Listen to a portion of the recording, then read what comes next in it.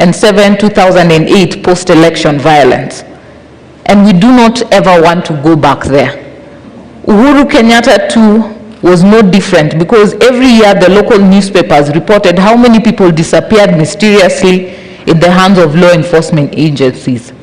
And just when we thought there was a new dawn in this country, new hope, a country where the head of state was brought in the mantra for the young people, a youthful leader, we have seen police disappointing this hope. And we are demanding from the head of state that his promise that there will be no extrajudicial killings in his tenure, in his reign, that he may hold truth to that. At least if for nothing else, let people not die for standing for their beliefs. Let people not be abducted for standing for what they believe is right. And we are still demanding from him to ensure that all those who have been involved are arrested and prosecuted before our courts of law. The civil societies are struggling to put together the data of injured people, both from gunshots, crude weapons, and attempts to follow up on missing persons.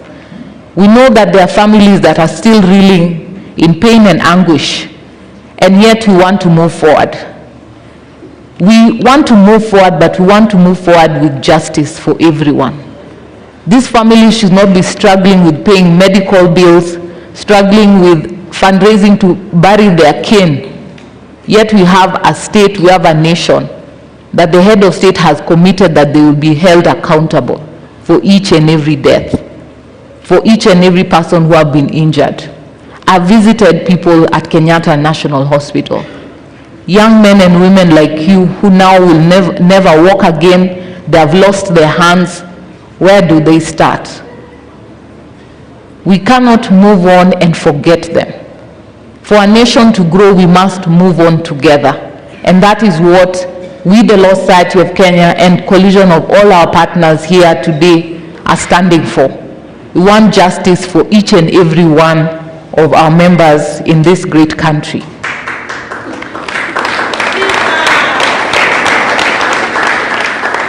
Fellow Kenyans, today we want us to begin a journey of truth and justice. Today we walk back the hands of time towards tracing the whereabouts of our missing brothers and sisters. Walk with me as we seek justice for our fallen heroes of the leaderless revolution.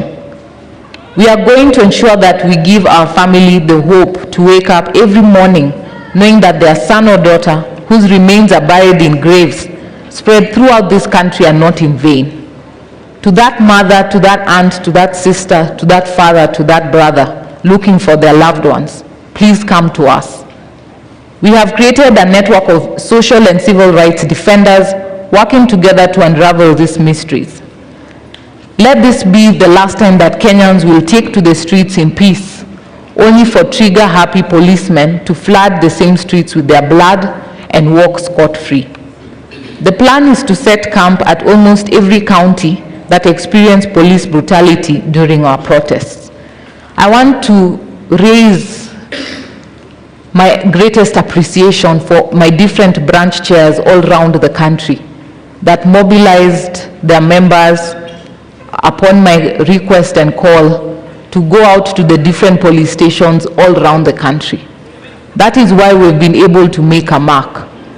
Each and every one of my branch chairs, my council members, and every lawyer who heeded my request and call are the heroes that I can sing proudly from the Law Society side, coming to defend the rights of Kenyans and fighting against any trumped up charges, those who have been kept beyond the required period in prisons, and trying to ensure the safety and freedom of all Kenyans who had been arrested. There are so many people out there living in pain inflicted by the police. It could be mental health or just desolation. Please come out. Let our experienced team of experts offer psychosocial support to help you heal. Today we begin here at the historic Ufungamano House. We are coming to you all around the country.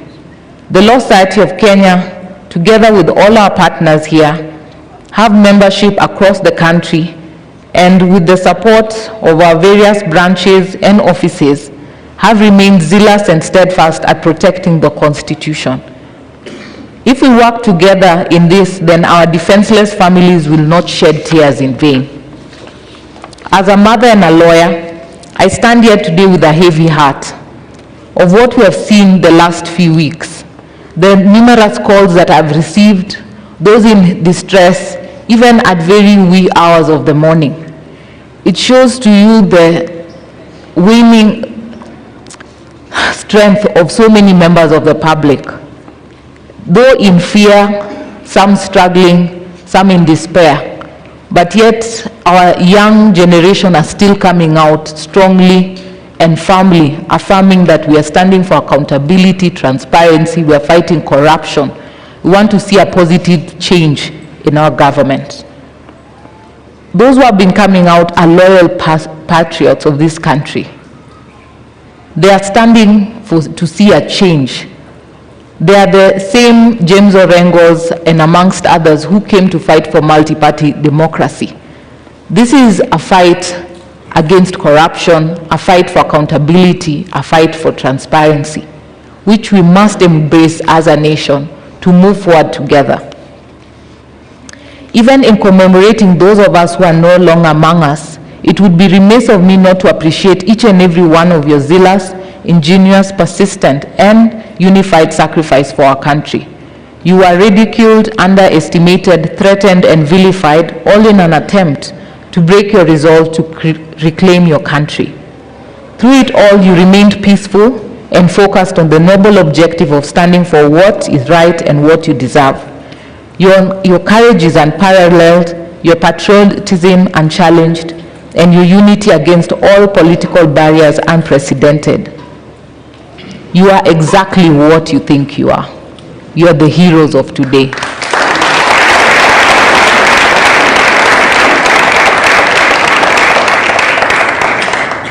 The irrefutable gains of what you people stand for shines a bright ray of hope upon the future of our country.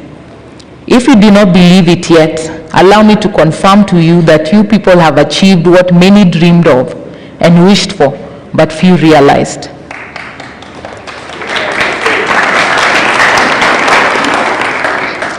A weak and unreliable parliament betrayed you, the people who they swore to represent you.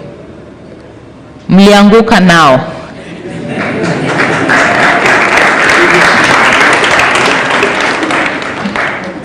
A punitive tax regime was forced down the throats of Kenyans despite public outcry against the repressive finance bill. Mlianguka nayo.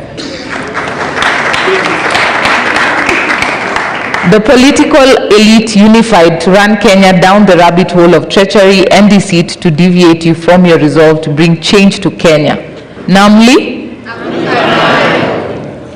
an ineffective, incompetent, and arrogant cabinet represented impunity and refused to work for the people from whom the power they exercised. And once again,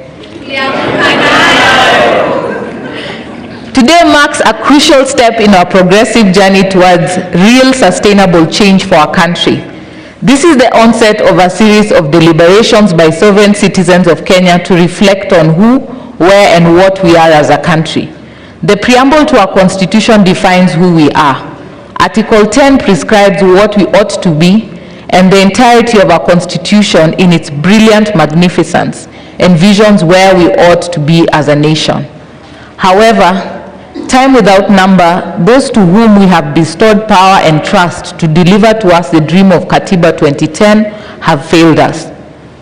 Tumewapatia lakini wamekataa kuperform.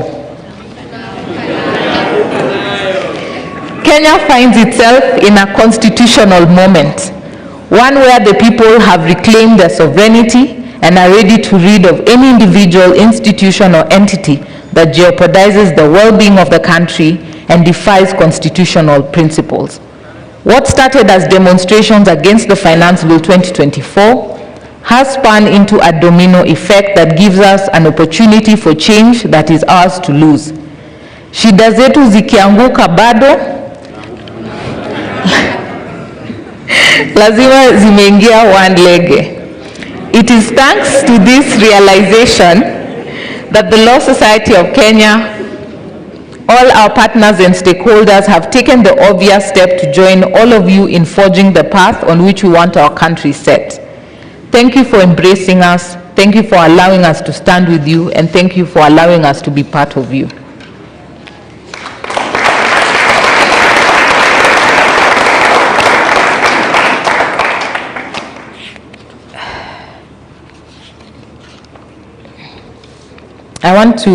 My speech was quite long, but I wanted to also highlight that we have seen changes in the Police Service Commission. We have seen so many trainings, but now we are saying we are going to hold you accountable. We are not going to sit and start discussing a way forward for training, better institutions for police. It's time for accountability. It's time that those who have been given power and have abused it, to be held accountable. That's why we are here today, to count everyone and ensure no one is left behind. That when we are challenged that who are these people, where were they hurt, which place, we'll be able to table credible evidence as advocates and our different partners, that will be able to put this at the table. That should be part of the discussion. Any dialogue must start with information and telling us these number of people that we have collected this data, what are you doing about it? And we know that IPOA will be coming today, that IPOA may also take responsibility and take that mantle. We will not allow you to continue to fail us as a people of Kenya. You must also take up your place and hold any police officers that have been identified, have been seen.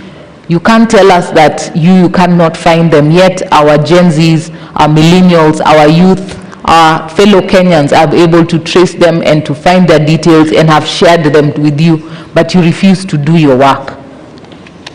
To independent institutions, the judiciary, constitutional commissions, independent offices, and statutory bodies, it is high time you stand up to be counted. People have been killed by police, but IPOA is yet to act. People have been outed for corrupt conduct by EACC, is yet to institute relevant proceedings. The helplessness feigned by our institution is the greatest enabler for the tribulations we face. The hesitation and refusal by proper mandated authorities to take action in the face of subversion of the rule of law and constitutional principles is the reassurance upon which our aggressors act with impunity. Government frustration and refusal to cooperate are in no way, shape, form, or fashion unacceptable excuse. The people are with you, they will support you, they will help you finish the job, but only if you start doing it and doing it well. Na hata nyinyi mkikataa, Wakenya mtafanya nini? Lastly, to the political leadership and elected representatives, there is no honor higher than being chosen by the people to serve your country. That honor requires delicate, deliberate, impartial, and accountable exercise of that authority that is donated to you. Hubris and bravado are vices that have no place in the Kenya of today. The people of Kenya awake to their full authority as the true sovereign, and their realization of the beauty of their unity draws the curtains on divisive ethnic politics that has historically been endemic in this Kenyan's politics. It's time to become leaders, not rulers. It is time to represent and serve the people, not to be demigods desperate for constant praise and worship. It is time to act, not making unyielding promises. Henceforth, contempt for the people will never go unnoticed nor remain unresolved. Gen Z wame ini tofauti. Gen Z wamegotha. We will not believe, you will not believe. From the Law Society of Kenya and all our partners, we make our solemn understanding that what we have done over the last few weeks have been fueled by the strength we have drawn from your courage. For as long as you stand for what you believe is just, fair, and right before the law, we will stand for you and will fight for you. Join me in this final prayer, the prayer for our forefathers, the prayer of our nation. We say the first stanza of our national anthem in English.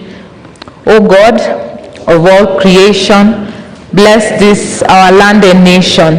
Justice be our shield and defender. May we dwell in unity, peace and liberty. Plenty be found within our borders. I pray that God bless you and God bless Kenya.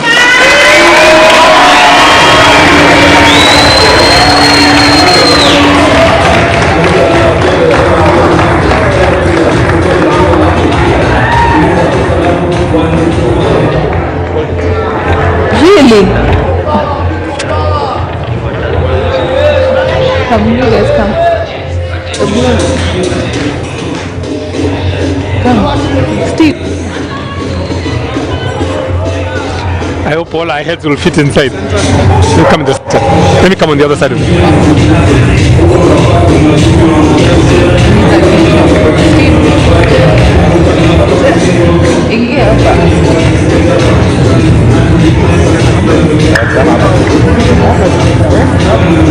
We all fit.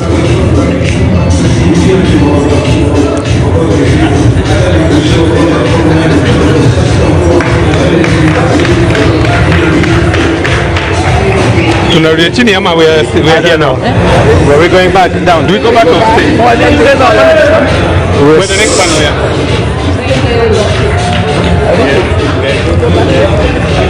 Yeah. Watatuita in case they need us. Hi, how are you? Nice to see you. One of the last 3 days.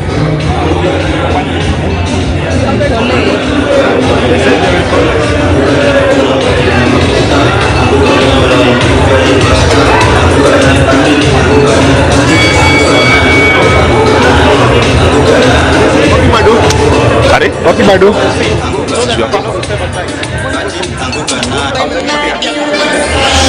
All right, okay. Thank you very much to everyone. Really appreciate just stand by.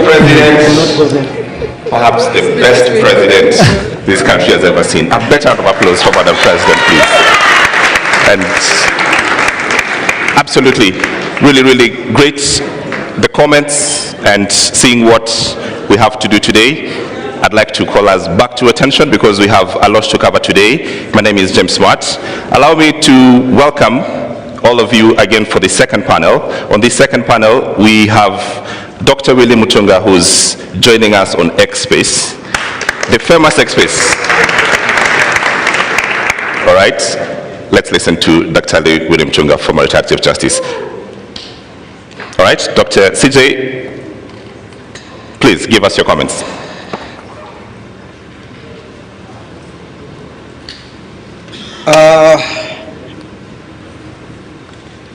Gen Z and millennials, thank you very much for what you are doing. There is, I'm in Kabarak actually, and there is a joke going around here, which I think I should tell you. Apparently, the president is going around looking for a general called General Z.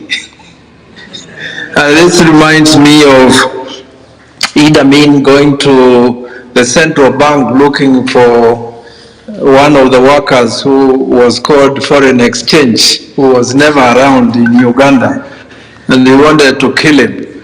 So, my comment, there are two comments that I want to make, and I've made them in other spaces.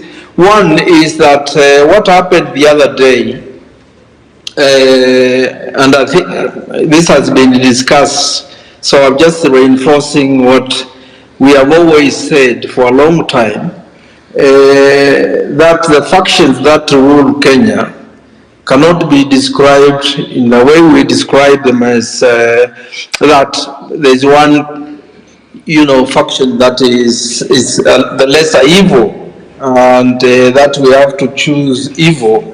They have come together, they've shown that they are birds of the same political feather, and they have identified themselves as the enemy of the people. And that's progress, because we have had for the last 60 years or so the politics of division and the politics of monetization, which you must avoid, at all costs. And you have started the revolution. There's no doubt about that. And we wait and, we hope that you will continue your political demands to emphasize, the concerns of your material interests and needs, education, health, jobs, struggles against foreign domination, housing, everything that is important for your existence. You posters have captured those particular issues in a revolutionary manner. I've loved the calls or the clarion calls which you have called occupations. Even the occupation of IMF, and the World Bank, making that connection between our rulers and our external rulers is very, very, very important if we are going to carry on this revolution to its successful change. So I also want to praise you for breathing life into the Constitution. We have a Constitution that is fairly progressive, but we gave it to leaders who find it inconvenient and they don't want to implement it. But you've come to the scene and you're basically saying that you want to exercise our sovereign power directly, and I think that's what is reflected in the various calls for occupations, whether it's the occupation of Parliament, occupation of State House, occupation of I guess judiciary and all the institutions. So these are great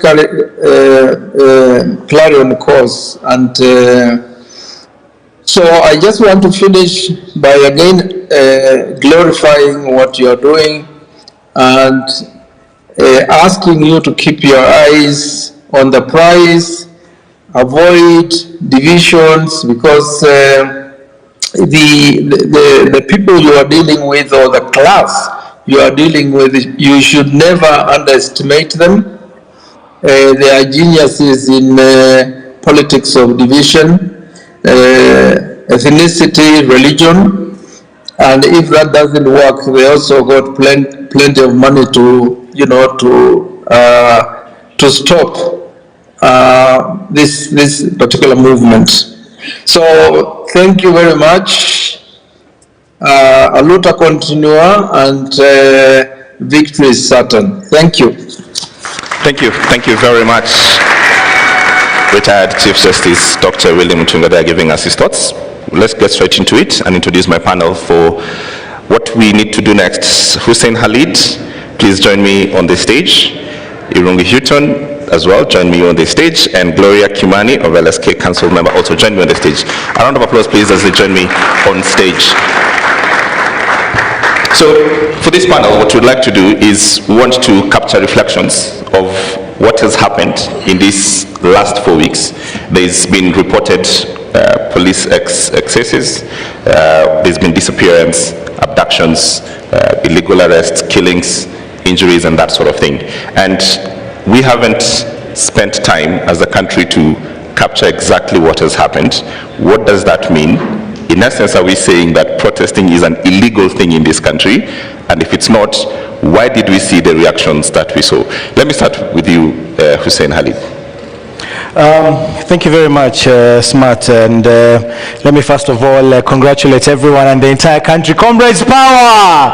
Comrades power! We're doing it, we're changing this country, and moving forward, things will never be the same. So I'll just speak briefly about my experiences on the ground as, a person who has been, visiting families, visiting the sick in hospital. I think there have been gross human rights violations in the last couple of weeks. Many families have suffered, continue to suffer. We have an entire ward at the Kenyatta National Hospital of victims of police excesses, and that's just one hospital. We have many other hospitals in different parts, not just of Nairobi, but of the entire country, that have people who are sick. Up to now, we're still trying to understand the magnitude of the violations that have been meted out on Kenyans. I think in the midst of everything, we get, taken up by the success, the dismissal of the cabinet, the withdrawal of the finance bill, and we forget to remember that people have paid with their lives and limbs for us to be where we are today, and they must never be forgotten.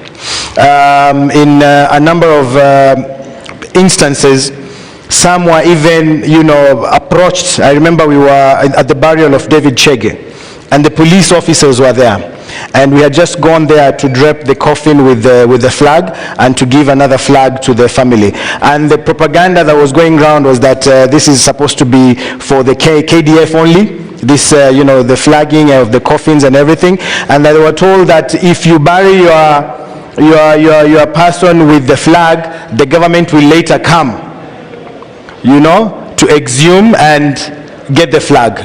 So there are things that are being said out there that are completely out of line. And I think it's important for us, and we were discussing, to remind Kenyans that this is an opportunity.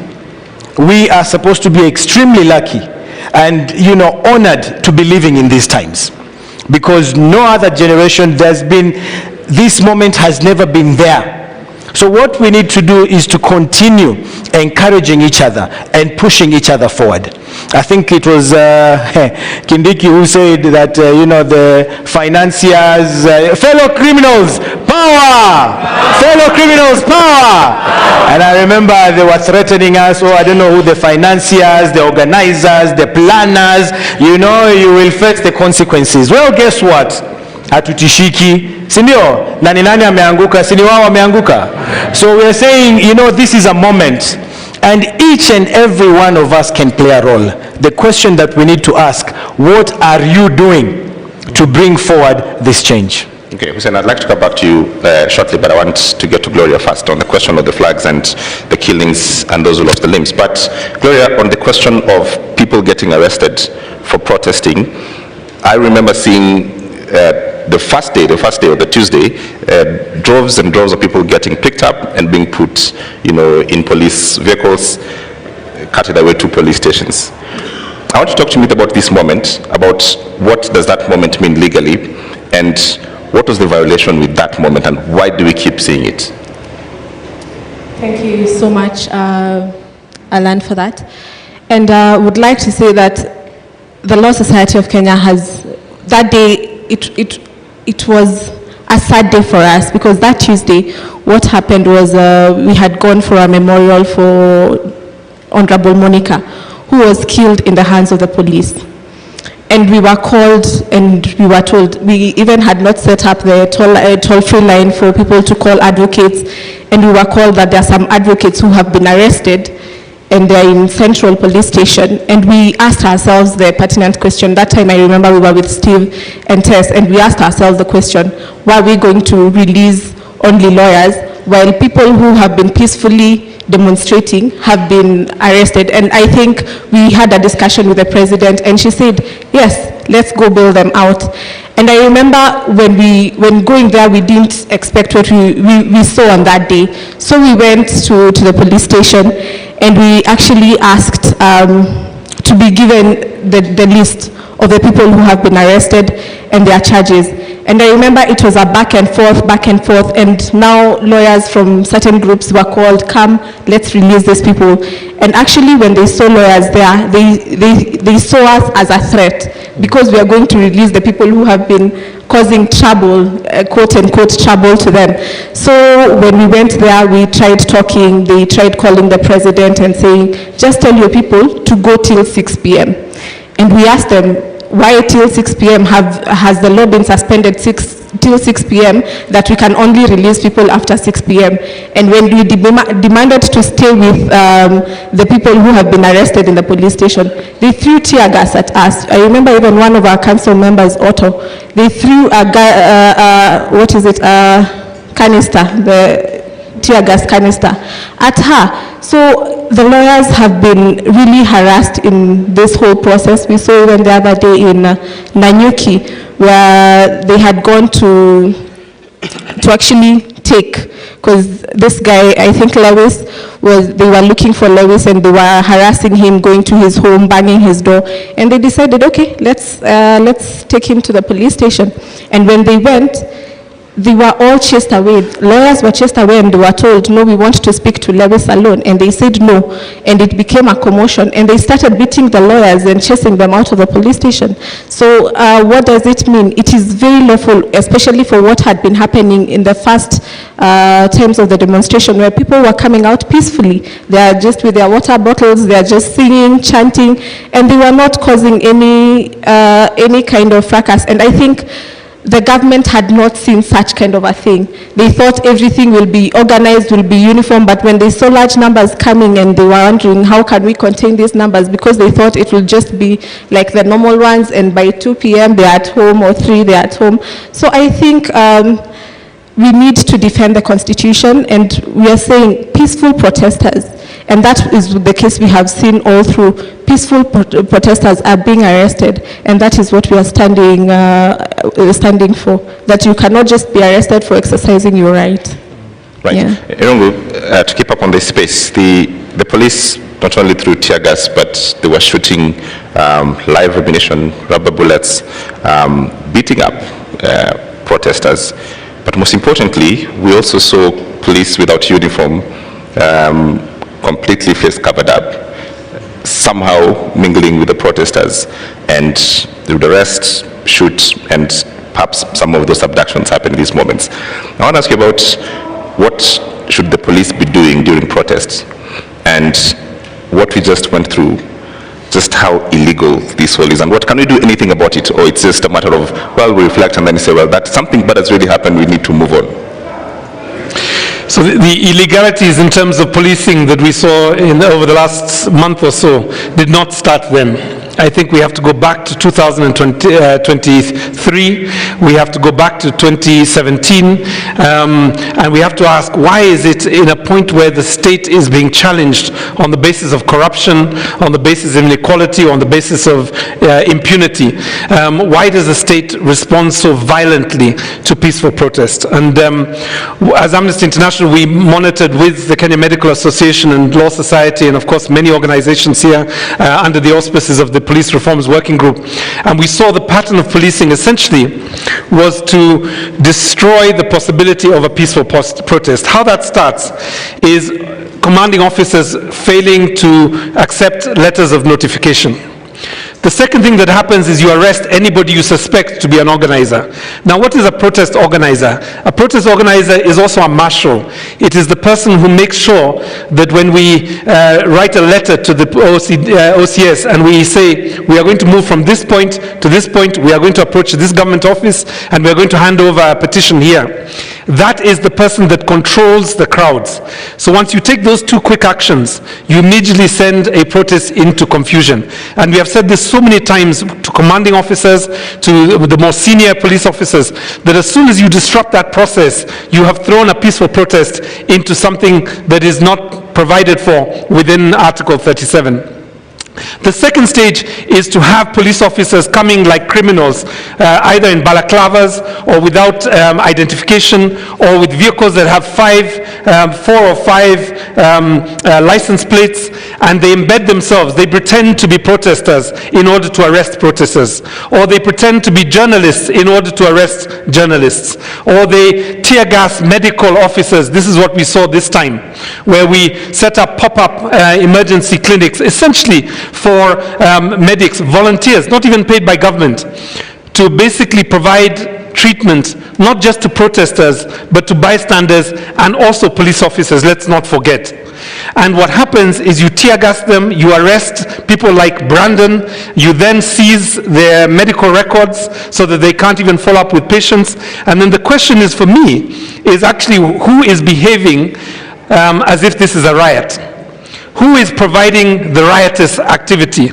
Who are the criminals that need to be prosecuted? So to end this point, I think there are many things that we need to do. We need to crowdsource, identify those officers. We need to bring cases against those particular officers individually, plus their commanding officers, to ensure that they are held accountable, not just for the deaths, not just for the injuries that Hussein has spoken about, but even for the violation of the right to protest and the right to expression. The previous panel spoke about the horror of having people coming to collect them in the middle of the night. That also needs to be prosecuted, because the freedom of expression is what makes us human beings. It is not just that the Constitution protects it, but you are not a human being if you cannot think independently, if you cannot articulate yourself, and if you cannot take action in order to protect a Constitution that we all voted for. Okay, right. So I want to go back to the point about, and we sort of systematically talk about not just the people, but the role of the flag, as you had brought it up. And my question is this: who owns the Kenyan flag? Hiyo ni swali rahisi sana. Kenyan flag belongs to the people of Kenya. It's not a government item. It's not. It's ours. When you talk of black, it's us. It's the color of our skin. When you talk of red, it's the blood shed, and we continue to shed to this moment, to this very day.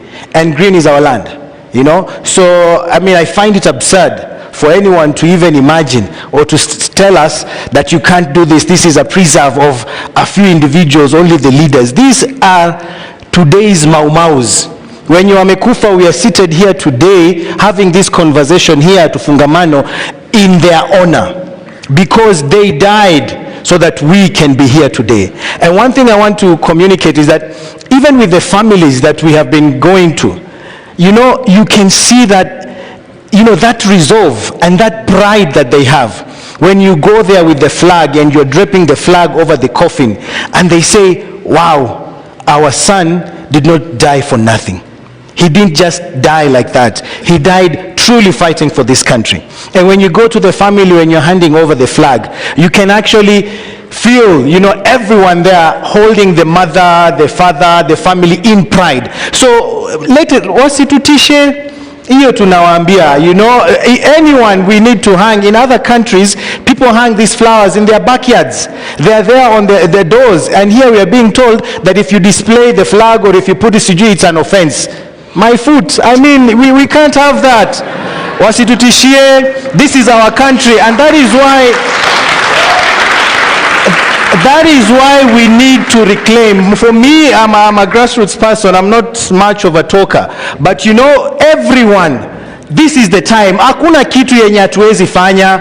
Hata kama kila mtu anataka ice cream, sasa tunaenda tunaambia serikali hiyo tax, nunulia kila mtu ice cream. I mean, you can't tell us anything. So not just the flag, everything, even the emblem. Ukitaka kuvaa kofia uweke nini, it is yours. So hiyo mambo ya kutishana, that fear is gone. When we lose our fear, thank you very much. Gloria, same question. What is this problem with flag, and why do we have this sense of belief, and especially the security forces and the guys who run government, that they own this item, exclusively theirs? Sorry? They think they own this item. It's a government product. One, we need to remember it's a symbol of this country. And if it was illegal I think I'll be the first one in this place, kushikwa. Some illegalities I have used it, yes, I have used it as a lesson, but not necessarily, but showing my patriotism to this country. We walk around with the bracelets, the Kenyan bracelets, but it has never been a problem.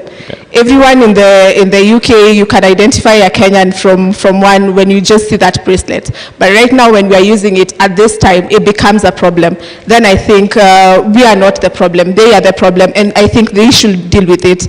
And this is just speaking because we have had, we see people putting the flags on their cars.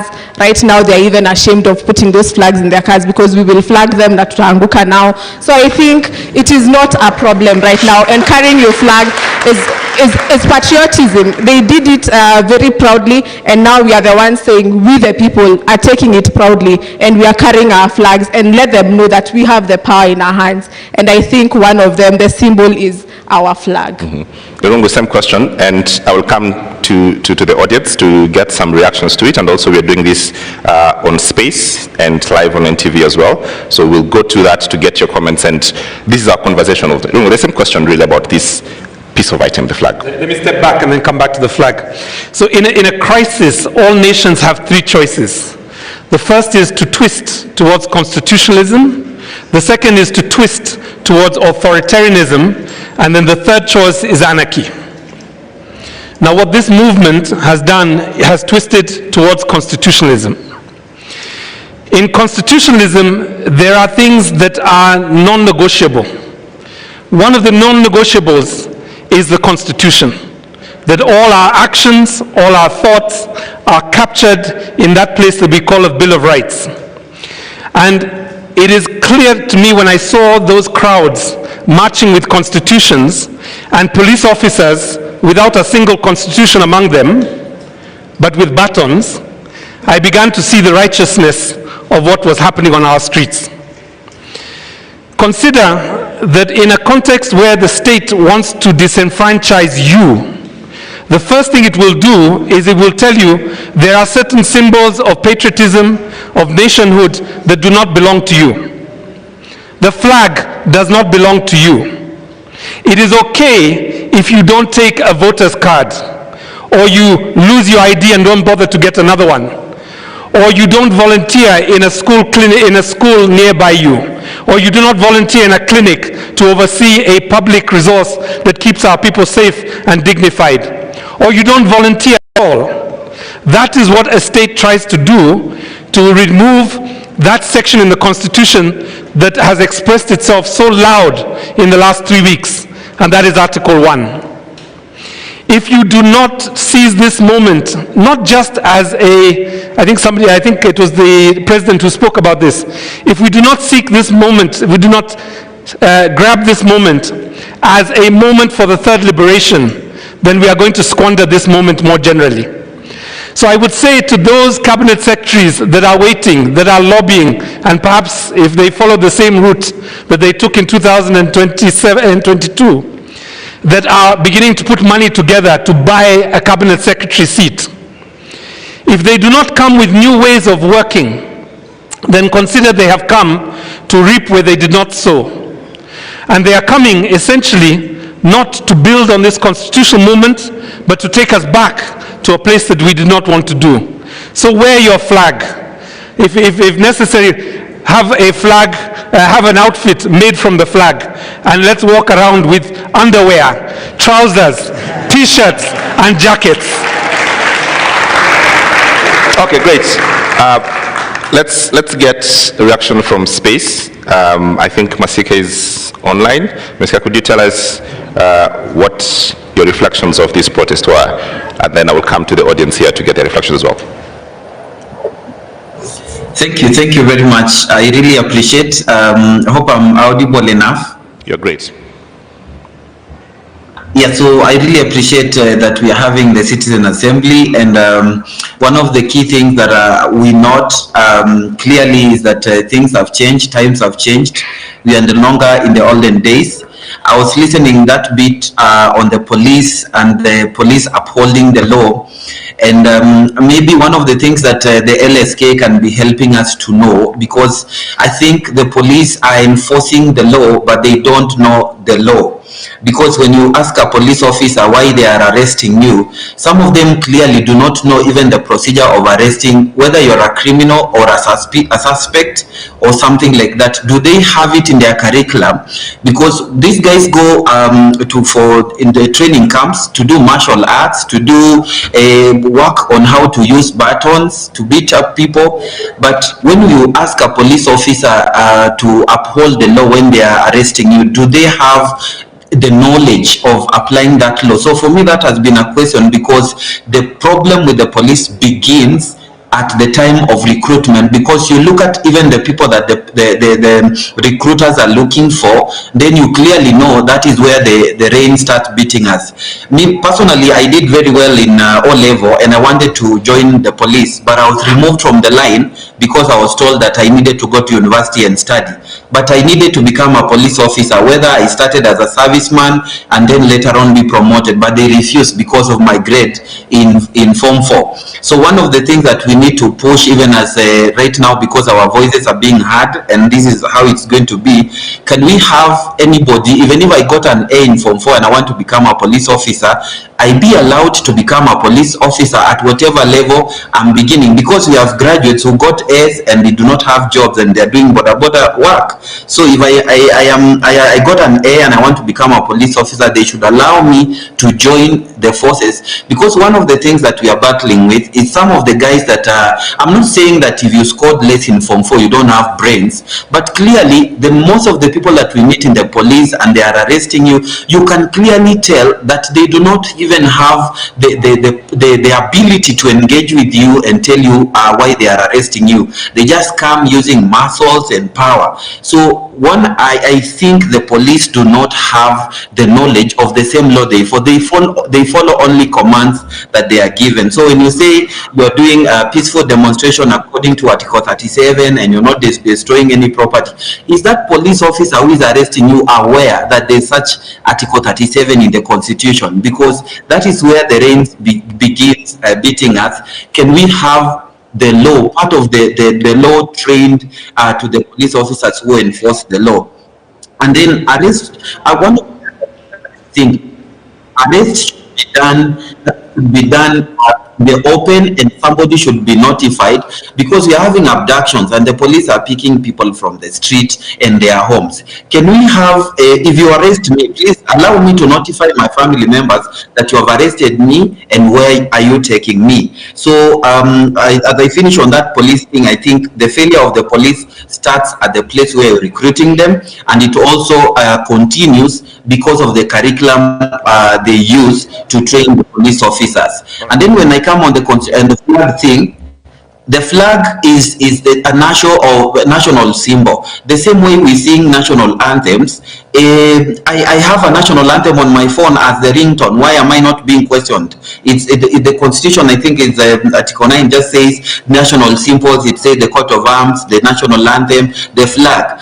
It is patriotism for me to put on, like somebody is saying, I can even do an underwear showing the national flag. It is the love of my country and the symbols that represent my country. So I think on the flag thing, it's an intrusion. We can use the flag in whichever way, as long as we are not disrespecting it. We're just using it to show the love that we have for the country. Thank you very much. I need to hand over the microphone to one person else, then I come back here. Sylvia Ngati. Sylvia, if you can take 1 minute and give us your reflection as well.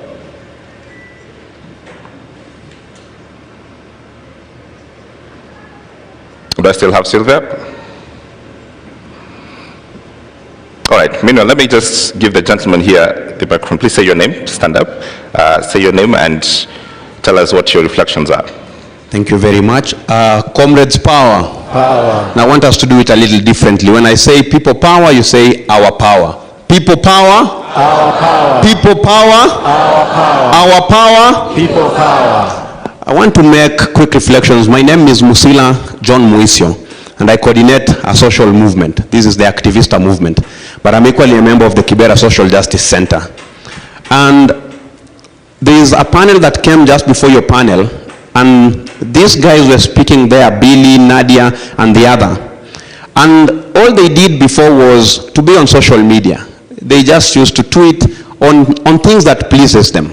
And for the first time, being on social media attracted problems to them, that they were abducted and all that. And I wanted to ask them a question, and I think I still need to ask a question to the room. Would they have seen themselves in a state that they've seen themselves, found themselves now? And the obvious answer could have been no. If it were me or Apiolal and a few others, being arrested today will not be a scare to us because we've been on the streets a number of times. Some of us have been arrested and all that. What has really happened with this movement, it has redefined what human rights defense is. This is not a career. Human rights defense is everyone's call to be an active citizen and demand service, demand accountability from its government.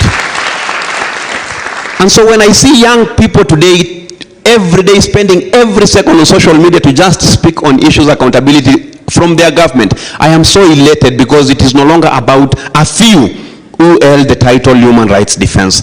But before I sit down, I want to make another just quick reflection. We've seen just the other day that the opposition joined the president to try and protect their interest. In 1975, before J.M. Kariuki was killed, he made a very simple statement that Kenya had become a country of 10 millionaires and 10 million beggars. Now today, the beggars have united against the millionaires of this country.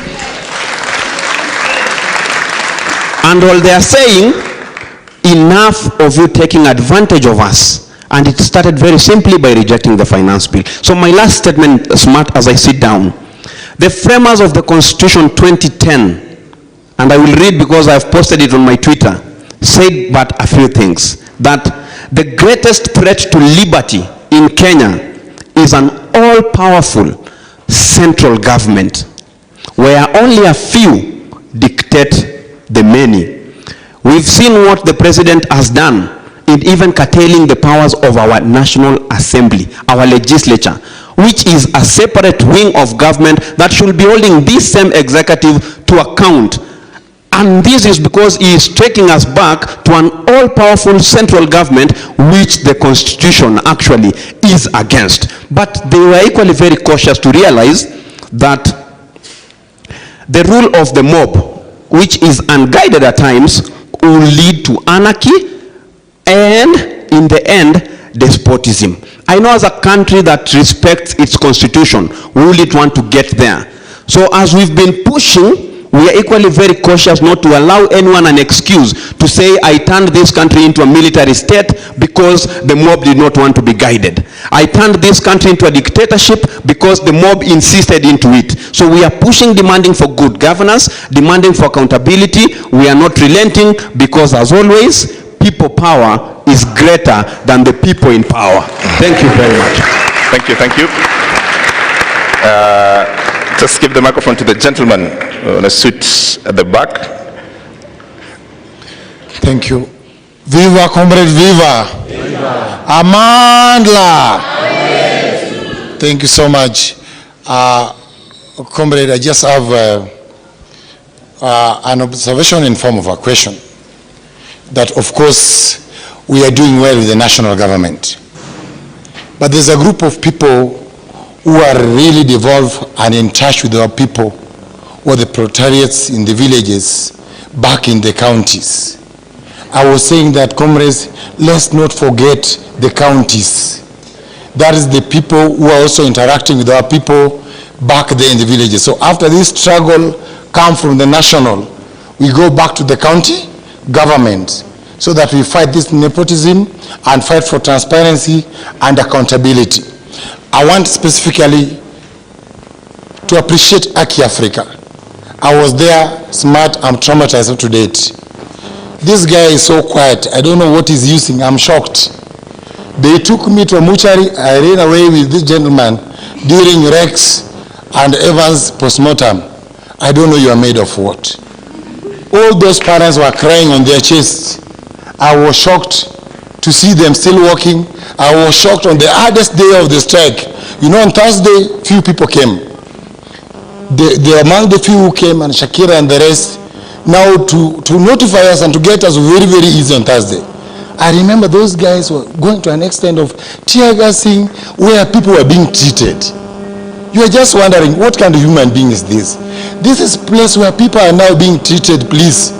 And they're even going ahead to tear gas a petrol station. We are at the corner of the total there. It was quite unfortunate. Please, comrades, the question I wanted to ask with care and with utmost humility, how can we organize this struggle in a way that we don't lose the gains made and we don't lose the focus? Because if we end up in the morning, someone is saying we fight for this, fight for that, fight for this, fight for positions, then we are going to lose this focus, and these guys are going to run away with all the gains that we have done, what we have made. So I was just pleading with those in the panel, if you can guide the conversation to a clear focus, because now there are also political rivals who are taking advantage of this thing. Like someone is planning to vie for 2027. What is the next thing? 20 to Salami and Ani. You are getting, not for the struggle, but for the narrow, self-seeking interest. That was my plea. Otherwise, Aki Africa, may God bless you. And I'm pleading, colleagues who are seated there, how can you debrief? I'm a teacher by profession. Some people who came for the struggle didn't even know the road. I was shocked, someone asking me, amefika Ngara anauliza wapi barabara ya kwenda Kabete. You can tell you. When we are taking that roundabout to Nyayo, wale waliangusha fence, those who are falling down, wale waliona, they are still, I still feel the smell of blood mpaka saizi. So how can we debrief these people by counseling them? Because some people may also turn violent after this one, because some wengine wako wamezoea that kind of exposure. I remember one girl alitoka tu nyuma tu akaanza kupiga kelele na nduru, watu wakimfuata. Watu wakimfuata tu nyuma tu, ni kama ako possessed. So how can you also organize that we have centers, we communicate where these people can come and we get guidance and counseling? May God bless the struggle. Thank you. Can you take your brief as well and keep it a minute or less? Yes, I'll make it very brief. Comrades power. Comrades power. Now, I want us to trace the bullet that was in David Chege's head. Back to the trigger, to the magazine, to the command, Adamson Bugay, to Japheth Kome, and we make it very clear where the accountability stops. My point is this: the person who is ultimately responsible for all the death, the destruction, is the president. Okay? Let's not make excuses. Let's not say the police, the police, the police. They are individually culpable, but ultimately it's the president who takes responsibility. Ruto must go. Ruto must go. As I finish, I think the problem we have, and I'll put this to the panel, I think we have a country that is lacking ideology. And please, civil society, help us define the ideology for this revolution. Because we have inherited a system, colonial government and governments after, where governance is about brutality, repression, plunder, and pillage. So can we have an ideology moving forward so that when we fight, when we occupy spaces, we're occupying spaces knowing the Kenya that we're fighting for is defined by this certain set of values. Otherwise, without values, we'll get back, certain politicians will come back, and we'll have the same battle over and over again. Thank you. Ruto must go. All right, can I get ladies in the room, please? So bring the microphone to the front. Yes. Good afternoon, everyone. It's good afternoon, I think.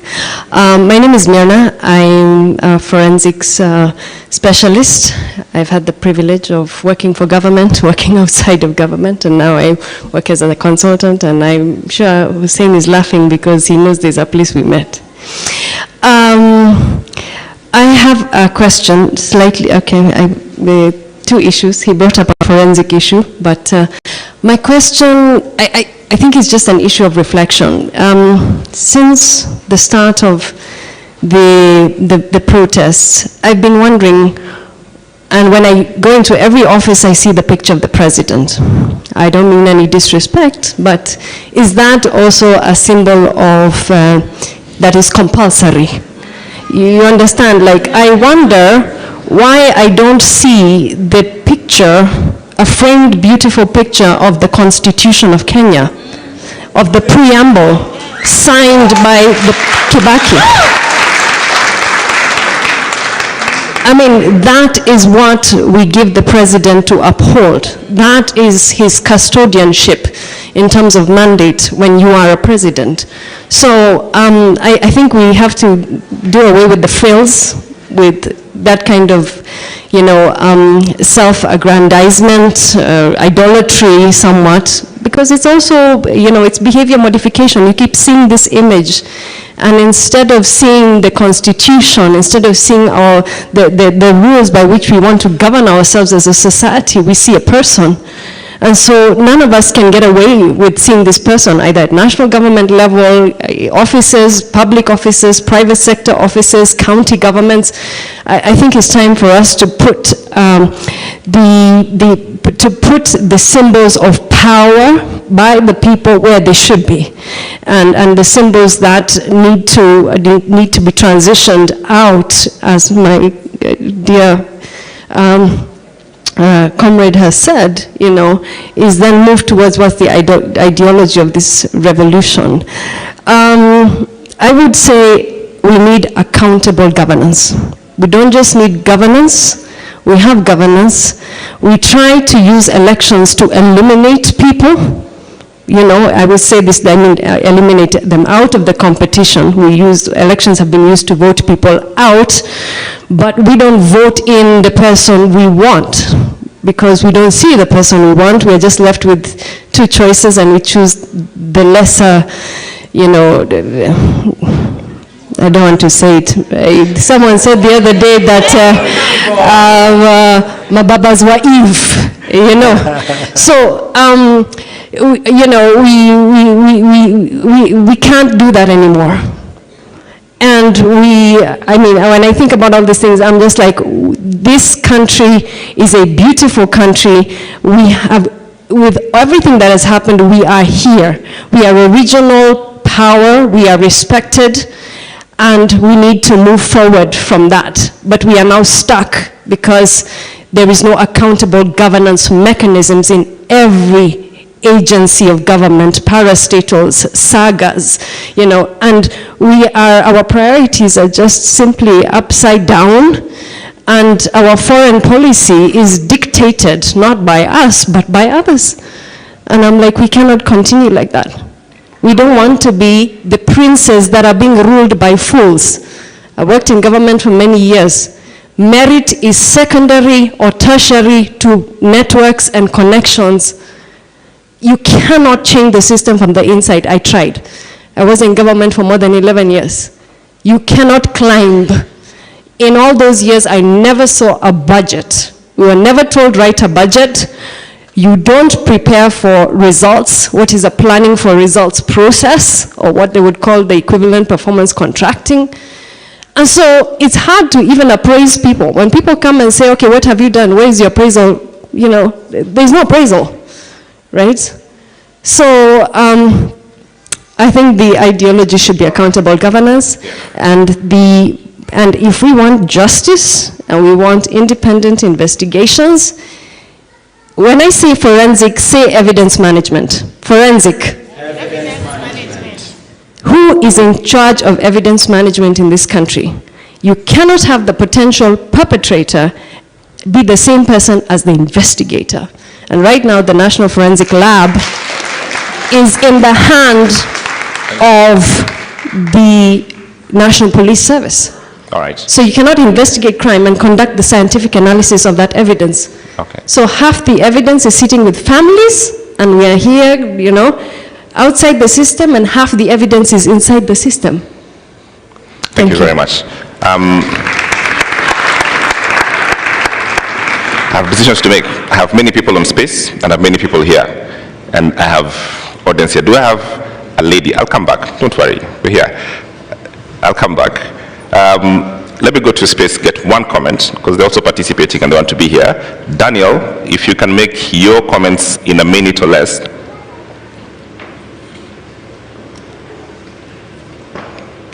Do we have Daniel? Okay, so we'll come back, but let me just get quick reactions to this so to move the conversation forward. Start with you, Irungu. I'm told Daniel is here. Daniel, can you hear us? Please make your comment. Yes. Thank you so much. So I want to go one step back and look at the Constitution. So when we inaugurated the Constitution, what we did was that we changed who has power. We clarified that, we the people, right? And what's happening now and what you're seeing in this movement, we want to now define and clarify what power does, because now it's clear who has the power, we the people. And going forward, this movement continues to clarify, what power does. Now, what we need to do going forward, I think, this is my opinion, is that we need to make being in public or being in public office so undesirable for somebody who doesn't like to be made accountable. So undesirable such that the only people who get attracted to those offices are people who are open and are willing to account. And that's the biggest problem that we have with corruption. And that's the biggest problem that we have with the police and so on and so forth. Now, one question before I go, and this is a question to the panel. I'd like to understand, we are the children of Kibaki. We came, this generation millennials and Generation Z. We came with a free education, and I said this in my TED talk a few years back, that we have had a 360-degree Kenyan experience. Unlike our parents, we have the full consciousness of feeling Kenyan. Many of us don't even speak our mother tongue, or our primary languages are national languages. We have lived everywhere in the country, and we have a full 360-degree Kenyan experience. With also digital media, it has culminated with this consciousness of political consciousness. Now the question is, how can we, going forward, manage this movement? We know that part of the reason why we are seeing many changes is also because we have a debt issue. And the cancelling of the financial bill, and also we've seen that Moody's has also downgraded our credit rating, and we will have a problem with money. And usually when there's austerity and a problem with money, the regime might use that as an excuse to bring some sort of social injustice by denying services to the people who are most needy with the excuse that we don't have money, right? And some reforms can be difficult to push through because the president will say we don't have money. So how are we going to continue making the government accountable, but also waking up the debt issues and managing our country through this very difficult situation? Thank you. Okay, thank you very much. I want to start with you, but let me start with Hussein because it's just about to drop off. Hussein, could you just give a quick reaction of what you had? Thanks, Matt. And I apologize because I have to dash out to go to the mosque. But I want to agree with Musila John. I think all of us have to be and to make a resolve to become human rights defenders. I think for many years, we've been out there for many years. You're actually protesting, you're protesting on an issue that affects every citizen. And you actually see people in the pavement just watching what you're doing. That has been the culture, that has been the tradition in Kenya for years. But right now, and we have to give credit where it's due, Gen Zs, it doesn't matter what your background is. Mtetezi tutete, they're saying they are the watetezi. Kila mtu, and we have to give credit to the Gen Zs because they've stood up. And they've said, we will take back our country. You know, some of us, we've been arrested, we've been beaten, we've been blacklisted, you know, but then people will just come back and tell you, great, you're doing good work, and continue. And like, isn't this your country? So for the Gen Zs, for that change, we give credit where it's due, and we tell you hongera, and let's keep on with that. The second point was on debriefing, my brother, very, very true, particularly for the families. We've really been trying to work with the Kenya, I think, Association of Counselors and Mama Kennedy, particularly, for example, the 12-year-old boy who was killed. He had actually asked to go and pick a book. He was supposed to do his homework. One of I don't know, if you look at the artwork that he does, and the mother keeps looking, and we have to remind ourselves of what has happened. The 16-year-old, the mother is so devastated. I mean, some of us, tunasema, we are in this, but those families that have been affected, please, if you're near a family, if you're near someone who is injured or who has been affected, please reach out. This is the time for us to stand firmly together. You ask yourself, what can I do? There is so much you can do. Just going to visit someone and telling them, umeumia kwa niaba yetu, asante sana, that can make a whole world of difference. So let's be there for each other. Let's be our brothers and sisters keepers. And last but not least, I think we were in one of the funerals, Boniface Mwangi said, let's replace the pictures of the president with the flag. But I think this addition is extremely important, the Constitution. So the flag and the Constitution is what each and every person should have hanging somewhere in our house, not the president's photo. I mean, and we have LSK here. Could you please confirm to us that it is not illegal to have a picture or the Constitution somewhere in your house or in your business? Is it illegal? It is not illegal. So we make a resolve here today, the Fungamano resolve, that we remove the picture of the president and we put the picture of the flag and of the Constitution of Kenya, and those shall be what we refer to as symbols of national unity. Thank you very much, and I apologize.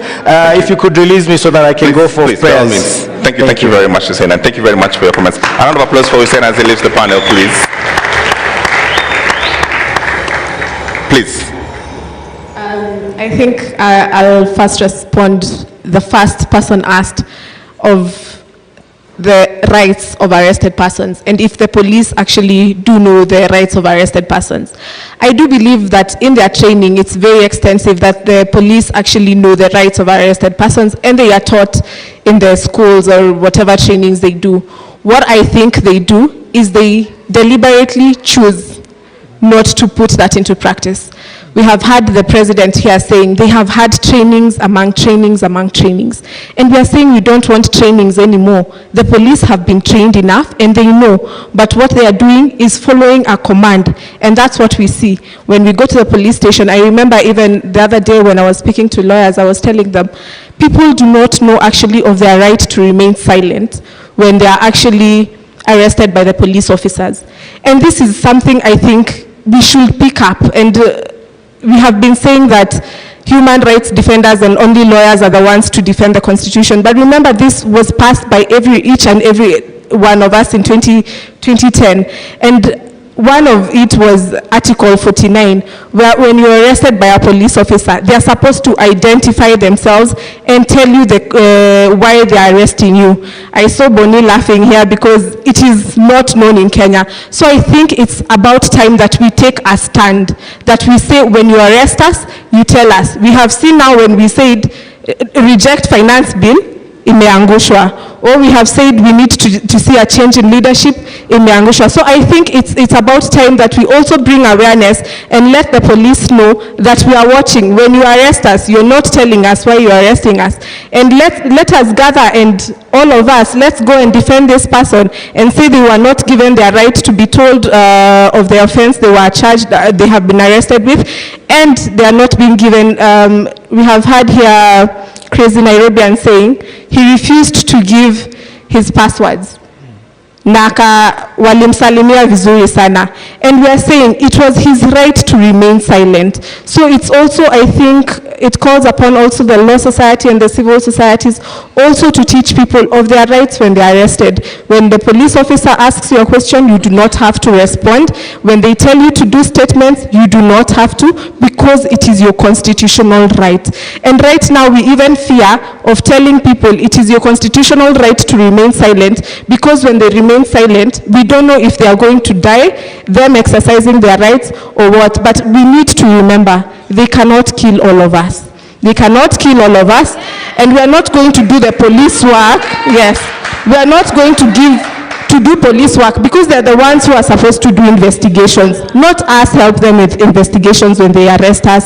So that is also a right. So I think it's good that we hold them accountable. Yeah. And I think one of the things also they said, we need also to hold individual police officers accountable. I think it has not been done enough in Kenya for police actually to know when you violate or threaten to violate a right for a citizen, you can actually be held accountable. I saw in the Twitter spaces, Baby Pendo, the case was being done, I think was it last week, where Willis was saying those police officers were begging not to be arraigned in court and take plea. This is what we need to see in Kenya. And not after so many years. We have seen from when Baby Pendo died, this is the time they are being taken to court. I think those are the issues we need to hold accountable. The ones who will be held accountable for all this protest and whatever is happening, what we need to ask is quick investigation and them being arraigned in court. Because when we go to the streets, tukishikwa, tunapelekwa immediately, where the investigation, the 1-year inquiry and things like that. I think that is what we need to stand on. And I think we need to stand on business on that and keeping the government accountable. All right, thank you. Erungu, would you wind this one for us? So when Denzel Washington saw Will Smith slap the other comedian, he made this comment where he said, "Be careful. At your point of triumph, it is when the devil comes for you." I think for this movement, those words are important. There could be a temptation at this moment to rest, to even become egotistical and to gloat. But we have to recognize that what we are up against is not even individuals. It is a system that is built around the idea that only a few can take decisions on behalf of the many. That idea is unlawful in our Constitution because Chapter 1 tells us that it is the people that have the power. The problem is that we have a country that is not designed around our Constitution. And we have a Constitution that continues to look for a country that actually reflects the constitutional values in that Constitution. So my word to this movement is to remain inside of the soul that you generated for this country. And that soul was courage, lawfulness, patriotism, and a sense of purpose. So we have to think very carefully about how do we dismantle a system so that other people do not come and confuse us, at the same time keeping the same system that we were worried about. So we have to think about a number of things. As we challenge or as we rebelled against a taxation bill, that taxation bill has to be generated again. And we hope it will be a new one. But the question is, are we there at the table to demand what will be in that taxation bill?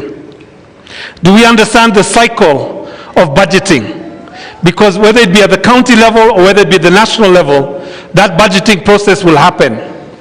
And the people that you have now challenged, they are waiting for you to go back to sleep.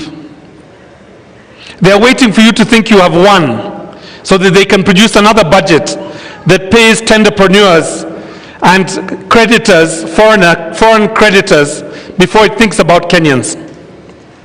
They are waiting for you to sleep so that they can change the police personnel, transfer a few people, and have the same violence come back a year or a few months from now. So I think what we have to do is be diligent and think about what are the propositions, what are the ideas that we are organizing around, and make those ideas so strong and so powerful that it's not just one generation who will fight for them, but our father's generation, our mother's generation will also fight for them. And just for that message, just for that point, a few days ago I got a text from a former freedom fighter, and he reminded me that that was the reason that they went to the forests, to have a generation rise up and take back their country when they felt that they had lost their country. More power. More power. More power. The Gen Zs are not orphans. They have parents who protect them, who gave them money, who are so proud of them today. But let me just say that there are grandparents also that have seen what is capable of this generation and are now looking forward to that alpha generation to see what will come next. Thank you very much. Thank you very much. A better applause for the panel, Gloria and Irungu Houghton. Thank you very much. You've all done very well. Really appreciate your time and your thoughts. Allow me now to welcome for the transitional period before we get to the next panel, the President of the Commonwealth Lawyers Association, Dr. Peter Maynard, to take a minute or less to give us some reflections. A round of applause, please, for Dr. Maynard.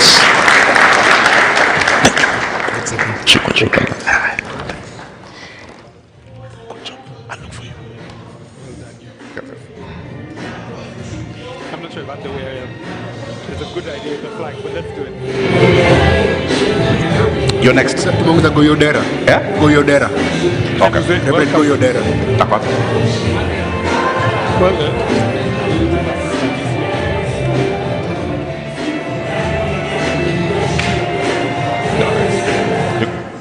I can use this. Hey, how are you? Sure.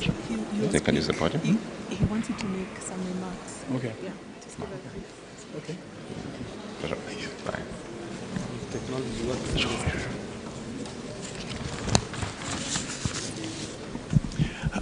Asante sana for the very warm welcome. I'm Peter Maynard. I'm president of the Commonwealth Lawyers Association, which is a group of 56 jurisdictions around the world, including Kenya. And I had intended to visit Kenya some time ago, and so I thought it would be appropriate to come now, also before the meeting of the Law Society of Kenya elections. No to police brutality. No to extrajudicial killings and abductions. Those are some of the fundamental principles of the Commonwealth Lawyers Association. Our objectives are simply to uphold human rights, the rule of law, access to justice, and the independence of judges and lawyers. And so I make just 2 points, that we have observed the situation with great concern, and in solidarity with the Law Society of Kenya, we have also issued a statement, a statement condemning the arrest, abduction, and killing of civilians. I wish to say that we are supportive of the Constitution and the rule of law. I encourage you all to continue to recognize the importance. You see, Kenya, from an outsider's perspective, Kenya has one of the most progressive constitutions in the world. But constitutions are just words. It's important for individuals, institutions, both government as well as protesters, to continue to recognize and implement the Constitution. My perspective is a little different in Kenya. I am inspired by my late grandmother, who was born on a slave plantation. She was raised by her grandmother because her father had been killed by the colonial authorities, and also her mother had gone away to look for work. And so I have been raised in a den of human rights activists. We have recognized the importance for economic transformation and also political transformation. And so as a teenager, I came to Kenya for the first time, because Kenya has been an inspiration to the Global South and continues to be an inspiration to the Global South. And I encourage you to continue that, because economic transformation will come through you. And so we also are concerned with making the CLA, my organization, fit for purpose, and particularly fit for the purpose of transforming the Global South, fit for economic transformation, fit for political transformation. And so I commend the human rights activists among you. I commend the Law Society of Kenya and the judges. You've had the CG Emeritus is a very admirable figure. The President incumbent is also very admirable. And so in this challenging time, I encourage everyone to remember constitutionalism, to continue to give meaning to a very effective and powerful Constitution of Kenya, to continue to give effect to the rule of law. After all, we are after economic transformation, political transformation, in a setting of constructive dialogue, constructive engagement. Rule of law and governance are so very important. Understanding human rights and also human rights obligations. They're both sides, rights and obligations are so important. So with that, let me say thank you for having me here. I'm learning more and more from this very constructive session. And the Commonwealth Law Association continues to be in solidarity with the judges, with the lawyers, with human rights activists. Thank you so much. Thank you very much, Dr. Maynard. Really appreciate it. Okay, all right. Let me welcome Cricket Rights to come give us the first interlude for the entertainment, then we go to the next panel. Cricket Rights, where you at?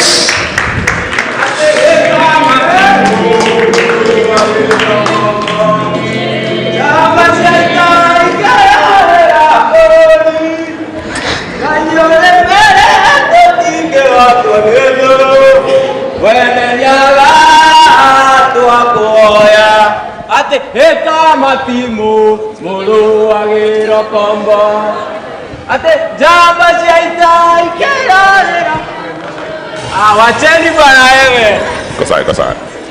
So tutaunganisha stima, tutaunda barabara, tutajenga serikali la vijana ya bodaboda na mama mboga. So akaka slogan kagasha goa Mr. President ni Ruto gani unatupeleka? Kusema education ni free na vile books ni expensive ni ku-exercise our minds. Kusema education ni free na jana kuna mtu yalisare shule juu alikosa uniform ni ku-exercise our minds. So unafilaje saa zenye urezo wako na kuongoza national anthem na tujenge taifa, alafu Korogosho, Mathare, kwa jenga wanabomolewa. Gunshot na sauti za tinga kwa mwananchi amenyeshewa zinafanya hati zao even more weta. Alafu kuna sauti na ring kwa mind, mukinichagua hakuna kijana atapigwa risasi tena, mukinichagua hakuna mwananchi atabomolewa tena. Lakini Mkenya, soma story ya Jaramogi, utagundua Kenya bado hakuna wrong history kwa classes. Ndio maana youths legacy ya msteka Steve wajui kazi tu ni biko. December 12 tuna celebrate Jamhuri Day, but story ya December 12 movement nani anainarrate? Mkenya, pambana. Time ina fly na Daily Nation ni propaganda za urezo kwa flights kujaribu kuland jobs kwa youths. Nation ni sick, hata doctors wako mgomo. Hakuna budget ya kulipa doctors, but kuna budget ya unconstitutional CASs at a cost. The Star News Bulletin, Mwakenya nilikeji kina Karemi wanatumia kupass exams za history yenye stories za kina Karari Ndudhu zimepigwa njama na kuarrest kama role ya women kwa Maumau, Zakayo, Maleza, uende.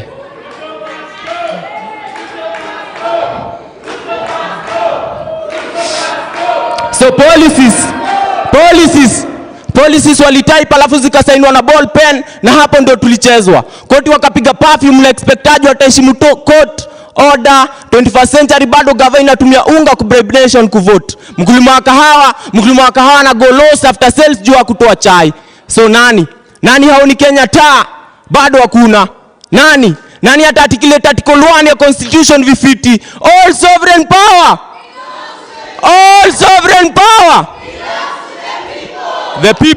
The people ni set flani ya rulers wa protect wealth kwao. Sunday wamekram apostles creed, alafu Monday greed ina drive na testimonies za vile 7 days without prayer inawafanya weak. Wewe hujasikia kiongozi wa Wanga alikuwa na bongo na bado alikuwa deceived na sweets. Mambo leo still ni ukoloni, believe me, hata Mugabe angekuwa Kenyan hangetaka anyone amuite roba ama ni roba. So tunaishi na country where the president anapenda the youth but most strategic jobs anapenda the old, na kwa hiyo mood still awari country yenye ina constitution kama ni leadership nachagua humanity kwa leader wangu. Juu kama leadership ni school degrees na certificates, basi hadi zile karatasi za Waititu zilikuwa true. Ni Fedi na Dali misinterpret. So pieces mob za peace wasanii wanaandika lakini bado hawana amani. Kiongozi mwananchi alichagua already anamfichia white. Already ana stock ya ngano ya kubandika posters time ya campaign na Turkana tunakufa njaa. Wanjiku hawezi afford kwa Rimona mkulima wa roskoko na majani chai. Analia njaa toka time ya Nyayo. Afya center ni kama base fulani ya viongozi waendea snacks. Docs ni less, hospitals ni less na zenye ziko hazina madawa. Doka na complain of protective gears ndio anatekche ya 4M la last time. Nurses wali strike ni jana. Si wages zinafanya mwalimu kuwa takidato. Si wages zina do natives ku evicted Kariopangi, Mukuru na Ruai. Unanyemoke Ruai ginya hakiri. So equality iko wapi time kuna mwenye nchi kare na kona aneka ya parking na neka smoking zone na parking large kuliko chuo fulani iko Korogosho, Dandora na Mathare. Equality iko wapi time kuna mwenye nchi Karen akona aneka ya parking na neka smoking zone na parking large kuliko chuo fulani iko Korogosho, Mathare na Dandora. So tunataka police service ya police force. Utumishi kwa wote, si utumishi kwa kara wengine. Jukara wengine ni same na photographers kila time they've got a clear shot. Makara wengine ni kama kwa class walitoa sura viatu vile wamekuwa sharp shooters. Tulienda recruitment za makarao alafu tukaambiwa tuko na shida ya macho. Alafu after kutembea station tukapata afande amevaa miwani. So niambieni nani alifunga mwingine macho ama tulifungwa macho juu tulikosa za macho.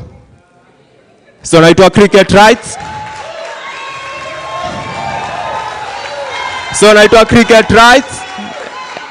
Naitwa Cricket Rights. Mnaweza ni follow at Cricket Rights kila platform pale YouTube. Tuzidi kusababisha, si ndio? Organize.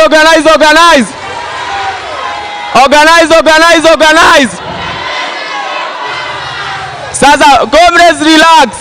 Hawa wasanii nataka kuleta hapa next. Nimesikia ni wasanii wa smart kukuliko baba, so relax kidogo. Nimesikia ni wasanii wanaitwa wa Douglas wanakuja kuwa anguka nayo.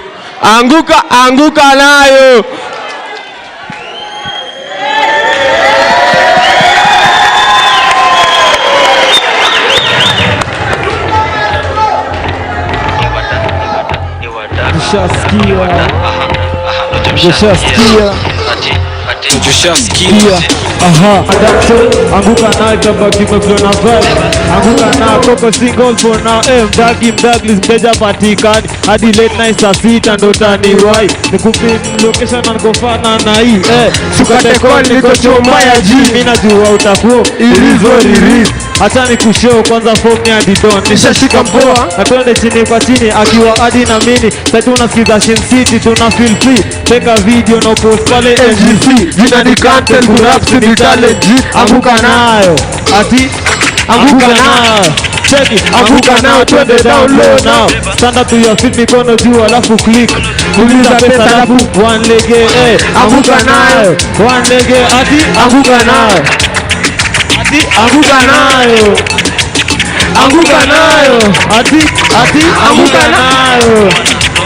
Anguka nayo kama umefeel relaxed.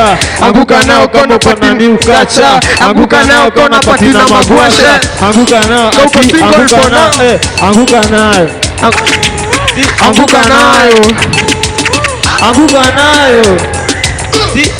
nayo. Katika msupa webanjuka cheza chini kikombe kwa mafuta. Anguka nao jodigali shaitika. Dagi matisha wa Douglas babe. Ama Douglas tambu serikali. Juni serikali tamka asali. Tunajua ni nani slow shati Mwendeluka hapo na uni Kutekewa kwa deni miti anguka nayo. anguka nayo. Anguka nayo. Check it. Anguka nayo. Anguka nayo. Pull up DJ. Anguka nayo. Check it. Pull up tena. Selector DJ. Atu anguke nayo. Thank you. Shukran.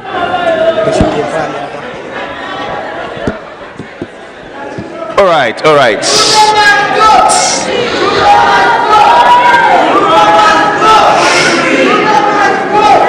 Okay, all right. So let's get to our second panel. Quite some business to do. We should have DJ. So this is what you're going to do.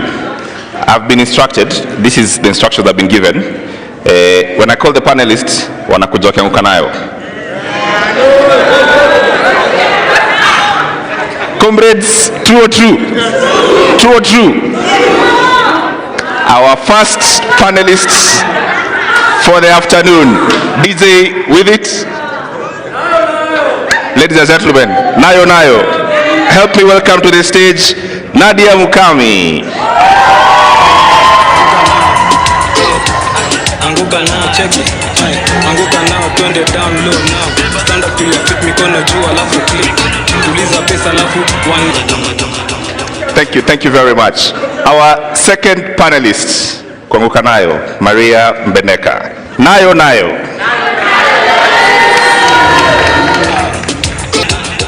Ladies and gentlemen, nayo, Boniface Mwangi.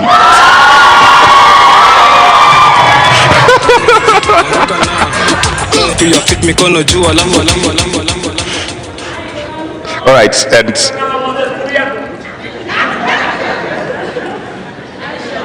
okay, so we'll get to the more panelists as we go. We have one more seat to add to the Reverend, who's going to join us in the second half. But all right, let's start the discussions. Here's what we need to do, friends. This moment has demanded something, right? It's demanded that we find a reflection and a point of view on how we understand what needs to happen next. Let me start with you, Maria Meneka, of how should we have a reflection on what should happen next? What are those actual steps? Given what you've seen, how do we move it forward? Thank you, James. Okay. It's on. Yes. So I think for us to... I don't know the electric seat. I think... okay, so mnanisikia? Volume. Okay, I think that's good now. First and foremost, my knees are appreciative of Gen Z. Hiyo kazi si rahisi, kuanguka nayo. And I'm just glad to be alive to witness this again. And it's reminded me of why I became a lawyer in the first place. In the 90s, when I was in high school, I got my first copy of the Constitution from Maina Kiai. And I witnessed all these people getting tear gassed, getting locked up, trying to run away from the cops, Reverend Joya getting beaten up. And I asked myself, what would prompt people to be beaten and still go back? And it's the love of this country, and the Gen Z are a very significant part of Kenya's history, because we're not just, we are rebuilding this country based on this constitution that we gave ourselves. And so it's very important for us to be vigilant going forward, because the fact of the matter is that this movement is based on the rule of law. And I've seen that from the tweets, from the protests. Everybody was careful who was involved in the Gen Z protest to abide by the rule of law. And so it follows that the next steps are also guided and informed by the rule of law. The president has sacked, he sent home his cabinet. And I'm very, very proud of that singular step of sending everybody home, especially the fact that the Minister for Interior was a lawyer and presided over the abductions, the killing, disappearance, and abuse of human rights. And he had the opportunity to actually cement Article 37 of our Constitution and abide by it, but the opportunity was lost on him. So the opportunity for you and for us all as Kenyans is to ensure that the weakest link, which has been Parliament, needs to be in check. Because remember, when the vetting of the new cabinet secretaries happens, it's going to be happening at Parliament.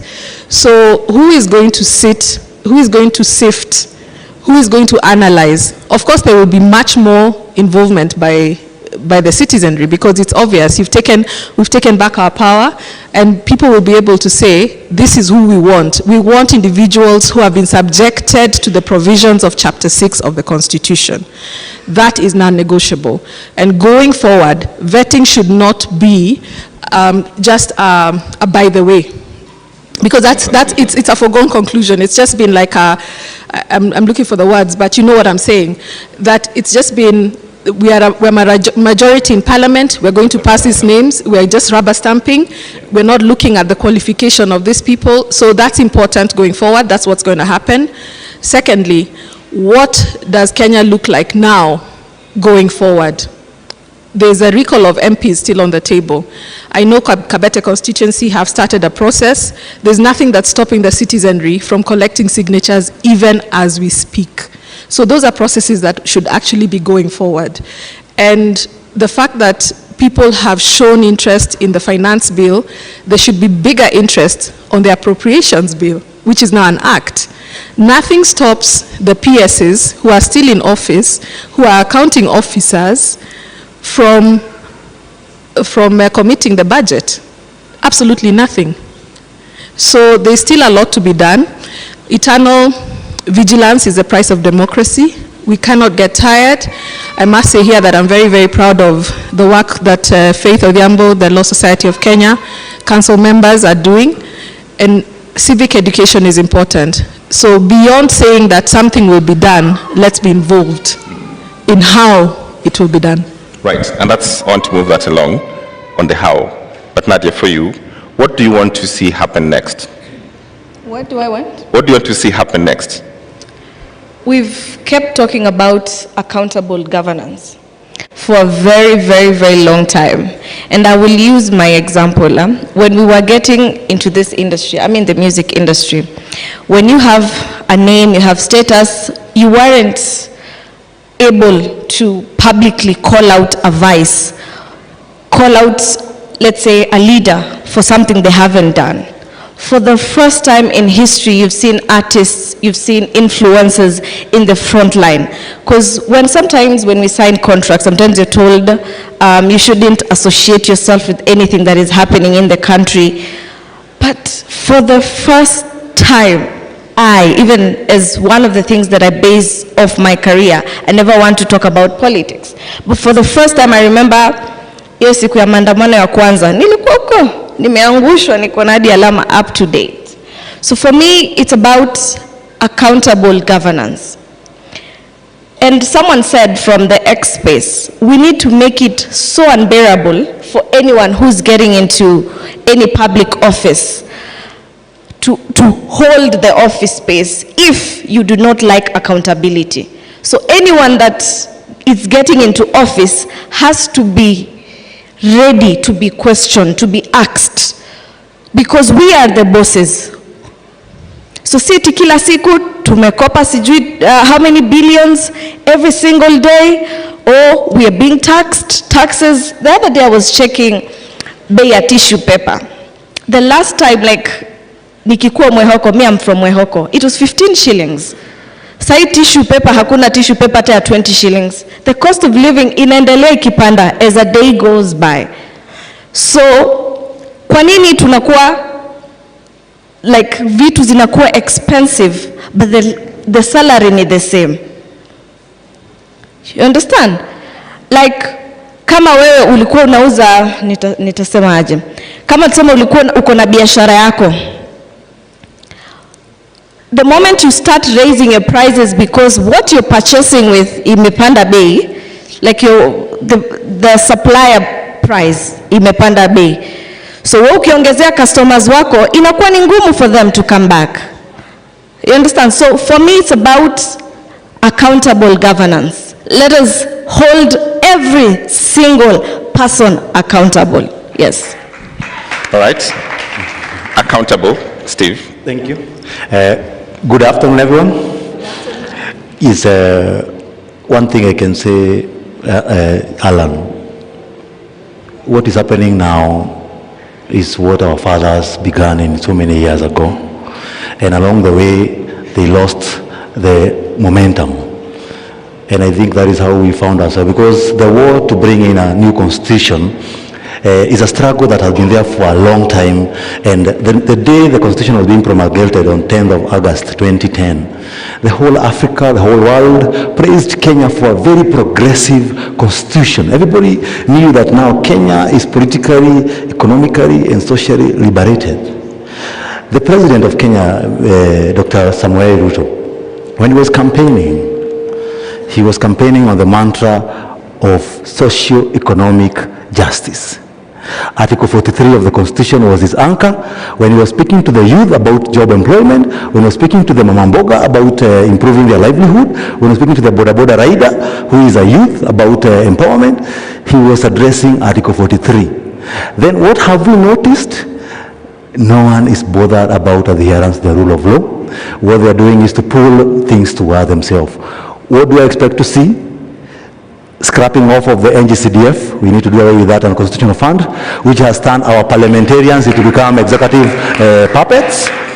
Doing away with bursaries and pumping the money to the education sector.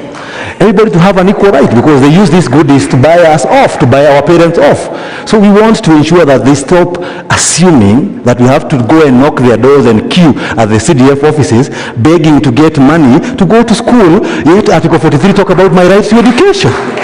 So these are the expectations we want to see. So as he sends away the cabinet, we want to see very serious reforms, and that's why this call for serious reform is not ending, and we are not stopping, because we are coming for the throats of these parliamentarians metaphorically, because look at what happens at the Senate. They dropped the bill for the conflict of interest. Why? Because they want to continue tendering for the government. Some years back, nobody wanted to supply to the government because nobody used to be paid. Right now, they are running that cartel. That is what we want to stop. That is the Kenya we want, where everyone has an equal chance. Everyone, when you are arrested, you have a right to representation. Police respect the rule of law. Everybody respect the rule of law, because that is the equalizer for everyone, because the rule of law is better than the rule of man. Thank you, thank you. Reverend, go the same question. Can you help us figure out from where you sit, what should be these actual next steps? What would you like to see? What should we all sort of collectively try to figure out and say, this is what we think should happen? Hi, can you hear me? Can you hear me? Yes, sir. Sorry, I wasn't introduced. My name is Go Wiodera. There are a couple of things we need to be able to recognize, James, what we are up against in this movement. One is that the president, as real colors have come out, even in his campaign, we need to recognize that a leopard does not change its spots. In the early 90s, when we were doing our clamor, we were here in Ufungamano, he wasn't here. He was part of YK2. And they were the part of our generation that were co-opted by Moi with money. When we were doing the constitution and clamor for constitution, he voted no. In fact, he said that ni kama karatasi ya kufunga nyama. So constitutionalism is not part and parcel of those who are in office. So that is what we are up against. The second thing what we're up against is a culture, all right, a culture that does not necessarily value hard work and a meritocracy in itself. So Gen Z are trying to say, we are putting in all this effort to get what we want. Now we are seeing people wakivuka line. and getting there without even earning what they are. And lastly, I think a thing that we have, and the panelists have said, is accountability. And I think those are the three things we need to continue championing moving forward. What Gen Z, I'd like to be able to encourage this group of young people, this generation of young people, is recognize that this is actually a marathon. This is not a sprint. And so there are certain gains we need to make. And I think there's somewhere we need to celebrate what we have gained these past 3 weeks. And we need to celebrate that. In as much as some of our comrades have fallen, we need to celebrate this. This is a great thing, that a government can withdraw a finance bill is a big accomplishment that I'd like to celebrate what these young people have done. It is something I am proud of you. We are proud of you. And you've done something my own generation was not courageous as you to do. And you have taken this to another level.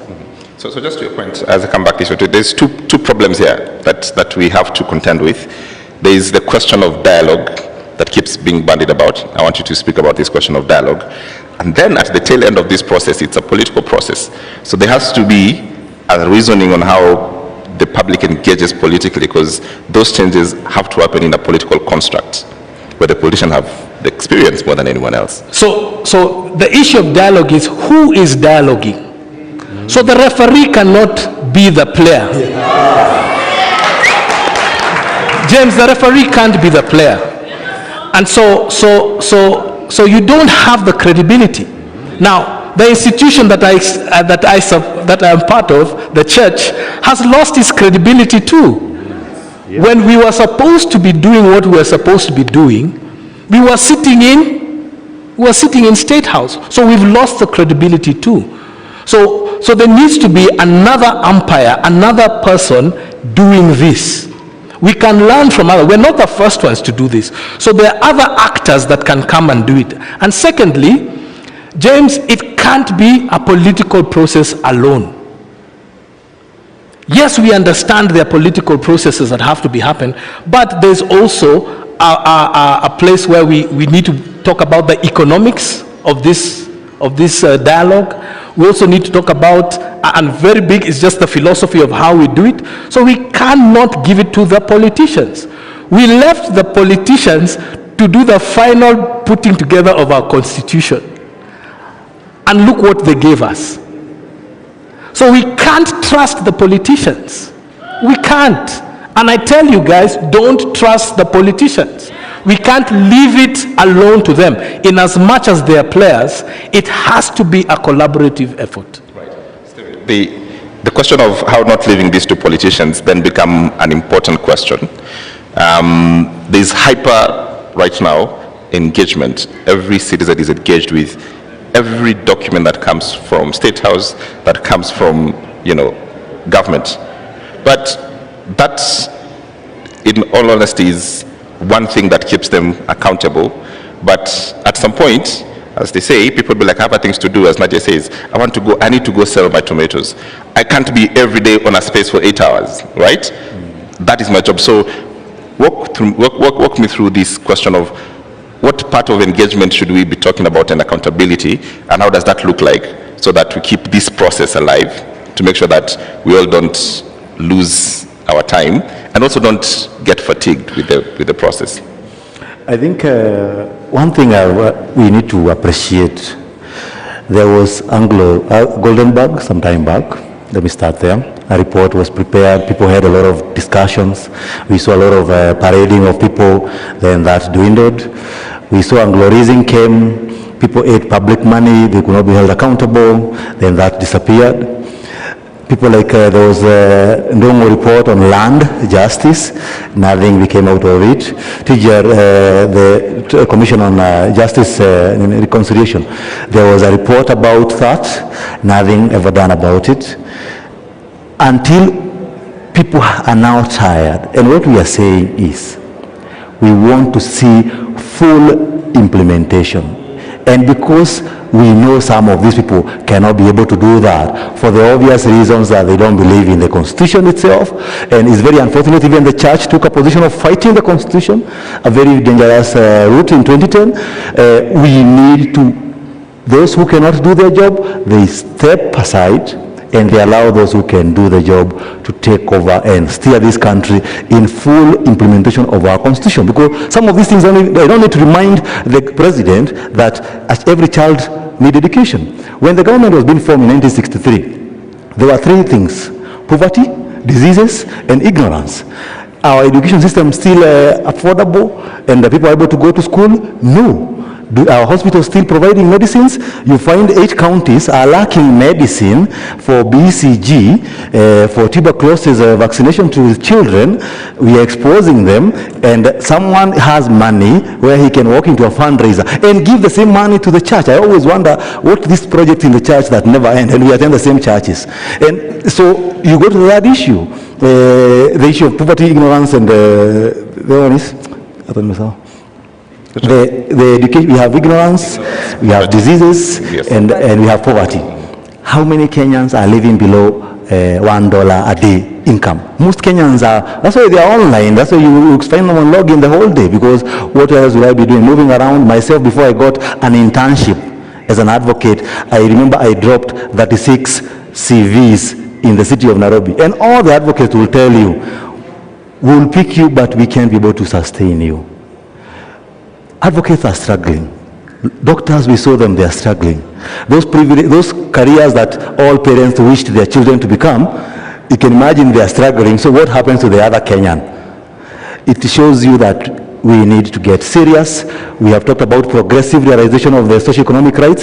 Have we seen the government put in place steps that are geared towards realizing this? Deliberate steps. So we don't just talk about progressive realization. Progressive realization has a cutout, but are you putting up measures? We talked about to that gender role. Up to date, they have not done anything. Justice Maraga reminded us before he left the office about that issue. No one has taken action about it. So what we need is not dialogue, it is action. I think that is what the leadership need to know, that we have talked too much. We need to see, I don't need to remind the member of parliament that I am telling you I don't want an extra tax. I want you to be accountable about that. I want to remind the member of parliament that I am paying you a salary of almost $1 million shillings, then I pay you allowance to attend your plenary. Who pays us to attend plenary? And you have a salary. Who pays you to attend a committee of the job you are employed to do by the people? What makes them so scared that once they get elected they need 10 bodyguards? What are they doing wrong? They know it. And that's what we want them to address. Okay. Nadia, you raised an important question the last time about the role of creative, and and we've seen what the creatives have been able to do for this movement in this time, using your own talents to push the conversation forward, musicians, comedians, and the rest. But also, there was a question about the corporate world that would stop you doing these things before. There was a reason for that, because the corporate world and the government work, hand by hand. What happens when that comes back? When you're told by the person who's gives you the contract that I continue seeing you doing this Gen Z thing, I can't keep on supporting. What happens? For me, I'd say any sane person that has seen how this revolution started. I remember the first thing was hisi time ya kupost. For instance, I work with StanChat right now, and I really appreciate them because we didn't have to tell them. They saw and they're like, you guys, you can do whatever you want to do. You understand? So for me, it's about, if you're a sane person, you can see that the pressure and the force is something that you cannot run away from. It will catch up with you. So I think we've had, corporates that have been really understanding and supportive, and we haven't been blacklisted yet. We haven't been sent that you're out of work email. So they have understood. And today, I just want to talk about the power of social media as well. Huwa wanasema msanii ni kioo cha jamii. Every time. Personally, when I started doing music, I was in Maseno University, and during the holidays, we'd go to Kenya National Theatre. And we had something, if there's any creative here, they know PAL, Poetry After Lunch. And what most people don't know, I started out as a poet. And I'd go there, if I do a small, maybe small poetry, I'd have other guys just listening to them. And what these people would talk about is the social injustices. It meant that the time wasn't then. It's a process, it's a journey. We had begun that journey of going to poetry after lunch. You're listening to people talk their truths. Talk about mimi nimetoka Kibera, these are the problems that I have seen. But now it has come a place whereby now we can retaliate that on social media. I can tweet and say, guys, MCSK needs to be held accountable. We can say, PRISC was given the license to collect on behalf of the other CMOs. Public participation, has it happened? We are the artists, we are the ones who are paying for these people. And that is another conversation that has been held for so long, ever since artists before me found a problem there. I have found a problem there. And I am not going to leave. You know, because at the end of the day, there's a time gonna reach, I'm not able to dance on stage as I am dancing right now. So it is, as I said before, it's accountable governance. We have to hold each and every person accountable.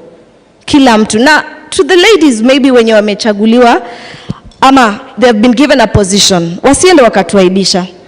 We've seen the likes of Karen Nyamu, more of a socialite rather than a leader. There are so many deserving women. I am sorry to say that. It's a stray bullet, but it's the truth. There are so many deserving women who are intellectual, who are smart. We don't need to know your personal life. What have you done for the girl child? For the longest time, women have fought.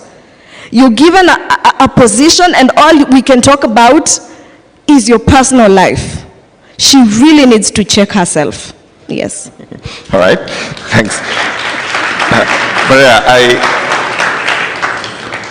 if anyone engages with politics, and we look at this in this sense, that it would be foolhardy for anyone to think that the political class is going to walk away from this and surrender and say, okay, you guys have won, fantastic, we're out. Okay? That is not going to happen.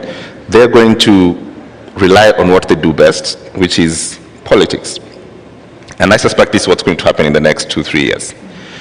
From where you sit, with all these issues that we need to solve, and there are many, right? And they're serious. You know, parliament and constitutional, you know, two-third gender rule not anywhere being affected.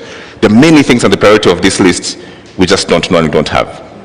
Give us some advice.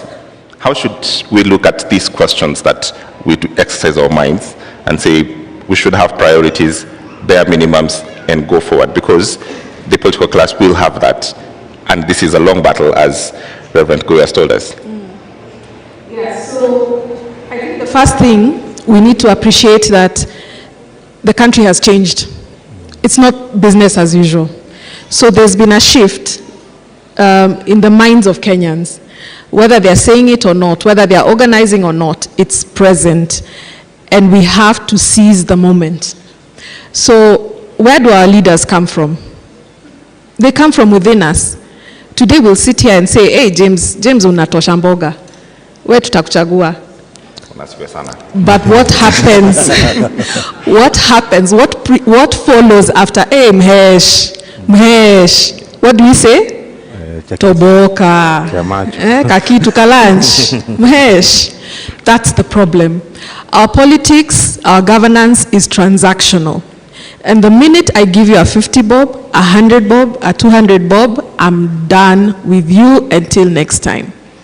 So this shift has to be literal. Like, we can't just talk about it, we have to live it, we have to talk it, we have to walk it.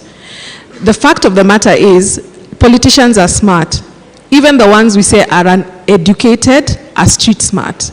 So they will just look at what is trending and jump on it. And if we've decided that going forward, we're serious about our governance, we're serious about who gets into office, how the hell does somebody get elected while they're in jail?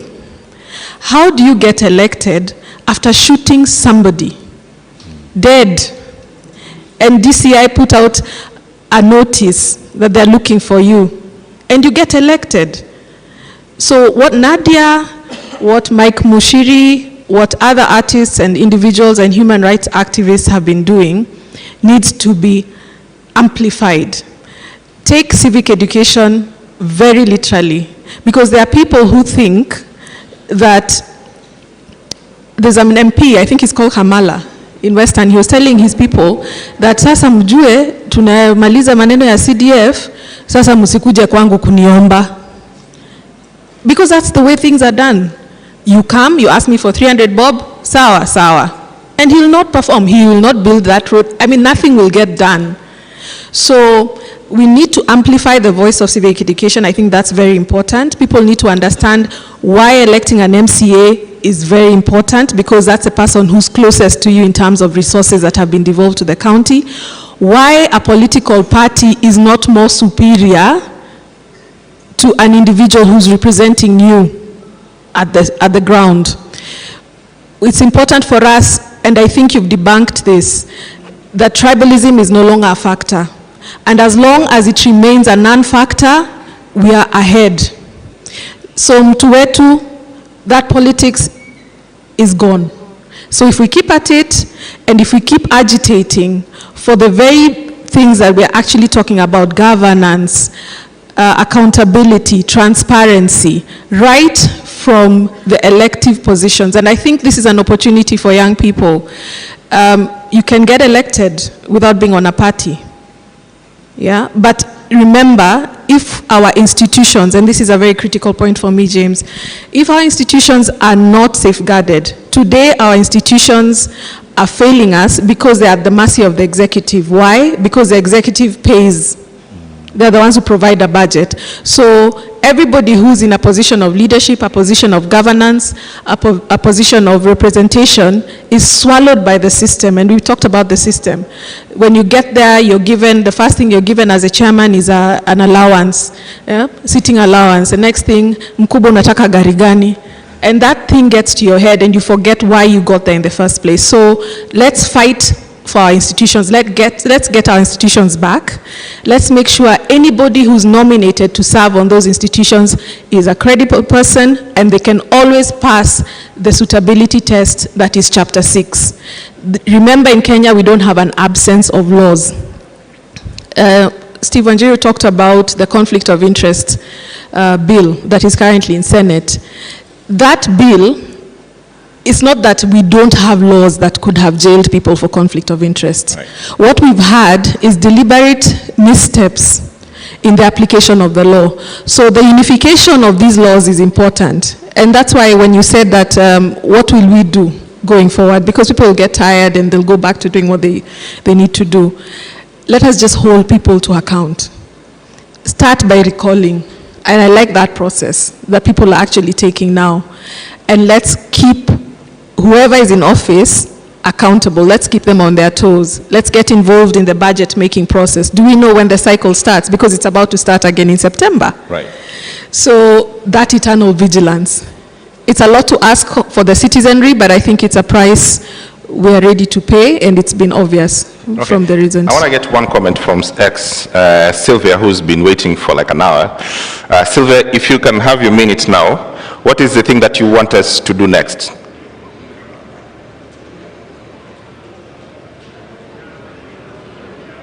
Do you have Sylvia?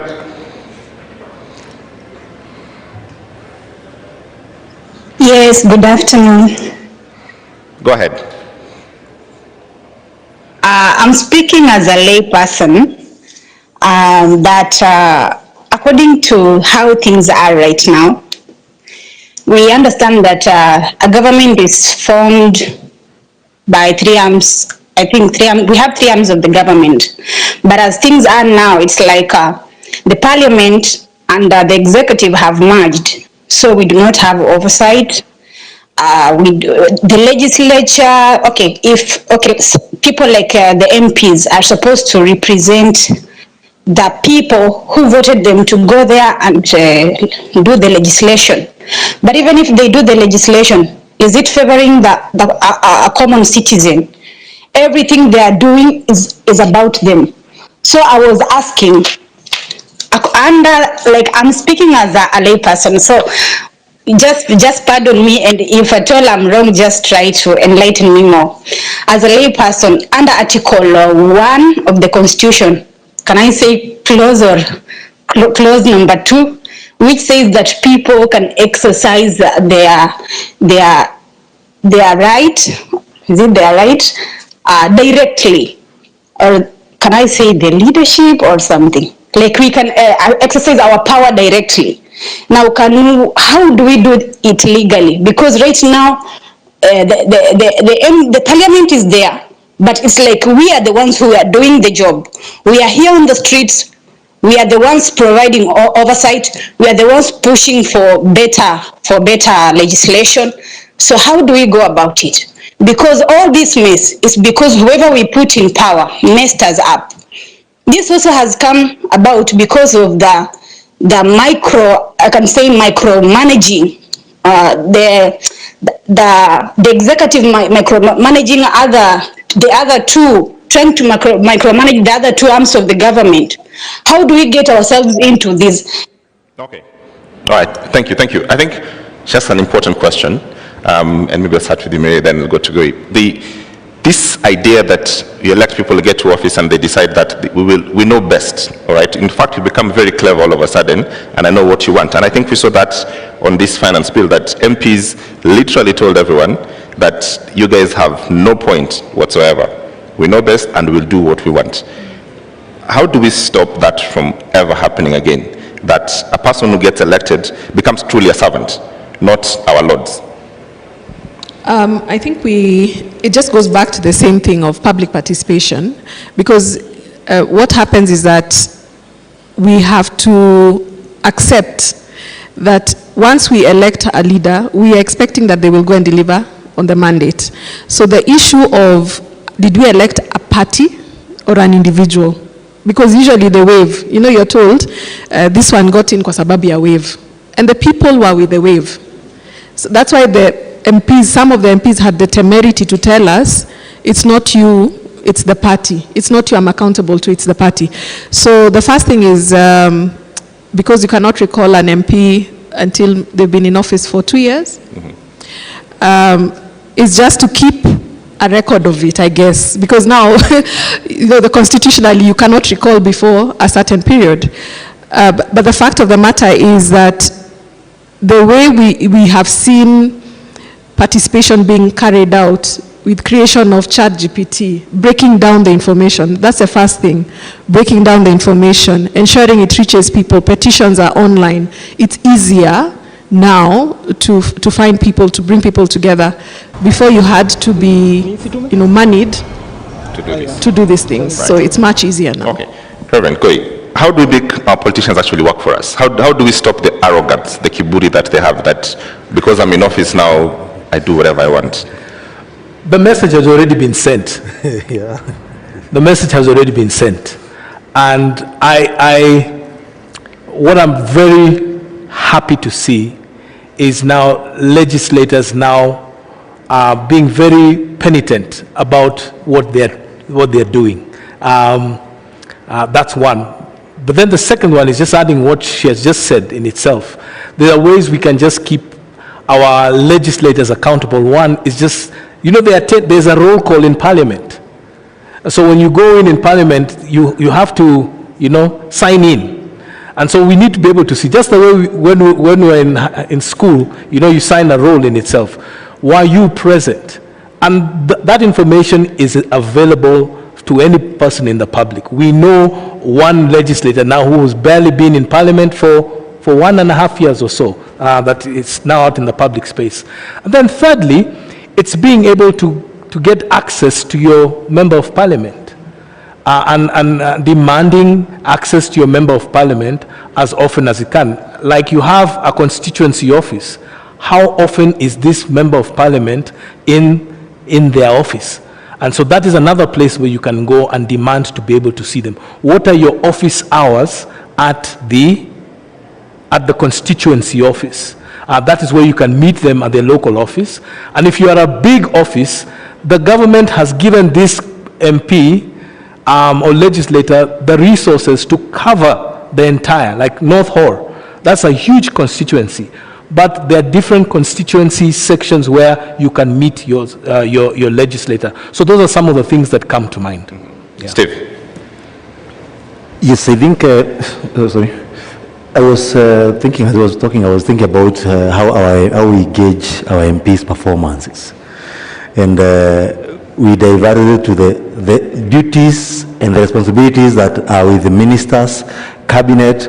Those are the parameters most of the time we gauge when we are voting for a member of parliament. Amejenga barabara ngapi? Ameweka mashule ngapi? Is that the job of a legislature? No.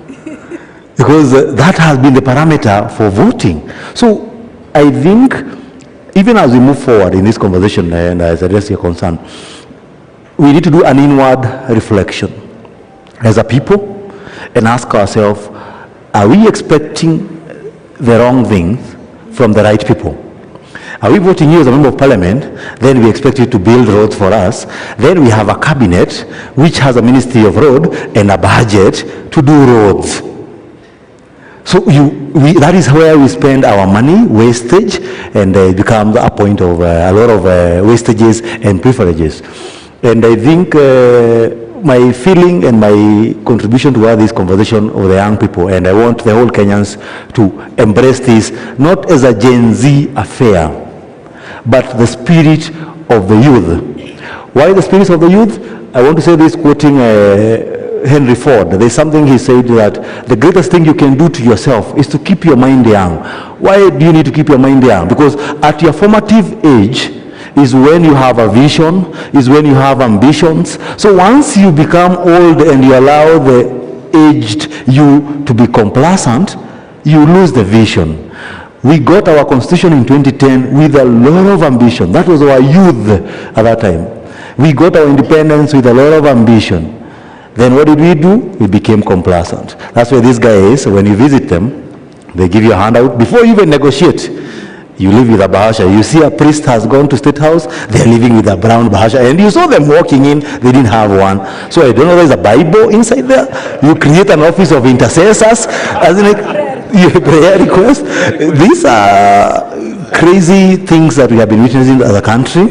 And it's high time we start holding our leaders accountable. Even the judiciary itself. The last time there was with all due respect to the courts, we filed a petition challenging the deployment of the military. And I don't need to go to the details, but we all saw the live stream of that particular ruling. We all read the Constitution. I don't need to remind anyone the clause in the Constitution. And we can question the integrity of such a person when they are holding a public office. So we need to hold these people accountable. We need to have the right people doing the right job and not putting the wrong people. That's why I keep on saying, until and unless we push for the removal of CDF from the hands of parliamentarians, we are going to continue electing people because they are giving us money. That's why they buy the ticket, because I buy it. I have friends who contribute, give me campaign money. Why is it costing almost 50 million to join parliament? If I save the whole salary for parliament from day one to the last day, I can't raise 50 million. Even if you work with the simplest mathematics, because they have a lifestyle to maintain. So there's a lot of inward reflection that is needed, both to the people, to the president, to the leadership, at all levels and at all arms, and we need to hold them serious accountable. All right, thank you very much, Reverend Goi Odera, nashukuru sana, Steve Bugwa, and Maria Menekap. You've all done very well, thank you for the panel. I leave Nadia to perform as we exit the stage. Thank you very much. You've all been very nice and very kind. Wow. Thank you very much. It was a great pleasure. Thank you very much. Ningewaomba tusimame. Let us stand up, please.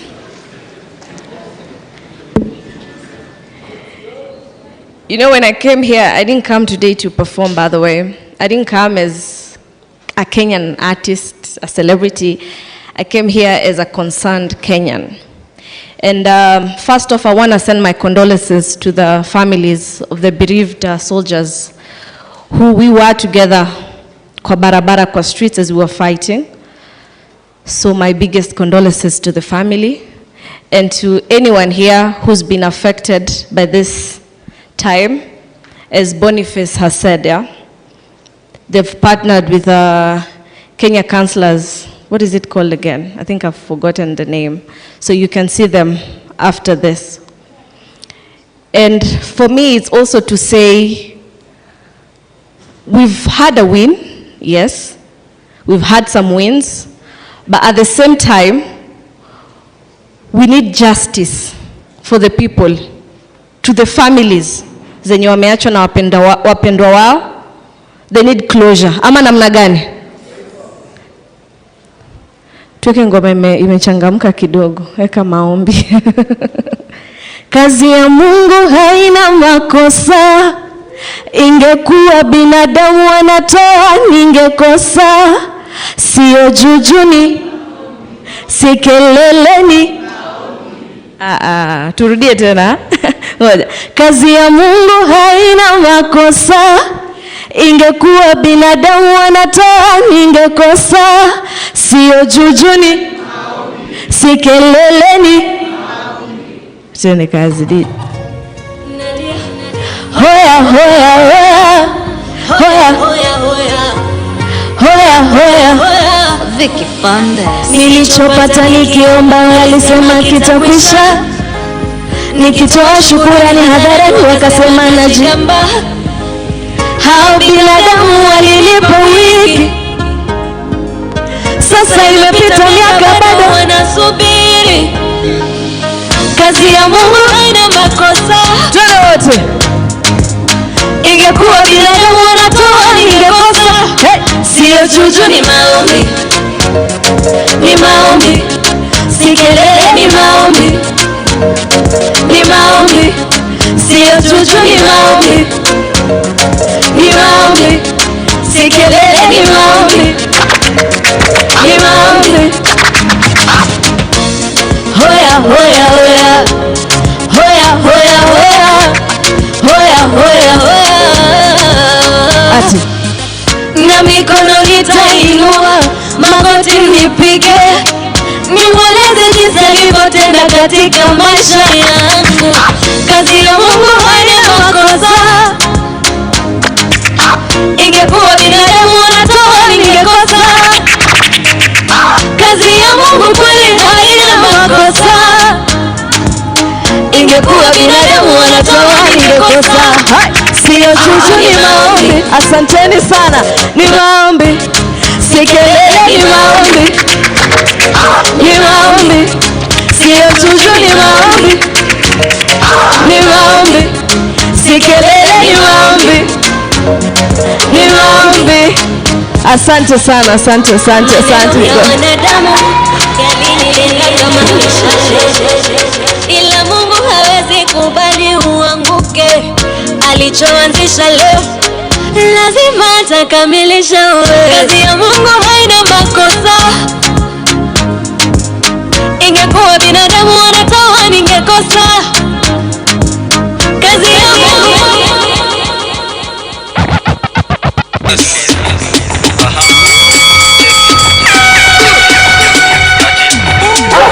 Tushasikia tukiingia ni kubla. Huko ngabado unachukuliwa madam. So anguka nao itabaki meflow na vibe. Anguka nao koko single for now. Taki mteja patika. DJ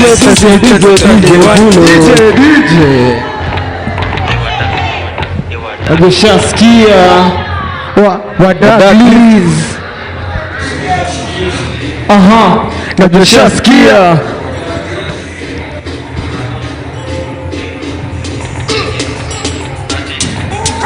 tushasikia tukiingia ni kublast. Uko ngabado unachukuliwa madam. So anguka nao itabaki meflow na vibe. Anguka nao koko single for now. Mdagi mteja patikani hadi late night saa 6 ndo utaniwai. Nikupin location na nikufana na hii. Sukate teka video na post pale NGC. Jina ni kante kurap si talent. Anguka nayo. Anguka nayo, check. Anguka nayo, twende down low now. Standa juu ya fit mikono juu alafu click. Puliza pesa alafu one leg.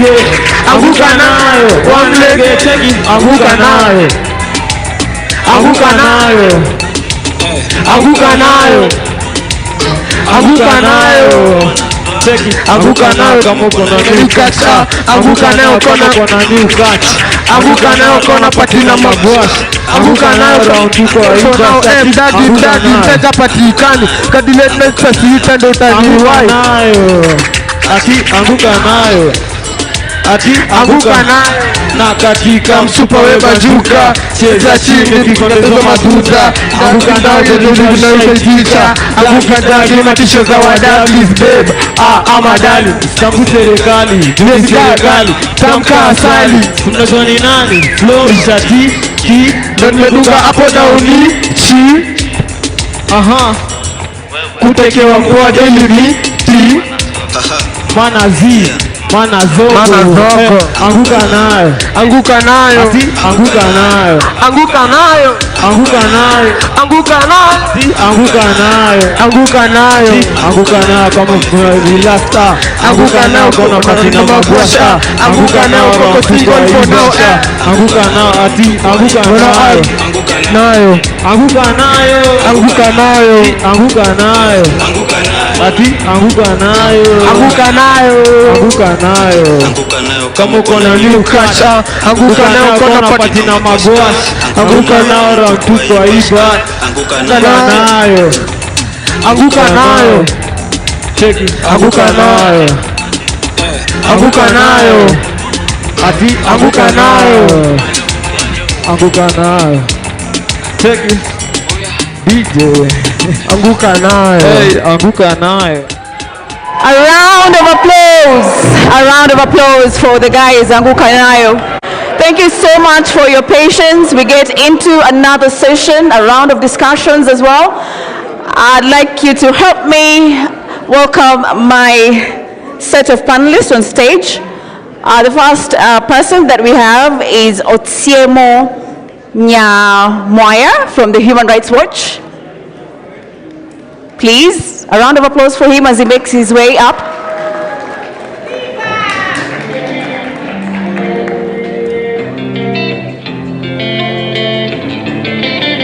Thank you so much. You can have a seat.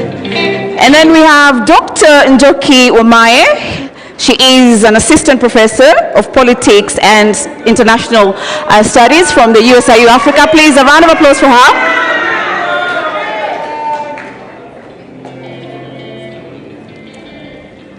Kwani tumechoka kupiga makelele? Tumechoka? Tumechoka? And then the next panelist is Cyprian Nyamwanu. He is from the Kenya Bora. Thank you so much. And then we have Boniface Mwangi, the human rights activist. We all know him. Please. I am Linus Moshigadi. I will be facilitating this round of discussions. Please, karibu sana. Linus. So I want us to begin from where we've come from in terms of activism in Kenya and what brought us to where we are here today. So I will begin from you, Boniface Mwangi. You have been an activist. What has been the changes, the journey, and what has been the difference with this set of protests that we've had in Kenya? The journey began in 1922 when a lady called Nyanjiro stood up on what is called known as Harithuku Road, and she told the men who are there, if you're not going to challenge these police officers, give me your trousers. And from challenging that, that was the first recorded protest in this country. And that particular day, I think over 100 people died, but the British never recorded how many people died. And Nyanjiro was killed on that particular day. And fast forward to today is that there's been a passing of the baton over the years to a level where Cyprian used to organize via phones and in person, to where we are now organizing online, where people show up and say, you know what, online has become our public square. But now the public square is going offline. So you go online and say this is the issue, and you go offline. But I think the game changer is most of the young kids in this country are very angry about the state of the nation, and then they are fearless because they have nothing to lose. They are hungry, they are angry, they are unemployed. I was talking to some young people from the gate, and they're telling me, we're so broke we can't even date. You can't even have a girlfriend. You can't even make someone, you can't even think of starting a family because how are you going to feed that mouth? So when the president decided to bring the finance bill, and it's going to even tax those who don't even have jobs, they're unemployed, with this, it's called shift, this thing that is there, the anger just exploded. So where are we at? We are very hopeful as a country. Kenya has changed forever. Let no one lie to it, hasn't changed. That's where we are at. Kenya landscape has changed, and people have reclaimed back their sovereign power. We're in charge right now. And it's like you're trying to push out a baby. It's a very critical stage, because if you make a mistake, the baby might die and kill the baby, and the mother or one of them survives. So you must midwife this process very, very carefully, that is not carjacked. The last few days you've seen the old fossils, these very old politicians, trying to steal the struggle from the people. They're trying to own that space. And there's a possibility the next 2 days, Saturday is a Harambe Day and Burial Day, so tomorrow they're going to be all over with one agenda to center Raila Odinga in this conversation, and we refuse. That's a very good point, and I would go back to it. Let's hear from Cyprian. From your own perspective, what has the journey been for you in terms of the activism we've seen in Kenya? Well, the journey has been real. It has been tough. We've lost people. I thank God that I'm alive. When we went to committee, we saw the cells where a lot of our comrades in the 1980s died in prisons, including Naivasha, Kamiti, Shimo La Tewa, and all those jails and prisons. The torture chambers that used to be physical at Nyayo and Nyati House are now happening, and our young people are being thrown into swamps. But I don't want to talk about myself today. I want to answer only one question that you've asked. What is different between the struggles that we have been in and this one? Because I think that's something that has been missed in all the conversations I've listened to. And my answer is this. This is the only generation which has refused to be used. The only generation which has refused to be used. And I want to use that to bring the struggles. The Mau Mau, Modoni Nyanjiro was the mother of the Mau Mau. If you look at it, the Mau Mau were used. They died, they were deprived of land, they were kept in cells and in jails.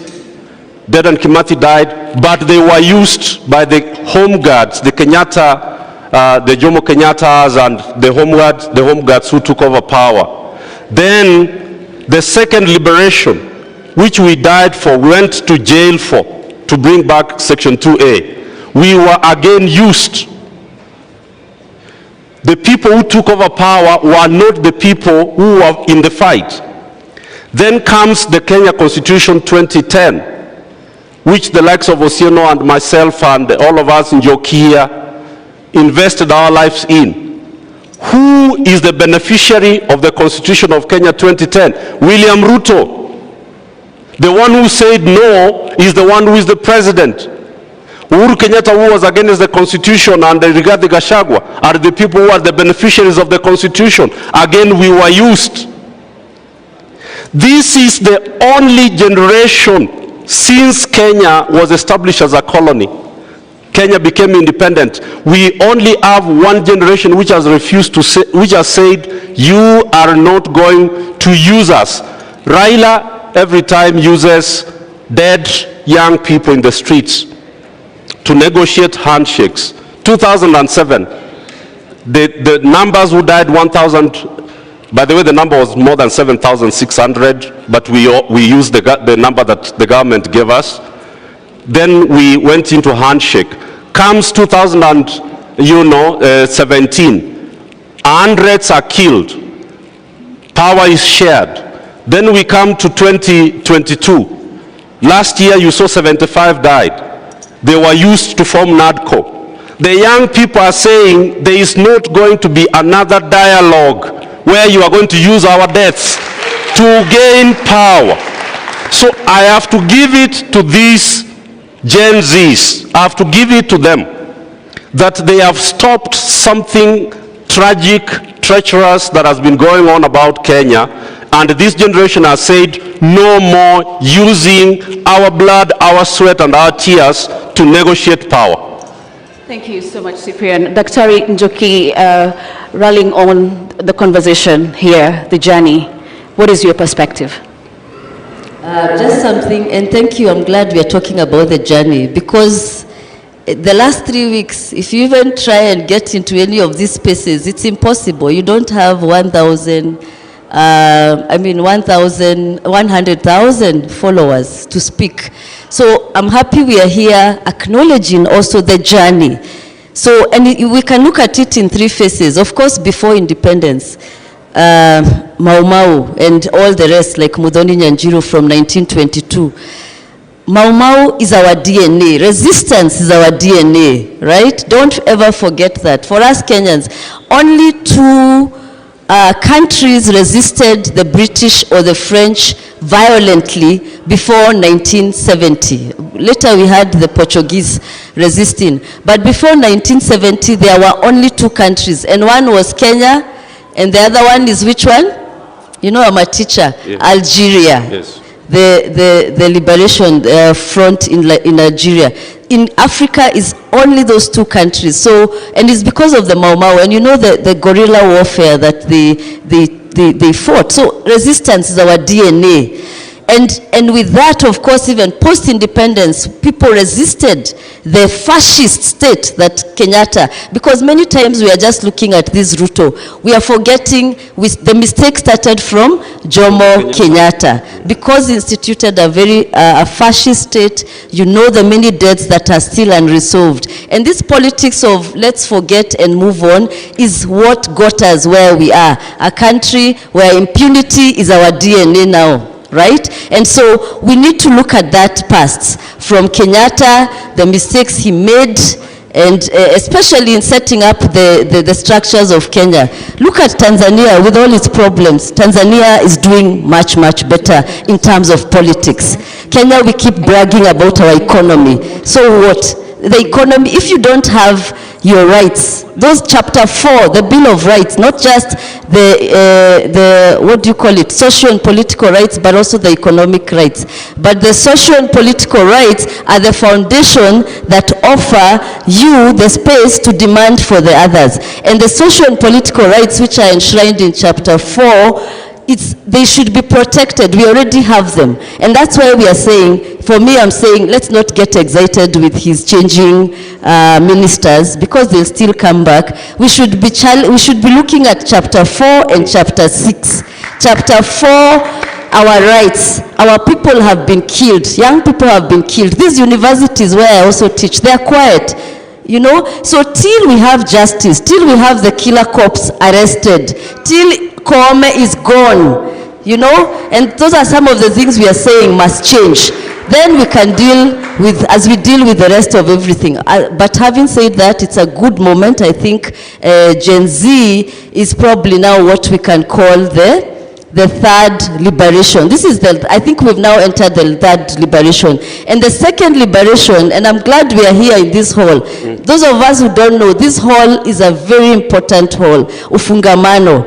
And Cyprian is here. I've seen many other comrades who are there those days during the IPPG reforms and NCC especially, and the National Convention on National Convention Assembly Executive Exactly. Council. That's where the Constitution of Kenya was changed, and Section 2A was repealed, and that's why we can tell off Zakayo and anybody else about why, because we fought for that constitution, and it's really sad that we have to keep fighting. That's why we need to have the right people in power, so that we are not fighting, so that it's people who also think like us, people who know human rights is part of state making. And I'm very glad, because that second liberation, first liberation was the Mau Mau and what they did, and the people who liberated Kenya. Remember, you need to also know who liberated Kenya, because the challenge is opportunists took over the real liberators like Deda and Kimathi. Second liberation,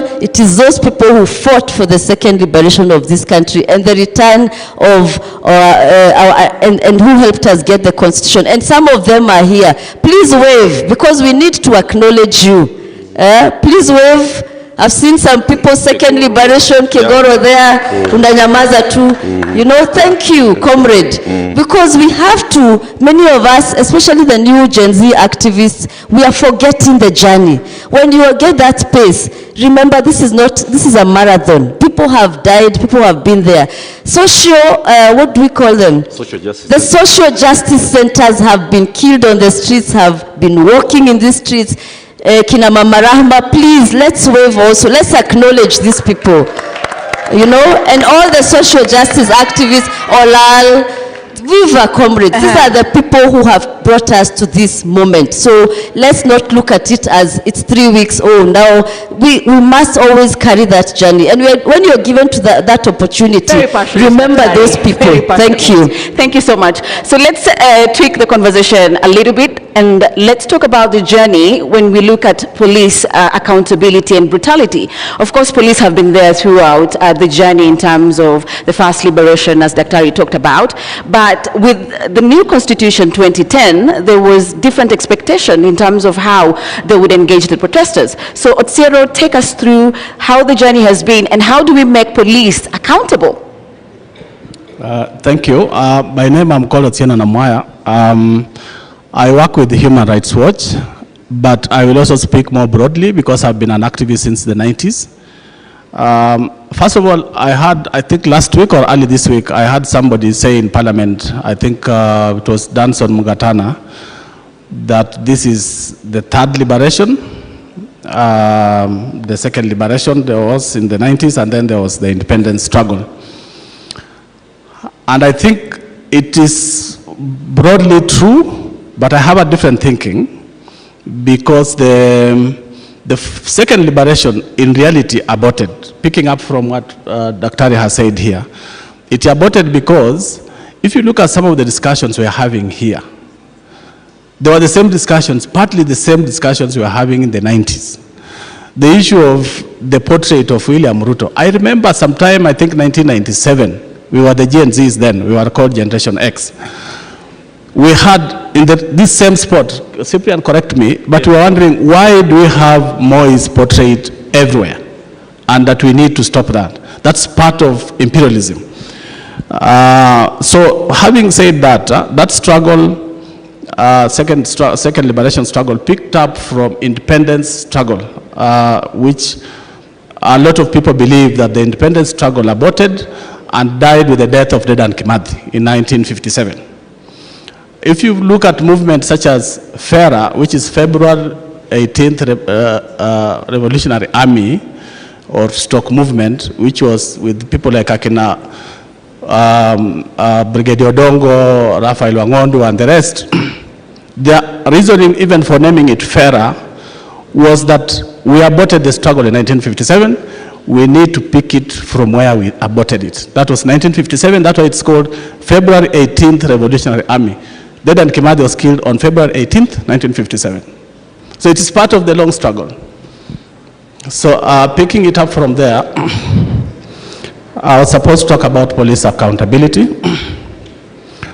I don't want to go into details of repeating some of the things that some of the speakers who are here in the morning had already spoken about. I want to basically flesh out some of the worrying trends that we have noticed for the last maybe 7 years that we need to be really worrying about and calling out the authorities for what is happening. Let me talk about IPOA a bit. IPOA was basically created by the Constitution of Kenya 2010 and then operationalized by the 2011 law, IPOA Act of 2011. But it came effectively into operation in 2012 when they were constituted, and then they started setting up in 2013. By 2013, we had a lot of hopes. They had just 6 investigators. But they could try to reach everywhere. They would be in Kisumu, they would be in Nairobi, they would be where? They were just 6. Right now, IPOA has approximately 100 investigators. But what do they do? If you look at their case success rate from 2013 to now, how many cases have they successfully prosecuted? How many? I think about 12, if I'm not wrong. I think about 12 or 13 cases. How many cases have been filed with them? At some point, IPOA used to post these details on their website. They no longer do that. Why? Because if you look at the cases that have been filed with IPOA, by around 2018, 2019, there were around 7,000 cases of police brutality and police misuse of power and all that. How many could they investigate? There are about 100, maybe 1,000, up to 2022. How many have they successfully prosecuted? About 22. However, the details, those details don't tell you the problem with IPOA right now. IPOA was initially in the thinking of the 2010 Constitution and the second liberation. The issues we had, especially after the 2007 elections and the killings by police, was that we need a civilian institution where people can walk in and report police abuses, so that people don't have to go to a police station to report cases to be investigated by the same police officers who have committed the offenses. So it was created as a civilian institution. It was supposed to be friendly, welcoming, understanding, transparent. But what has happened today, if you look at IPOA, it has transformed itself. It has become more like a police institution. So it's no longer transparent. Those cases they used to post on their website showing how many have come and which ones are killings, which ones are torture, they no longer post that. Then the other is that they are no longer acting like they are civilian. They are more interested in parleying with the police and being called to State House than actually opening their doors for the civilians to report cases. And then the issue of their performance, I know people will celebrate. We have IPOA because 12 police officers have been prosecuted, they have been sent to jail. But there's nothing to celebrate. If you look at the number of killings we have had since IPOA came into place in 2013, they cherry pick cases. So if there's a police officer who has killed somebody in Kangware and there's pressure, the government is also worried or embarrassed, they go and investigate and prosecute that one. But killings such as what is going on today during protests, we have never had IPOA prosecute officers for killings during protests because those are state-sanctioned killings. So in 2017, there were over 100 cases we documented. I think there were more, but we documented 104. IPOA has focused on 2, Baby Pendo and Stephanie Mora, cherry picking what they can prosecute because these are low-hanging fruits, but they don't go to the bottom, the root cause or the root cause of the problem. So out of 100 plus, they picked 2 and they never even successfully prosecuted. People are having to go and prosecute them on their own. Between 2014 and 2015, there were over 100 people who had disappeared in Nairobi, Northeastern, Coast Region. We presented these cases to IPOA. To this day, they have never prosecuted any. In 2020, during Corona, there were over 20 cases. I don't know how many have been prosecuted. Last year, there were over 70. They promised to take people to court. I think by October, they were saying they are going to court. Nobody has been prosecuted. This one is going to go the same way. So even if IPOA, in fact, their behavior this time has been more strange because before then, we used to communicate with them, we used to know what they are doing. Right now, they have shut their doors. They don't want to say what they are doing. We need to start calling out IPOA. That's one. The second one, I'd asked for more time, if you don't mind. If you could hold on, we could come back in terms of now what needs to be done to ensure the accountability. I'm trying to flesh out. So what needs to be done in the terms of IPOA is to begin to call for more accountability, more transparency for IPOA. Okay.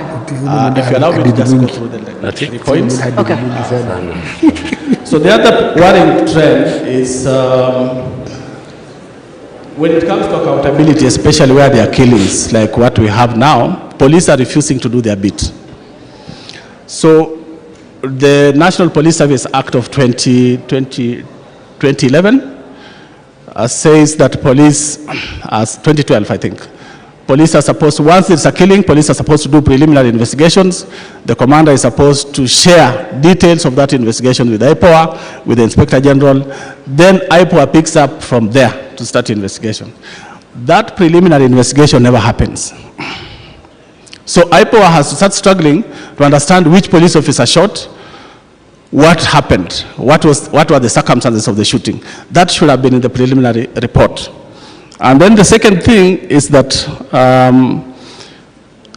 when killings happen in a setting like what we have today, the demonstrations and the protests, what is supposed to guide IPOA in investigating those cases is what is called the operational order, which is basically says which police were deployed where and which orders were they given. And then the second one is what is called the Register of Movement of Arms and Ammunitions, which basically gives you now, narrows down when somebody is killed to understand who had which ammunitions, who had which gun, and who was where. So when the investigations come, like in Kisumu, a lot of the killings that happened in 2017, police refused to hand over the Register of Movement of Arms and Ammunitions. Police refused to hand over the operational order. So it became impossible to understand who shot where, but they're covering themselves up.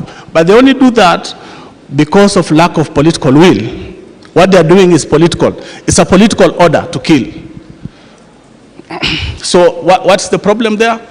It is lack of police independence. And it takes us back to the struggle of the second struggle, which was to ensure we have an independent police authority. And then the other is the issue of the new trend that we have seen from 2017 is the role of the hospitals and mortuaries.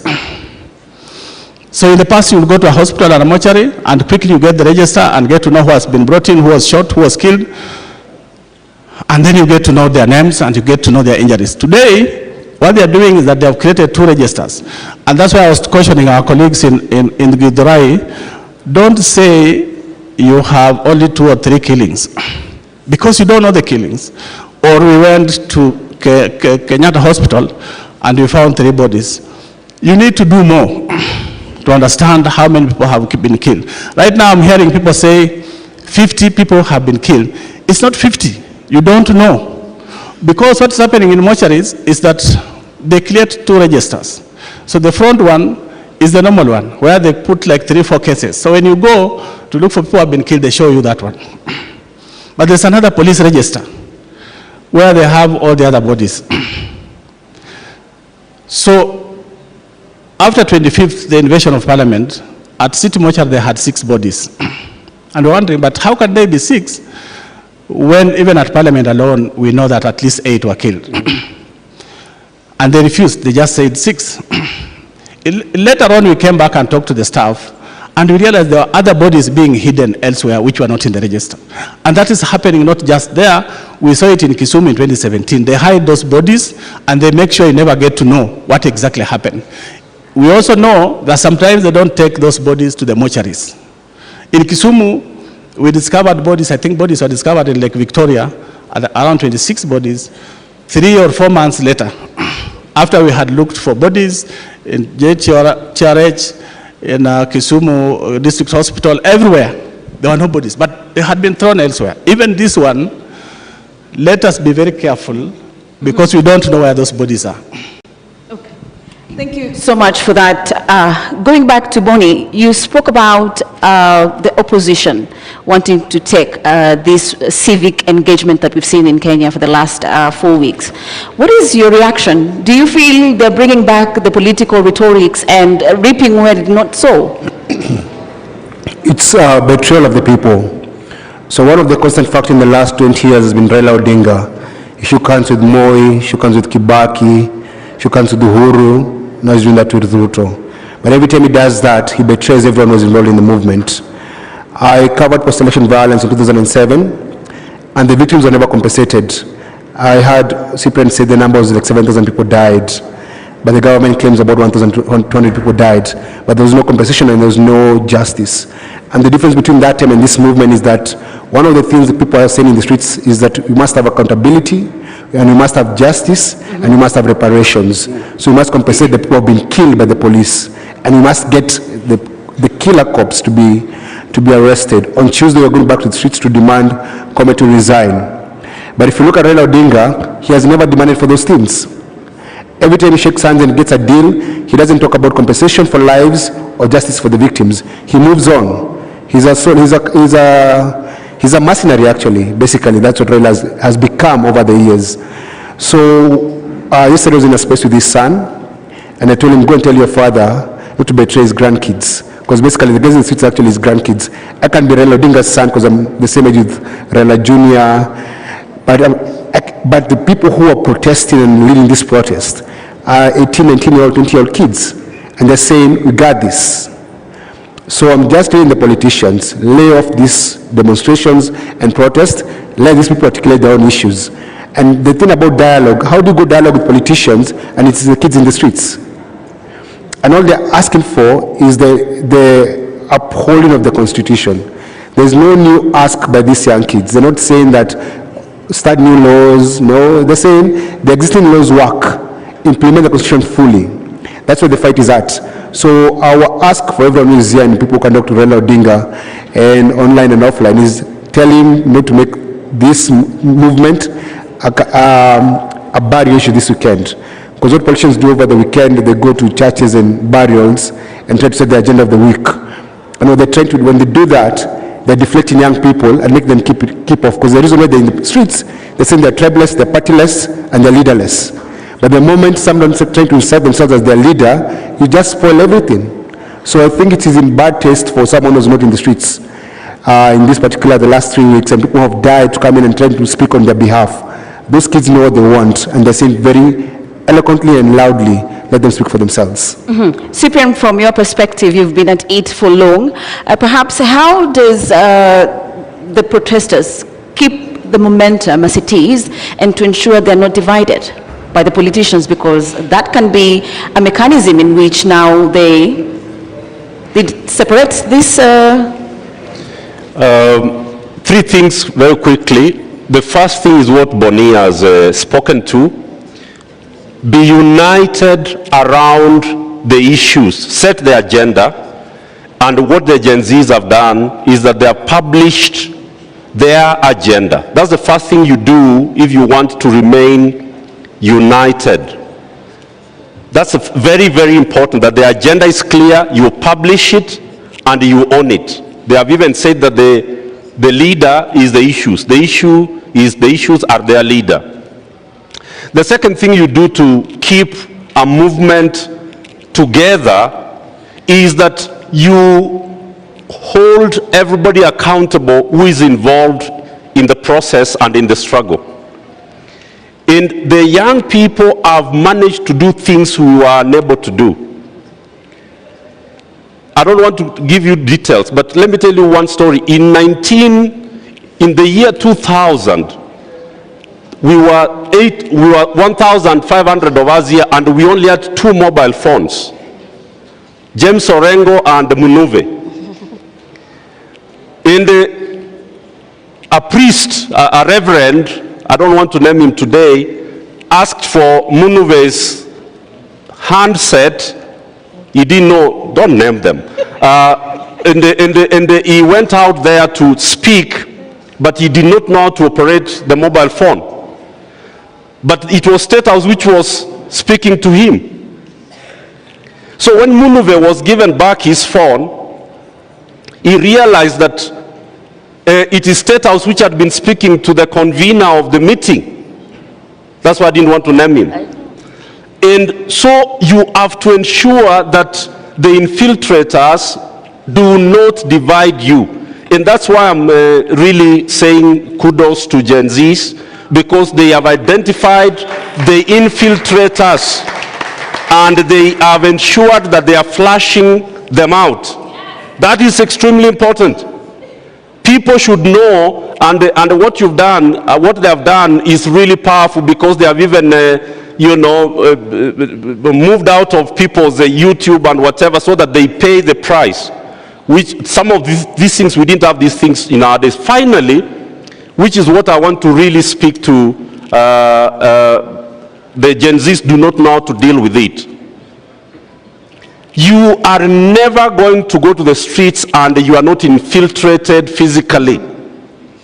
So in NCEC, in our struggles in NCEC, we established the self-defense teams, the self-defense forces around active non-violence as the principle. So you need to train 500 to 1,000 young people who are responsible for shielding and protecting and identifying and recording, to ensure that you are not infiltrated by people who are agent provocateurs who break people's shops and burn people's vehicles, and then it is blamed on you. Thank you so much, Cyprian. Before I come to you, Dr. Njoki, I'm told we have Professor Kivutha Kibwana, former governor from Makwiny. Yes, correct. So if we could have him, please, Professor, the floor is yours.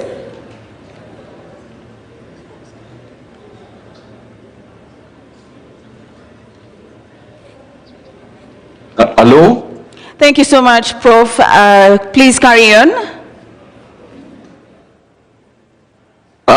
Okay. First of all, I really want to, put my hat off for these young people, the Gen Zs, who have done something one can equal to the Mau Mau of the 50s, not even the NCA, NCC struggle of the 90s, and this is huge. And following mambo wanafanya kidogo kama mtafiti, I can see that they have realized that hii system ya ukoloni na ukoloni mamboleo mpaka ichenjiwe kutoka kwa roots. And I think that's the biggest thing that I have, seen from the struggles and from their work. Ndio tuwe na system mpya which is identical, which is an identical twin to the 2010 constitution. Na jinsi ilisemekana hapo awali, nafikiri ni Houghton, somebody said this, ni kazi ngumu na ni marathon, so that people don't think it's a quick fix. Na ndio nimesikia mkisema kwamba system ichenjiwe, personnel kabisa pia iwe ni personnel mpya na values mpya na norms mpya, alafu eternal accountability, kila wakati muwe mnafuata. Na ndipo ninaweza kuuliza Law Society na wale wahusika wengine pamoja na Gen Zs wenyewe, ikiwa katiba inaweza kutranslatiwa hata even in those brief ways, kila lugha ya Kenya, na ndio najua kuna moja imetranslatiwa kwa Kiswahili, ndio iwe kwamba people now will learn the constitution. And you Gen Zs, please get into the wards, get into the rural areas, make sure that up to the ward and all those WhatsApps which are there in the rural areas, make sure that the message that you have gets there. And of course, this concretization of your demands, so that nobody, will be able to say we don't know what they want, because no public decision without Gen Zs. So that those who are calling for dialogue, whatever it is, to be known that there should be no public decision without Gen Zs.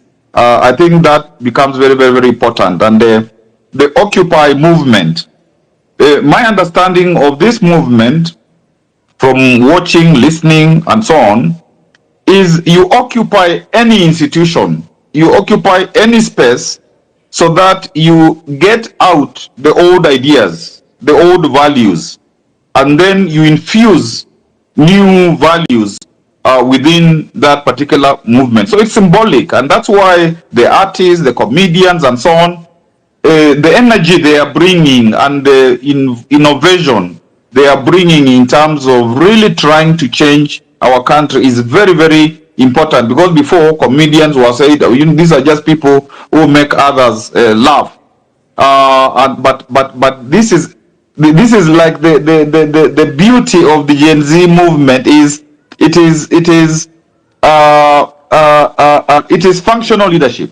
If there is a job to be done, there is people are told do that, and they do that. It is not the hierarchical thing that the system wants, so that they can pinpoint who are the leaders that we can buy, or who can we actually replace their leadership with the functional leadership, with our own leadership, people that we ask to be leaders, so that they can derail the movement. And so please continue with that complexity. I don't know, and also like the social justice centers, they should go to the informal settlements and make sure that these people are being confused to be goons, to be told that the fight is bigger than being given 500 bob or 1,000 bob every day to do, things that are not correct. If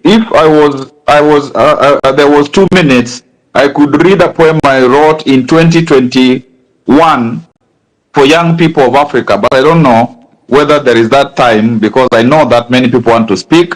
But Law Society, please continue with this Citizens Assembly, because this is important, and all those ex-space bunges, they are very, very, very important for the future of our country. I don't know that I would have 2 minutes to read a poem which I wrote for young people. If there is, yes. If not, another time. Do we have the 2 minutes, Director? Please carry on, Professor. If you can shorten them. I can do so. Please do so, but if you can put it more tightly because of time.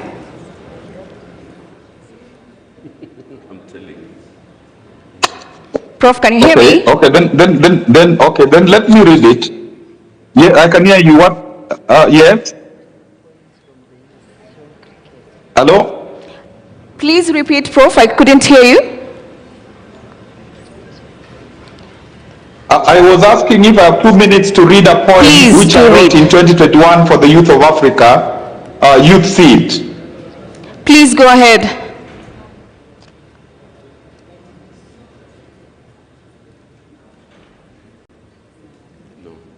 Prof, can you hear me? Can I do so? Maybe somebody. Yes, I can hear you now. Yes. Yes, you can do so, please, kindly. Okay. Youth Seed for the youth of Africa. If Africa is eclipsed by a dark continent, the sun to beam humankind's oasis of civilization is a swarming rays of youth. Some say Africa's youth is unschooled, restless, boisterous, uncouth high voltage. However, young people are the eternal reservoir for nourishing Africa's modernity. If the continent and our youth fail to enact a symbiotically binding social contract, we have entombed Africa alive. How many generations must we miscarry before we can procreate seminal life? In traditional Africa, when fire died from the earth, a child was sent to her neighbors to borrow fire. Mother Africa, you must dispatch your youth corps to retrieve fire from society's ashes so as to illuminate and warm Azania.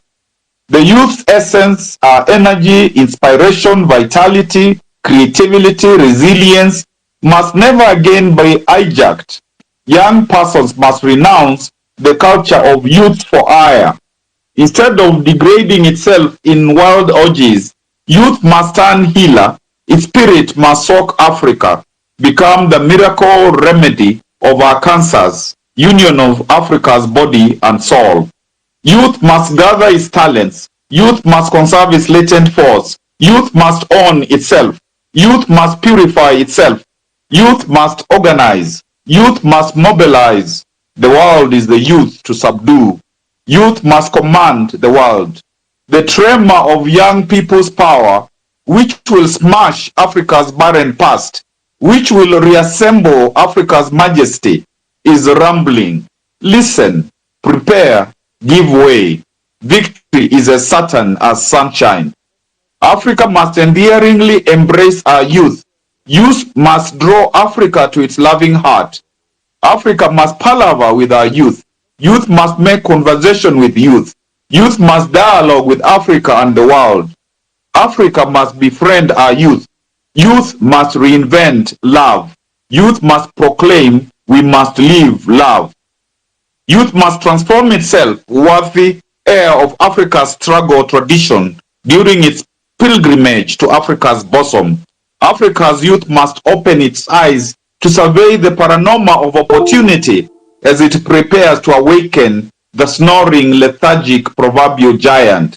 Africa's renaissance is youth renaissance. Africa's youth, the future is here, the future is the present, the future is now. Just to finalize, because it's long, youth must birth our Africa. Always remember, sacrifice, pleasure, pain, blood, and joy are companions of every noble birth. Youth of Africa, your Africa is waiting. Don't keep our people slaves any longer. Unchain their mind. Let them be truly free at last. Africa and your youth, where is your redemption anthem? Thank you. Thank you so much, Professor. Let's give him a round of applause. Thank you so much for your perspectives there. Before we round up, I'd like to get closing remarks from Dr. Njoki, and then from Boni, and then Cyprian, and then Namwaya, correct. Do you think what the president has done is good enough in terms of ensuring there is accountability even as he forms the next cabinet? For me, as somebody who researches politics, and I have researched Kenyan politics for long, I do not think there's so much more that can be done. Remember, these are politicians, people, and now that's what I was telling people on Twitter. It's nice, yes, we all wanted, of course, they get rid of the cabinet, but where are they going? Have you checked how much money they're still going home with? Has anybody even, well, no, if it was serious, they would have been told tomorrow morning report to the commission that researches what do you mean, the corruption, EACC. Right? Nobody has been told to go to EACC and be investigated. So police reforms have not been done. For me, the first person to have been sacked should have been IG Kome and Adamson Bungei. Because, and police reforms, if there's a country that is desperate for police reforms, is Kenya. You know, and not just police reforms, the whole security sector reforms. In 2000 and after now, the new constitution, a lot of money was invested. Even the British, I know, they were leading in security sector reforms. What did security sector reforms do in Kenya? They were bought new uniform. Those days they never used to have those swanky knee pads and I don't know, all those maroon things they're wearing to protect themselves. They never had them. They used by disappointed and angry youths and a huge segment of the Kenyan population. As a party, we shall not fear to engage with the country, and when we do, we shall not do that in fear. We believe in fighting injustice and dictatorship in all their manifestations, because we believe every single member of the country has a right to hold opinions, to express those opinions, and to be heard. This entire crisis was precipitated by a failure to listen to each other. It cannot be resolved by that same attitude. There is no table that ODM will not go to if the destiny of our nation is the main agenda. ODM will also not object to the presence of any other person or group of people on that table, no matter how outrageously different their view of the world is from ours.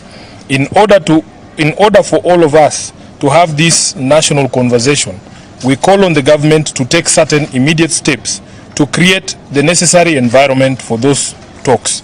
The decision to fire his cabinet was a good start in our view, but the feeling across the country is that there still exists an atmosphere of fear that makes it impossible for people to speak freely. Ruto must immediately fire the Inspector General of Police, the Nairobi Police Commander, and apprehend all police officers implicated in the murders of the over 200 innocent Kenyans in peaceful protests since last year. We also call for a national amnesty for all persons arrested or charged in connection with protests and compensation for all the victims of police brutality. Time is of the essence, fellow countrymen. I thank you, and that is the end of the statement.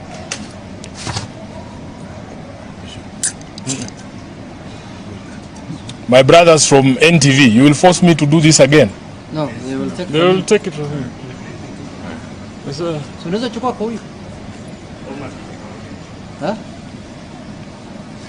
What do you think, Seth? Because it's very brief, I can run through it again. Are you Seth? But I'm not going to start if any other person comes in. I will only extend this to my friends from NTV. Okay. Yeah, so the Central Management Committee of ODM has met this morning to review the current affairs in the country. This meeting took place against a backdrop of continuing protests against the government across the country, the rejection of the Finance Bill 2024, the dismissal of the entire cabinet yesterday, and the offer by President William Ruto for consultations across different sectors and political formations with a view to forming, in his own words, a broad-based inclusive government that can assist in transforming Kenya. We stand ready to support the country come up with measures that can restore lasting peace and stability and address the long-standing issues like unemployment, the unending search for justice and equality, fighting corruption, negative ethnicity in our national life, instilling a tradition for meritocracy in appointment to public office, and ending the unfair and punitive economic and taxation policies. This conversation, in our view, must come ahead of other conversations on the structure of our governance going forward. As a party, ODM has never shied away from stepping up and having difficult conversations whenever the destiny of our nation is at stake. Indeed, it is said that it is in times of crisis that leadership emerges. The emerging issues and urgent need to address them is not about rescuing Kenya Kwanza regime or indeed Ruto himself.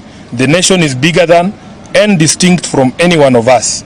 We see this as a chance to rescue our nation and pull it back from the precipice.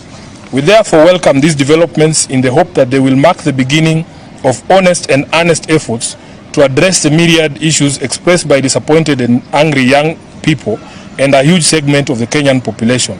As a party, we shall not fear to engage with the country, and when we do, we shall not do that in fear. We believe in fighting injustice and dictatorship in all their manifestations because we believe every single member of the country has a right to hold opinions, to express those opinions, and to be heard. This entire crisis was precipitated by a failure to listen to each other. It cannot be resolved by that same attitude. There is no table that ODM will not go to if the destiny of our nation is the main agenda. ODM will also not object to the presence of any other person or group of people on that table, no matter how outrageously different their view of the world is from ours. In order for us to have this important national conversation, we call on government to take certain immediate steps that we believe will create the necessary environment for those talks. Number one, the decision to fire his cabinet was a good start in our view, but the feeling across the country is that there still exists an atmosphere of fear that makes it impossible for people to speak freely. Ruto must fire the Inspector General of Police, the Nairobi Police Commander, and apprehend all police officers implicated in the murders of the over 200 innocent Kenyans in peaceful protests since last year. We call for a national amnesty for all persons arrested or charged in connection with protests and compensation for all victims of police brutality. Time is of the essence, fellow countrymen. That is the end of the statements, and because it's a Friday, please allow us not to take any questions. Thank you very much. Thank you. No, we will allow you to focus on this.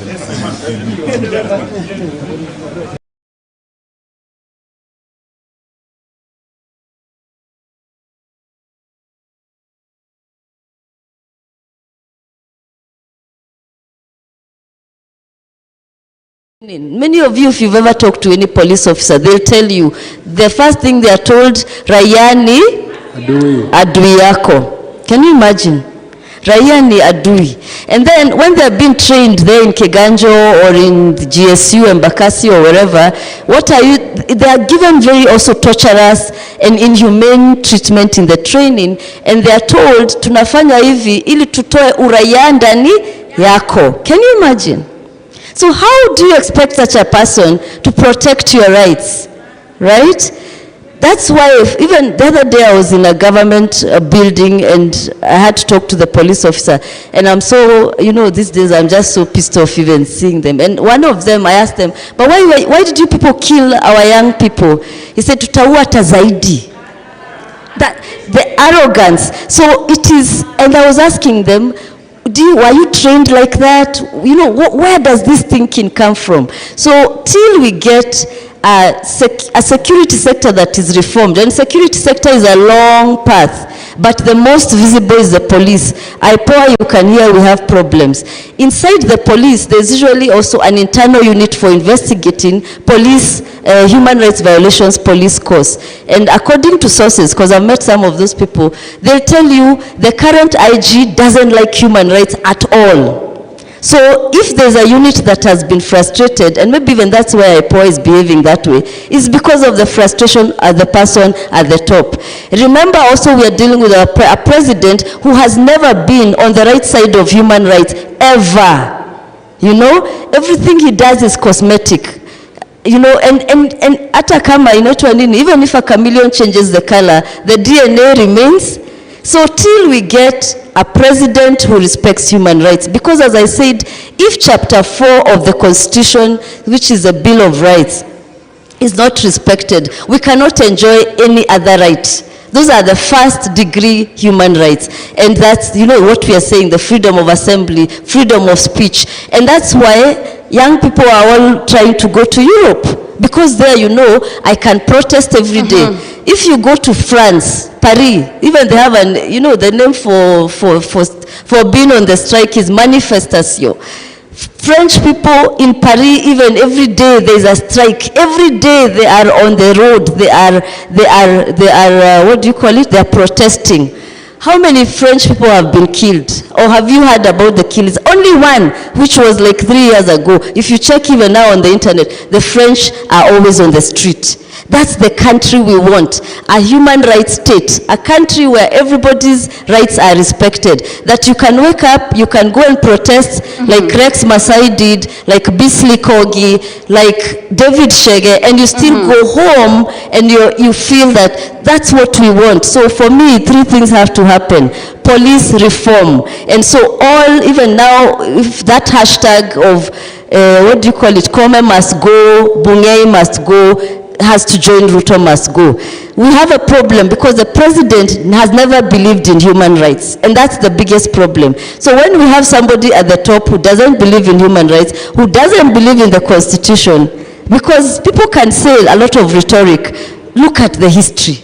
The history betrays them. So maybe they can change. I'm not saying they might not change. Hopefully, this generation, this third revolution, it's not actually a revolution. A revolution would need radical change of everything, like, the French Revolution and others. But I hope we can have radical changes. We must, of course, I celebrate Gen Z. I celebrate millennials. Bonnie and I and many others, we are millennials. Gen X. These are our colleagues. So also this idea of exceptionalizing Gen Z is good, but remember all of us have been involved in this, and it's been a journey. This should actually be Okoa Kenya or Liberate Kenya movement, because all of us, we are tired and we want to liberate our country. This is the only country we have. I lived in the UK for 10 years. I came back because we want to change our country. So, and hatuendi pahali pengine, ni hapa tu, we are going to make this country those countries that we want, where human rights are respected. Thank you.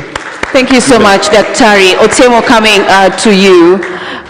From your insights, clearly, IPOA has failed. How do we now ensure that even as an oversight body remains accountable to Kenyans in light of police brutality? Very few remarks. I think the failure of IPOA should be seen or looked at in the broader context of the failure of the many accountability institutions that we created under the 2010 Constitution. IPOA was just one of them, and IPOA was to do the actual investigation and prosecution. But there was also the National Police Service Commission, and I think internally there was the Internal Police Affairs Unit, and then there is the Kenya National Commission on Human Rights, which is supposed to, actually its decisions are usually supposed to be at the level of the High Court. They can hold public inquests and pass decisions. So the problem is that I think we moved our feet on the pedal a bit, and the state took over, and these institutions have systematically been weakened, so we need to start reclaiming them, their independence. We need IPOA to work independently. We need the police to be able to be allowed to work independently without political interference.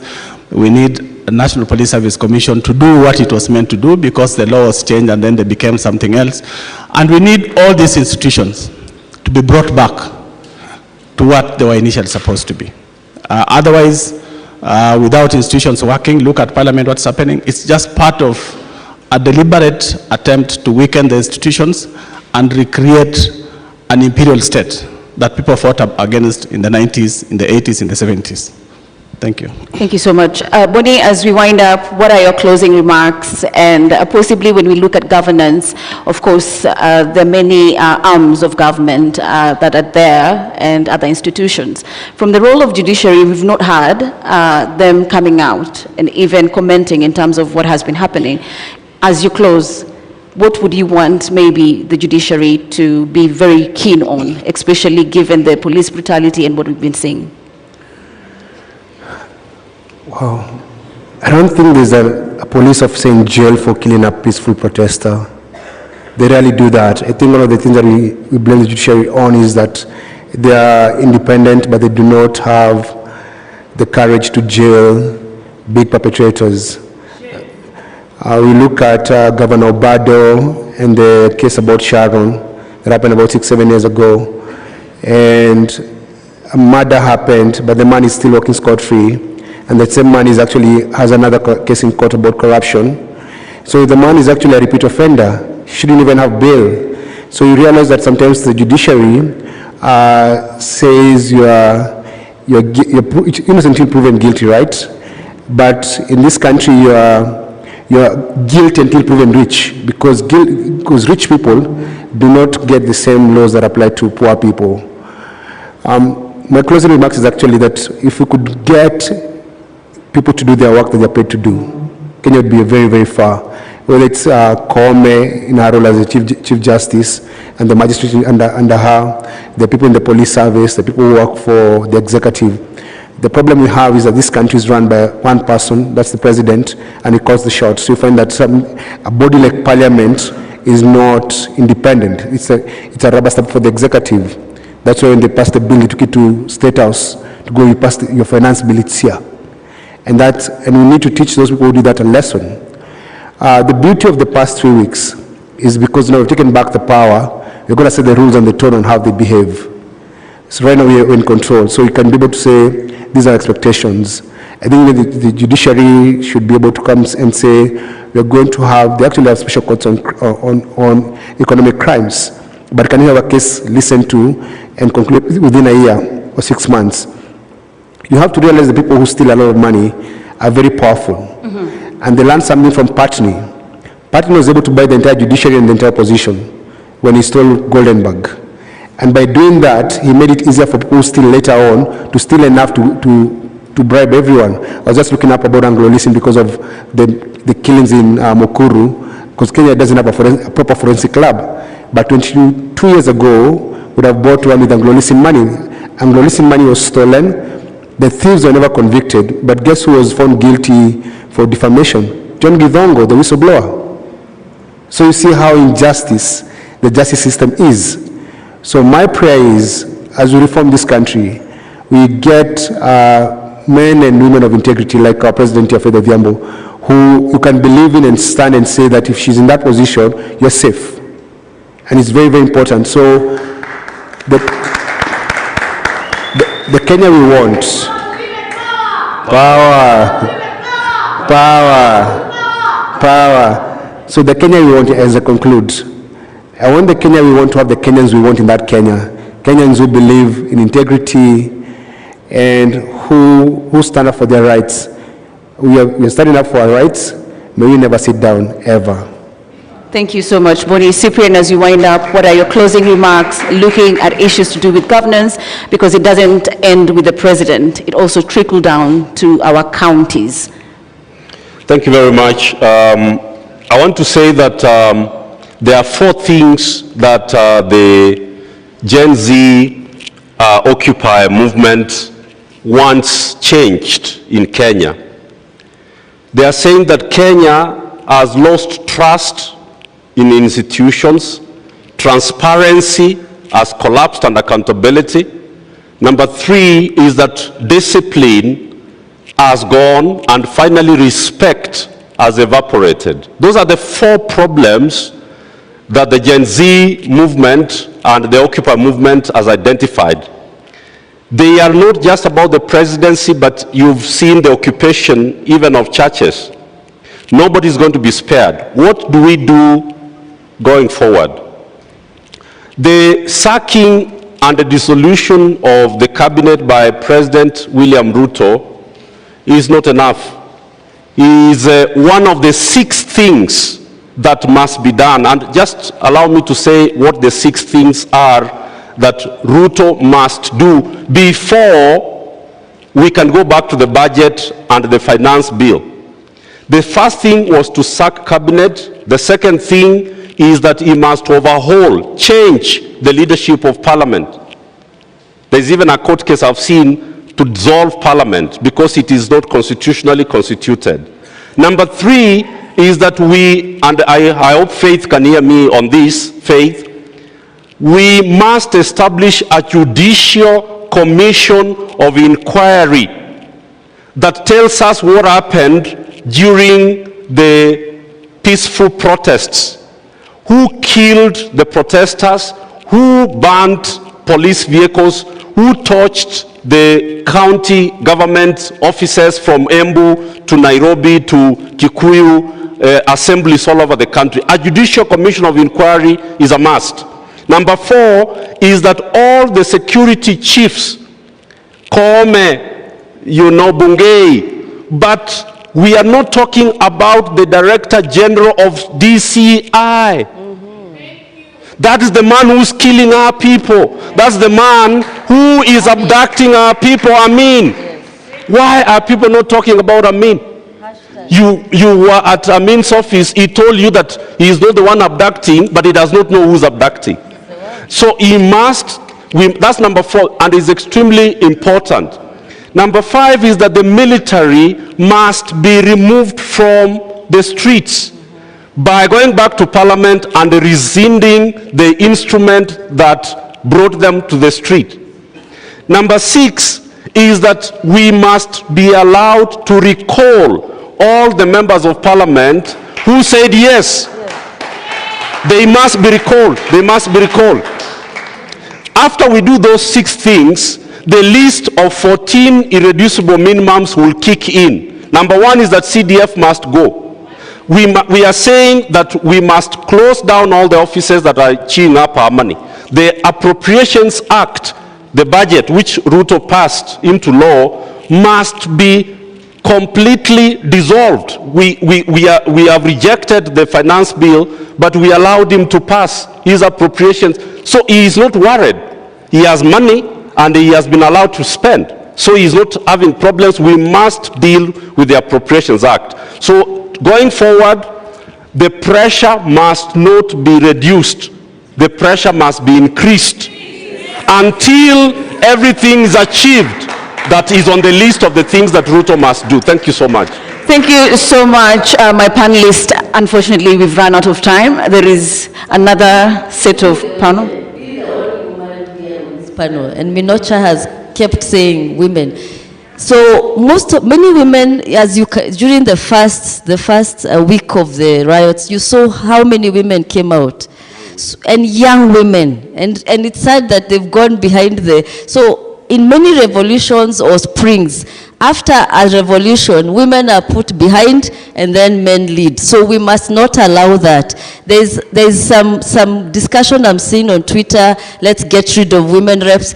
We have a quality problem for men and for women. It's not unique to women, right?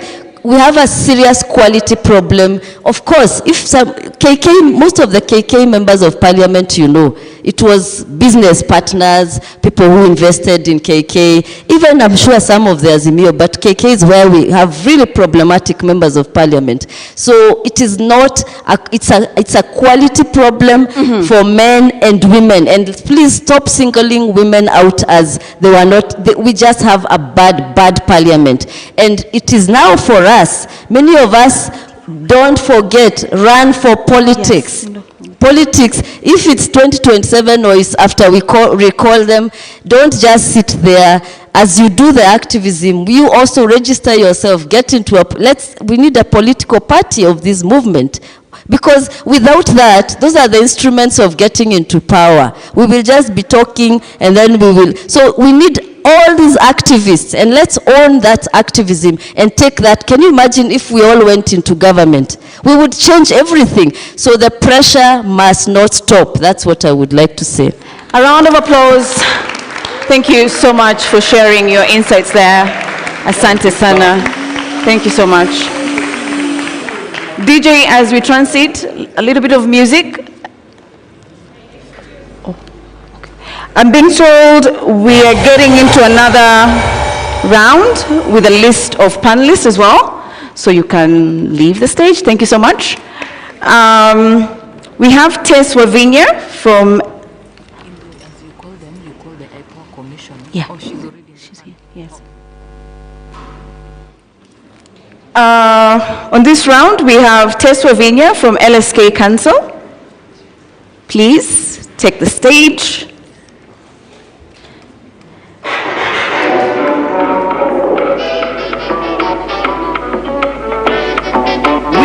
Have a youth that, if not properly handled, can be a time bomb that can blow this country to pieces. Is Tess in the house? Thank you so much.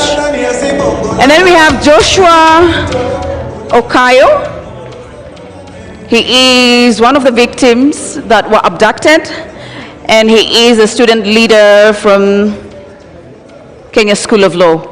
Please take a seat. To make the conversations more interesting, we have Commissioner Fatima Mohammed from IPOA. Thank you, ma'am. Please. And lastly, we have Diana Gishengo from Okoa Uchumi. Kindly, if we could have you on stage.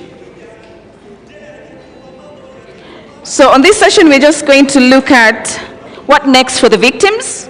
What are some of the legal instruments there is for them to institute so that they can be able to get reparations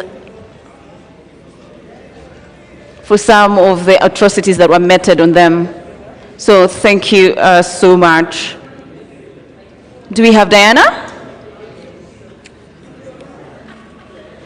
Diana, please, if we may have you. Thank you so much. So we'll begin from Joshua, just from a victim perspective, having gone through the ordeal. What do you think will justify some of the atrocities that were meted against you? Thank you. Nothing will justify the atrocities meted against me. And all those other people, the young people who were abducted, some of whom have since been found alive, but others who have been sadly found dead. Nothing justifies such actions. So yeah, nothing. Okay.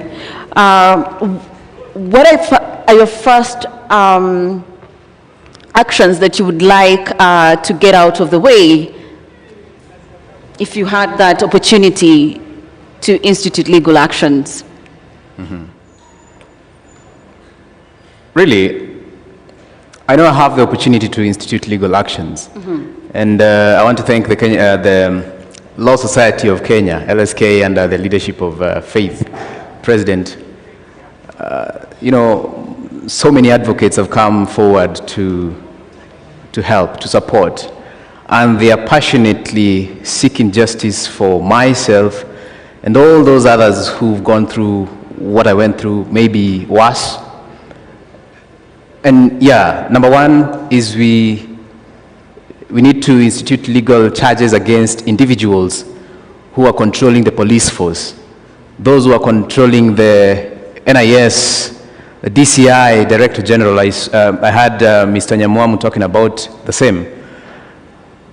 And after that, the victims also need to be compensated for all that they've gone through. And all that is going to be done in due course. I want to assure you that the team, the legal team at the LSK, and all other well-wishers are up to speed, and this is what we would like to see happen. Number one, criminal charges against individuals. Number two, civil charges against, civil, civil matters against the government and those involved, so that then we don't just see them serving sentences, if at all they will. I hope they do. But then ultimately, we also get to get back to our previous state of physical and mental state. Thank you so much, Joshua. Tess, moving to you. As a body, LSK, are you looking forward to possibly institute legal actions? And what are some of the supports that you're already giving to these particular victims of police brutality? Because there was issues of psychological trauma, especially for the victims that underwent the brutality. Yeah. Thank you very much. Well, allow me first to state that in our country, we have the Constitution. And in the Constitution, it gives guidelines on how the government is supposed to work from the powers that has been delegated by the people. They do not have the sovereign powers. And it's also from there that such bodies like LSK are formed to keep checks and balance to the government. Now, as you've asked me, what are the measures that have been taken? As LSK, our first mandate is to uphold the rule of law. When you're upholding the rule of law, we're reminding the government, the current regime, which is trying to do and act on its draconian acts, that justice is our shield and defender. And it is not a cloistered virtue. And that's why we called upon our young members to go on the streets pro bono, to live billable hours, so that we help those whom were peacefully assembling to protest and they were arrested, abducted and taken to police station or detained in places we don't know. We do not have the much capacity to take them to psychological places, but we've been able to partner with other people, with NGOs, with human rights organizations, with psychiatrical facilities, so that we be able to enable them to get such help. Because we are not in normal times anymore. We are in abnormalities. Someone goes to the street to protest. They don't go home. Their families are scared. They don't even know where their child has gone to.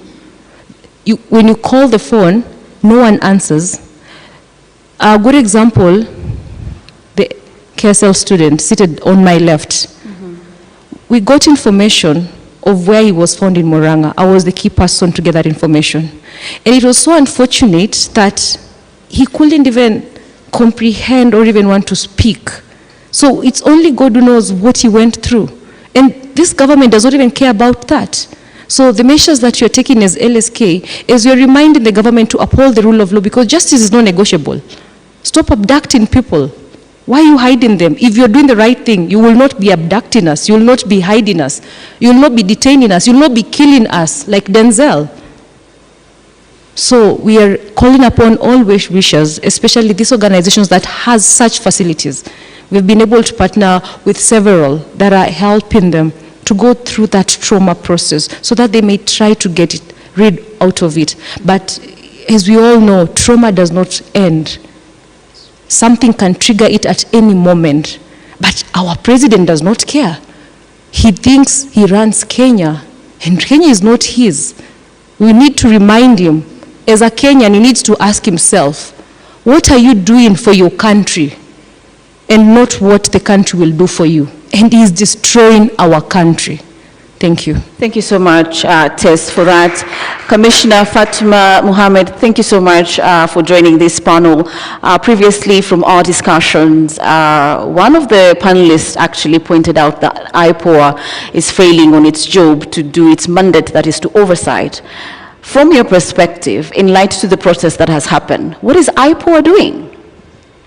Thank you very much and for giving us this opportunity to come and highlight exactly what we are doing.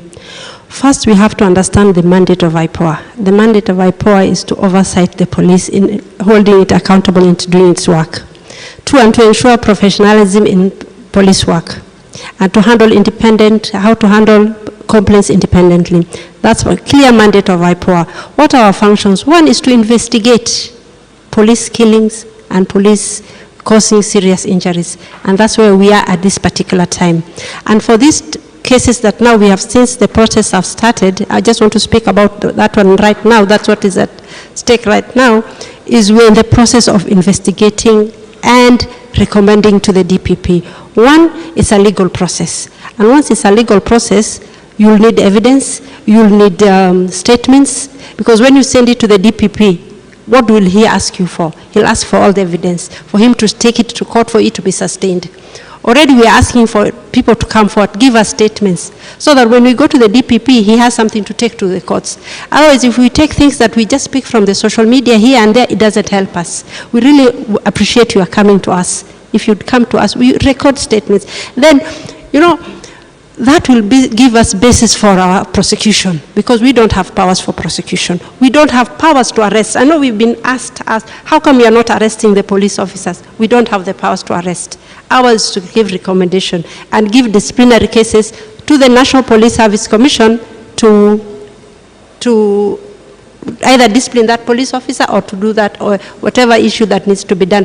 But as it stands right now, we are very advanced in many of our investigations, but what we are lacking is the crucial evidences that we need for prosecution. The DPP, we work together every single day, and is always asking, where is the stage, at what stage have you reached here? Now that is where we are, and we'd be asking kindly if we could have evidence from the public. Come to us, talk to us, record statements with us. Then we can have a credible case to hand. Otherwise, what we are getting, social media from here and there, we go out of our own motion, because we have the powers out of our own motion to go out and investigate and call upon you, come, this is what you have said, get it done, let's do this, let's do that. Then it's not able to happen. So with the basis of that, we are not able to move forward. Yeah. Before I come to you, Diana, sticking to Commissioner Fatma, do you have mechanisms where you actually ensure that those that come forward are actually protected? Yes. Because with issues to do with abduction, I mean, the trust that is there can be actually very little. We really try as much as possible to hide the identity of the staff or whoever witnesses we have.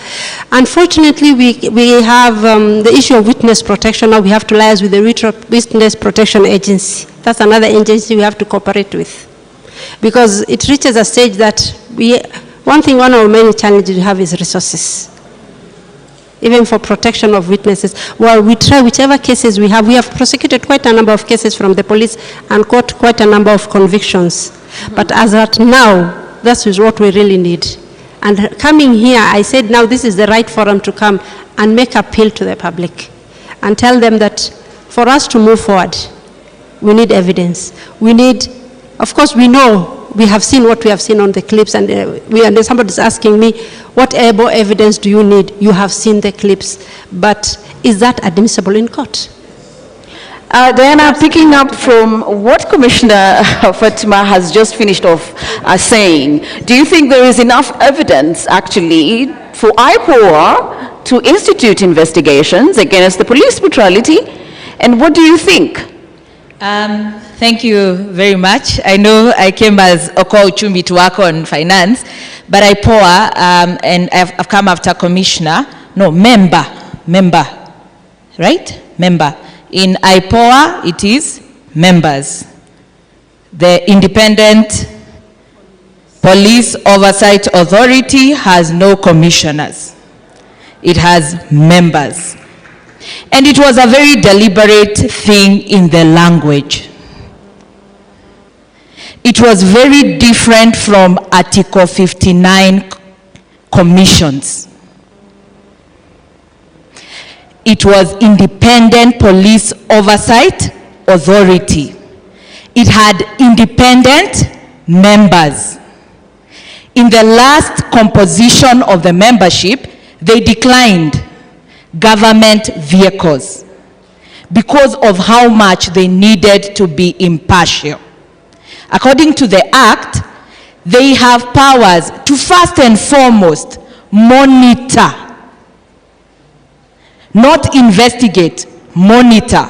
So as Gen Zs and Kenyans are reporting about incidences of police brutality, IPOA has a legal mandate to monitor. We ought to have seen their statements before anybody else. They have full powers to investigate and move straight into a judicial inquest. Where is the inquest so far?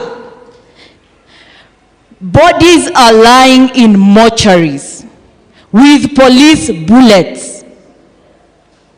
What else do you need? What else do you need?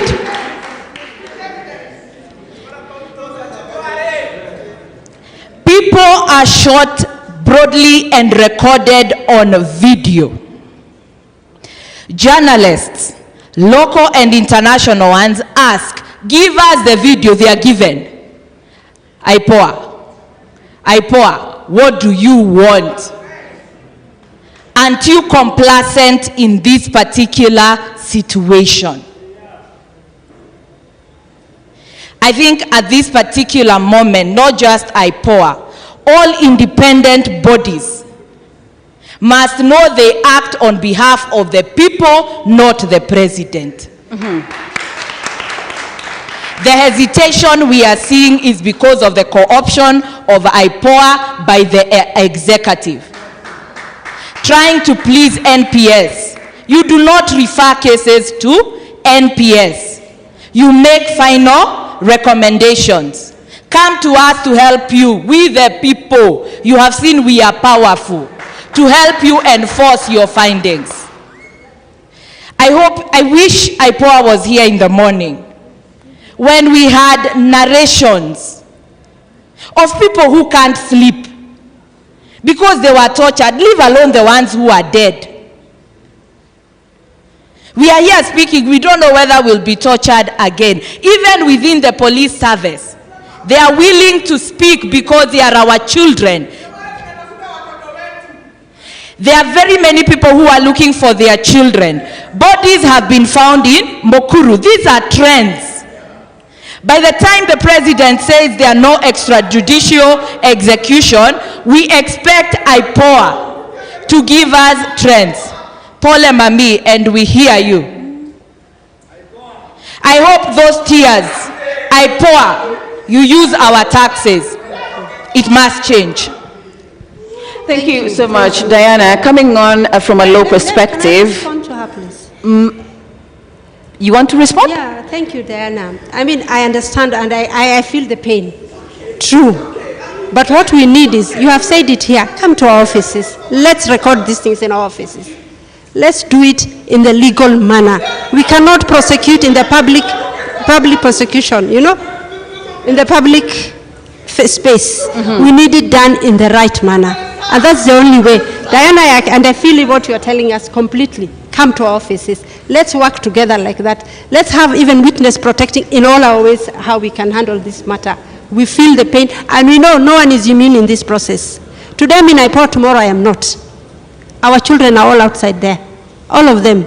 So we cannot say this is one issue that we can ignore. We cannot. We need help. We need all kind of evidence that we can have, so we can push this issue forward. We are all together in this. There's no way that I'm saying that it doesn't happen to anybody. It's all of us inside this thing. And nobody is going to say that we are safe from it. So what we really need, let's come together, let's work together, let's push this agenda forward. We have shortage of resources in our IPOA. We are overstretched. We cannot be in every sector, but if we partner with social justice centers, if we justice with everything else, we'll be able to move forward. Yeah. Thank you so much, Commissioner Fatma. Coming back to Tess, if I may have your attention, Diana mentioned an inquest, and there is the issue of reparations. Is it enough for people that were tortured and even experienced the impact and the effect of the protest to get justice? Is it enough? Thank you very much. It is not enough because it is not being done. If I may retaliate, the mission of IPOA to conduct impartial and independent investigations, inspections, audits and monitoring of the National Police Service to prevent impunity and enhance professionalism in the interest of the public. We the people, the sovereign of this country is we the people. When that inquest was supposed to be done, they are not doing it. They are telling us to go to their offices. We are in an era of social media. We are not in 1972, where when someone is brutally killed, abducted by the police, it cannot be seen out there. Bodies are being found everywhere. Today, bodies have been found at Mukurwa. Are they investigating? Are they acting suo motu? Yet it is an independent body that can act suo motu to process those inquests. Are they doing that? She's saying that they don't have the budget. Have they come to the Mwananchi to tell us that? Are they waiting that when we need them, it's when they come and tell us that failure? Why are they not doing what they're supposed to do? It is not enough until it is done. Thank you so much. Joshua, coming to you, you are a victim. What support do you need, not only you, but also from your family, because they experience the whole ordeal, even as you get abducted? What do you think are the initial supports that you need, you and your immediate family members? Thank you. I think before I get to the question as to what support I need, myself as an individual and the family, let me speak to this issue just a little bit. A few days before we got to Thursday, the second biggest protest, so many MPs in Parliament were saying that these are photoshopped, photos have been photoshopped, and these are not real figures, these are not real protesters. These are just, young people from young children. They were actually calling us kids from middle-class families who, with Uber and iPhones and everything, until they saw the real deal on Tuesday, the 25th of June.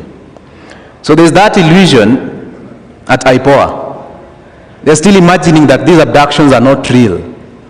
They're still imagining that, these people go missing and then they are found dead or some found tortured.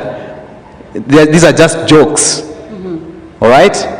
Even with the bullets in people's bodies, they still think this is a joke. Or they think there's a special group of people somewhere that are not the police or that are not being, patronized by the government that are doing these killings. So the IPOA live or they are working, I don't know whether they're working really, under an illusion that these are false abductions, these are false killings, and probably I think in their heads they think no one has been killed so far by the police.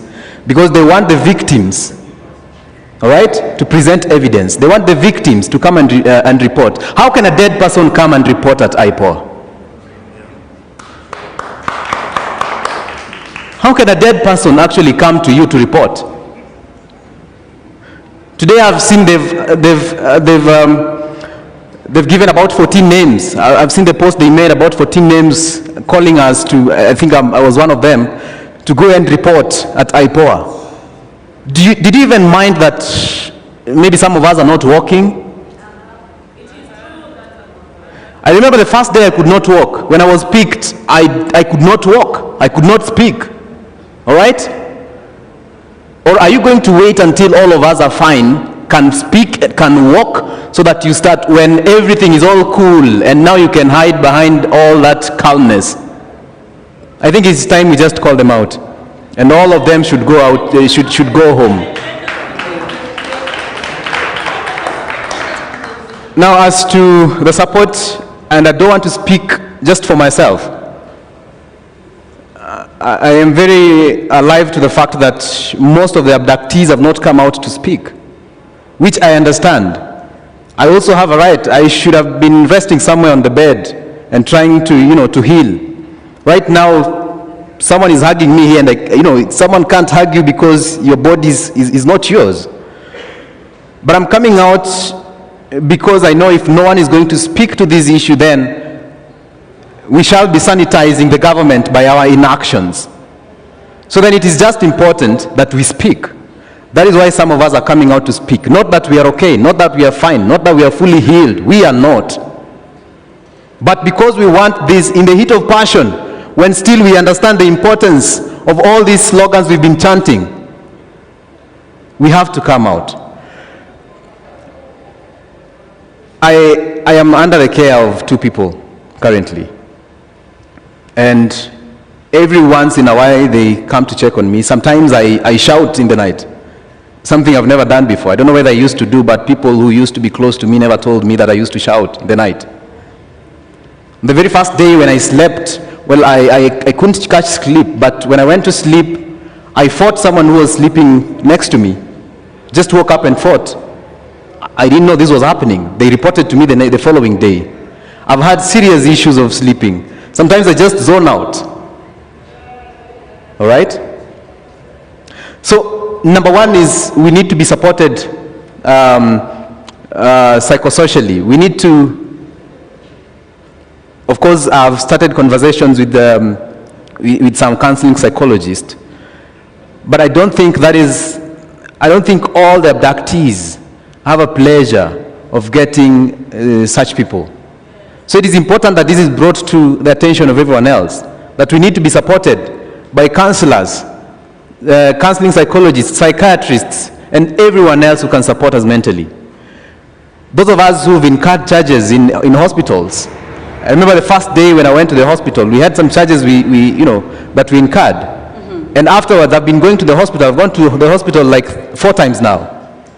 Every time going for reviews, every time going for checkup. And my left arm is still not functioning. Why? Because I don't know really why, but they can't find what's up with my arm, especially the upper part of my left arm.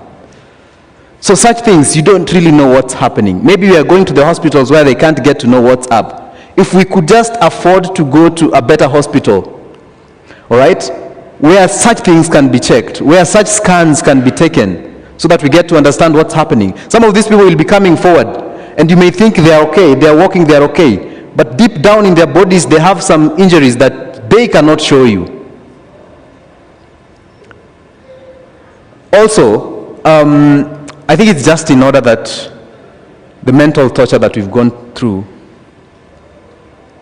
and this is not a burden I'm going to put to the general public. This is a burden I'm going to put to those who are behind the abductions and killings. May we be compensated. Thank you, Joshua. Diana, coming to you, one of the things that I picked from Joshua is the fact that a lot of the victims are yet to come out and share their experience. And it's my belief, one of the many ways in which people begin to actually comprehend what happened to them and even begin maybe the process of healing is actually by talking. As an organization, and even as you join in the conversation, how do you think we can be able to bring out the victims to actually now share their own first account just as a way of getting that healing?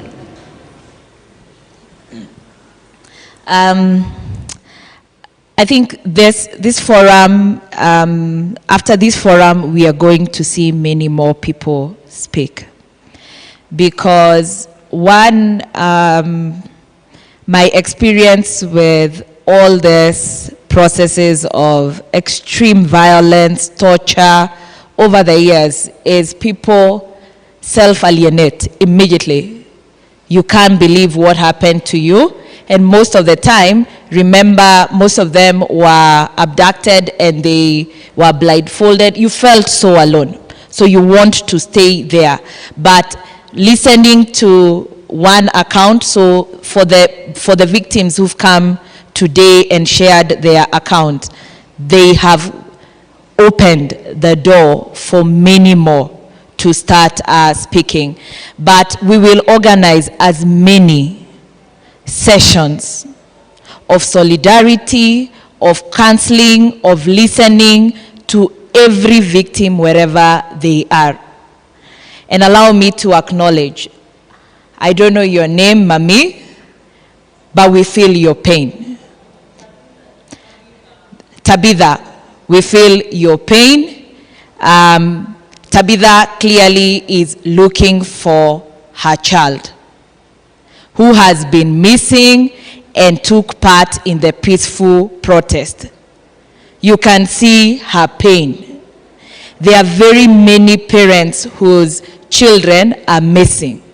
They don't know where to search, but you can't silence a mother who does not know where their child is. So the more we keep speaking and spotlighting these stories, we will create avenues for that.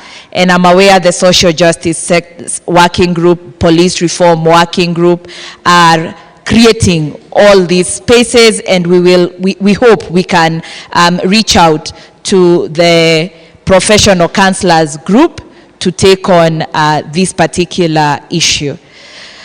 But allow me to urge the member from IPOA.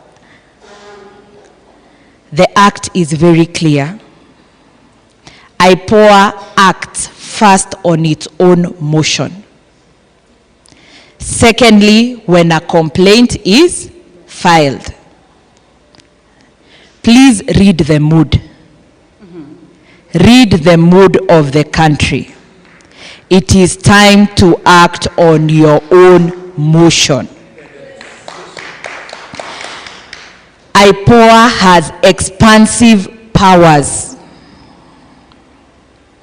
to take over any investigations around the service. They have powers to summon the IG, summon Bungei. How many bullets did you shoot? Give us the record. You have more privilege and power than any victim will ever have. And please do not go to another space and tell us to come to your office. We are taking victims to counseling rooms. We are taking them to hospitals. We can't be taking them to IPOA as well. Please, IPOA in the past, particularly during the 2017 violence in Nairobi, in Migori, in Kisumu, gave us daily updates. Gave us daily updates of police killings, of people who are missing, of enforced disappearances. We relied on their data to infer the trends. Surely, budgets may have been slashed, technology has grown. Organizations working in this sector, including the Law Society, they have data. Reach out, cooperate. Please, you have a place in ensuring that women like Tabitha get justice and their burden is lighter. Allow me to pause there. My word is the budget. Thank you so much, Diana, for that. If you may pick up the microphone, Commissioner Fatma, kindly, whatever Diana has brought out, you may answer as you put forward your closing remarks. Thank you, Diana. And I have heard The mic, kindly, the mic is not on. Thank you, Diana. I've Thank heard you very clearly, and the mood of the public we have had loud and clear. And we are working towards ensuring that all what we are asking is patience. And for true, I know time is not there. You're saying no, there is no time, but time is there. Because at the end of the day, what do we want to achieve? We want to achieve justice. We want to achieve the person who is responsible, even if it's going to be the IG, and definitely it will be the IG, he will be held accountable. That's a must. It will take place. Maybe it might not place today, but it will. That is one to assure the public that we conduct very credible investigation, watertight. We want when you take to the DPP, he doesn't return it back to us. He doesn't say, oh, go fill this gap, go fill this gap. We'll come to your spaces. Please open up to us. When we come looking for you, don't hide yourself. Don't say, no, I'm not going to take. And we want to assure you very clearly that for sure, we will protect your identities in terms of witnesses. I know you're saying victims are dead, they can't speak, but they have relatives. They have, and we don't want to have dead people, to be honest. We are looking for a process that we all inclusive. You all support IPOA. IPOA needs the public support in terms of getting funding, in terms of getting all issues that are needed for us to ensure that justice is served. It will be served.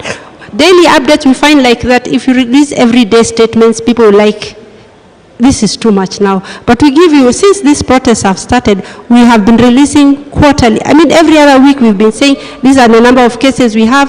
Up to our record, we have up to 39 dead. There could be more. We're asking for more space, for more information. We will come to you. If you feel that you cannot come to our office, Diana, we are ready to come to your to the social justice centers. We have our working MOU with LSK, very clear. We have signed one so that we can cooperate. We are looking for cooperation with members of the public. We are looking with cooperation for any institution, civil society. We have gone to Bunge ourselves asking for more funds, more powers, because we are very limited. You're saying we have powers, yes, but it's up to a certain limit. We hand over the files to National Police Service Commission for disciplinary.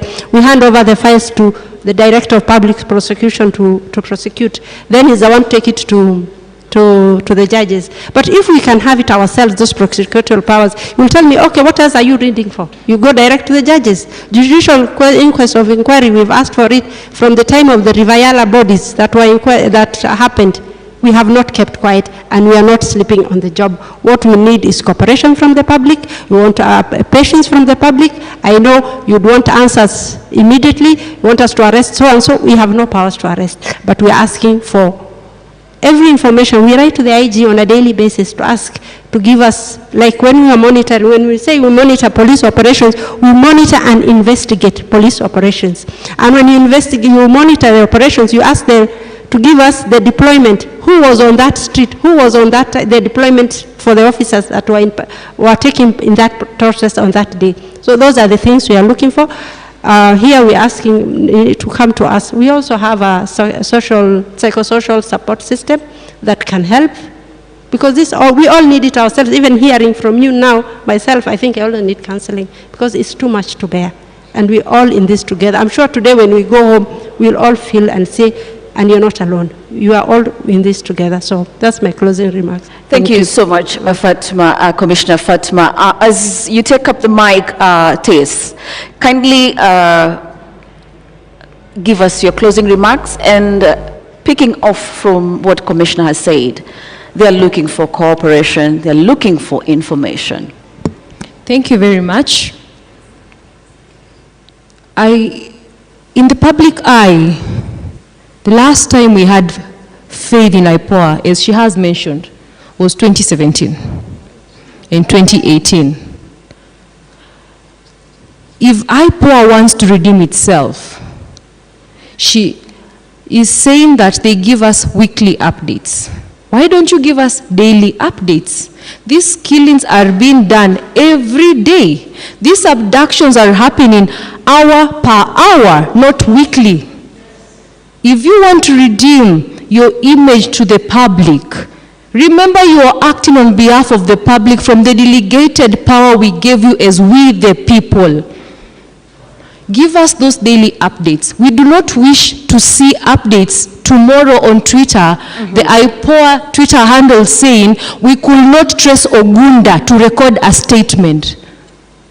You can find Ogunda. You can find those abductees. Yes, we do have an MOU with LSK, but have they written to us to help them to get the information on the ground? No. So if IPOA wants to redeem itself, please take up the mantle.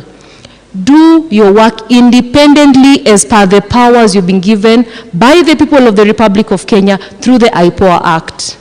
Go on the ground, investigate, get to know, and I'm sure once we start seeing you on the ground, we will willingly come, restore your image, and we will willingly cooperate, because we want, as we are saying, we do not want dialogue, we want action.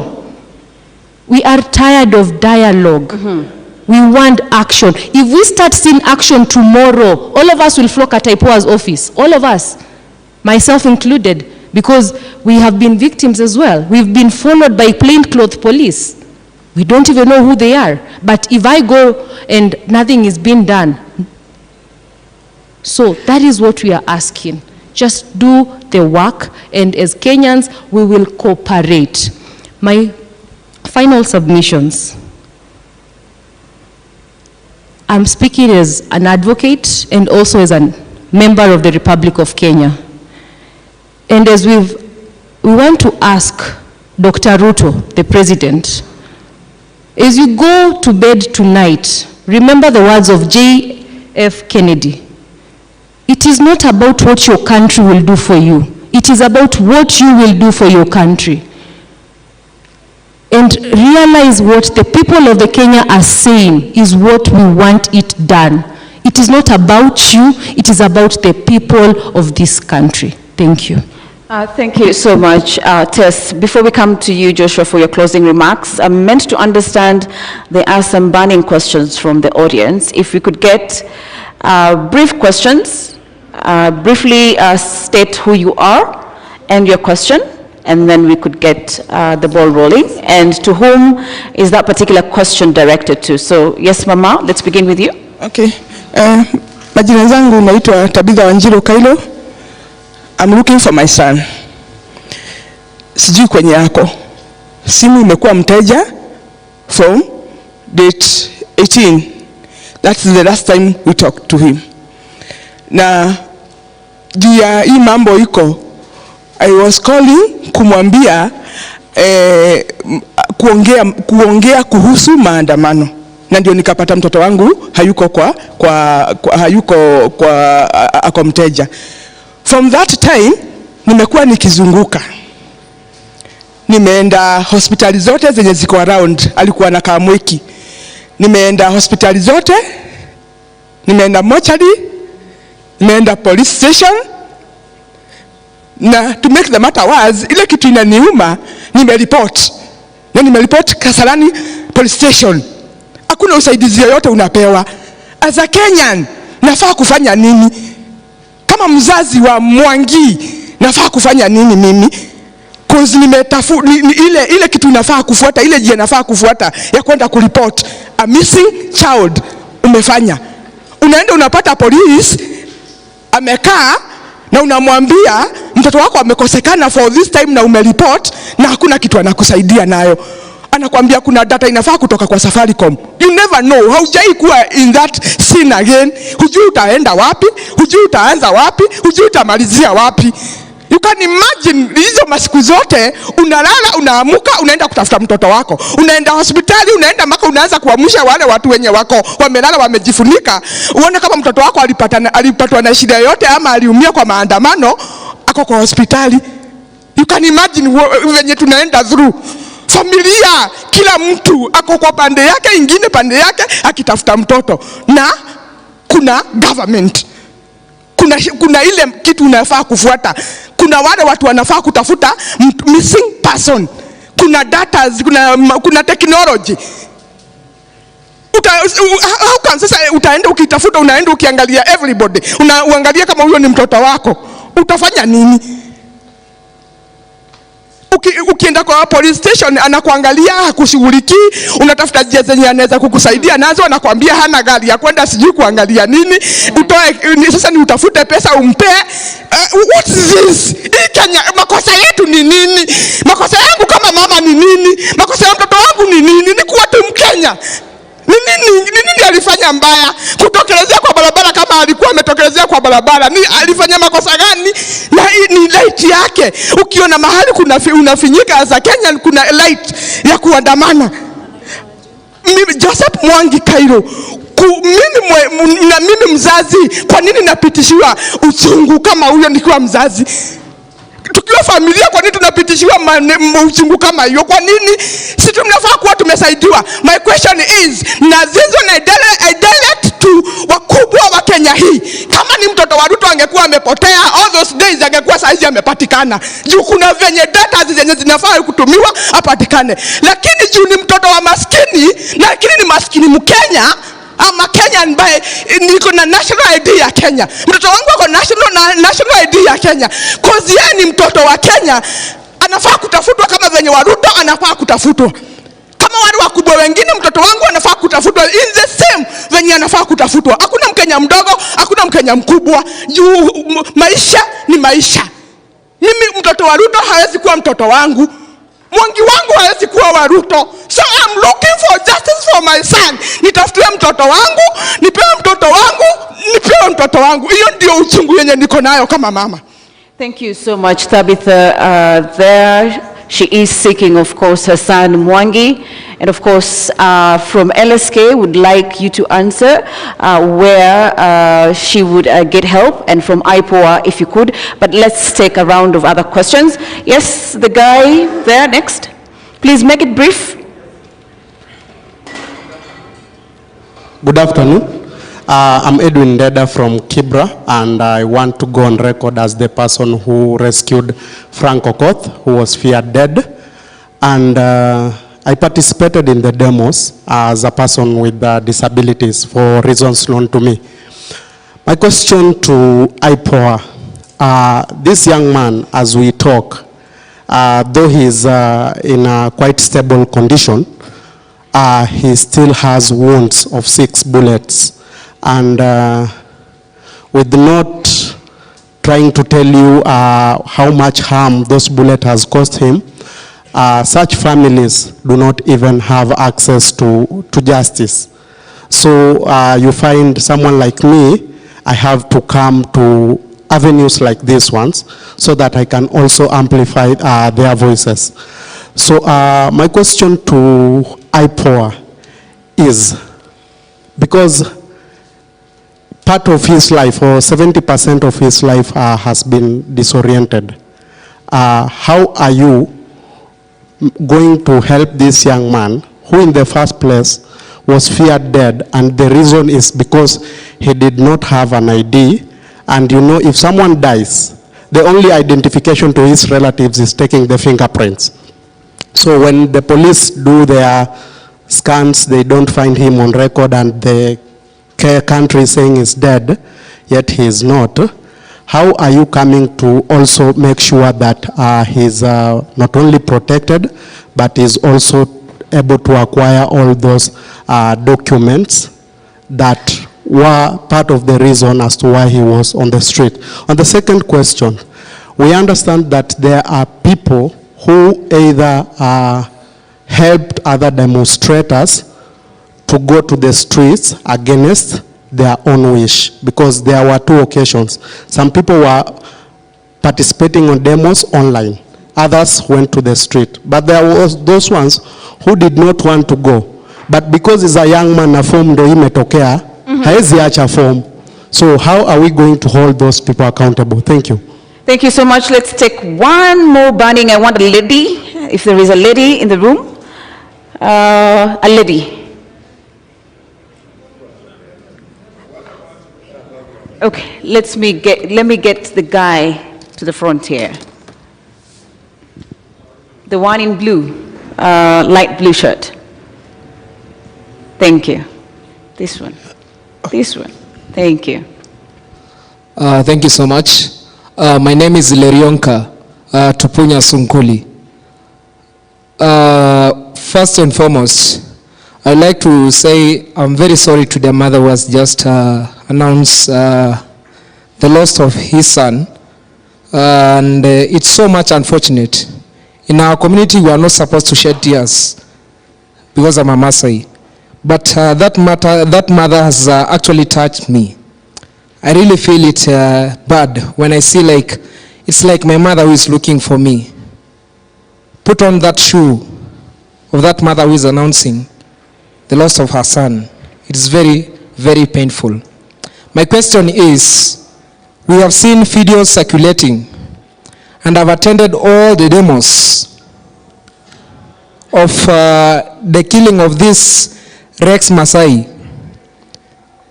And the police have been masked out by the public, including the girlfriend, including his sons, the photos, but nothing has happened up to now.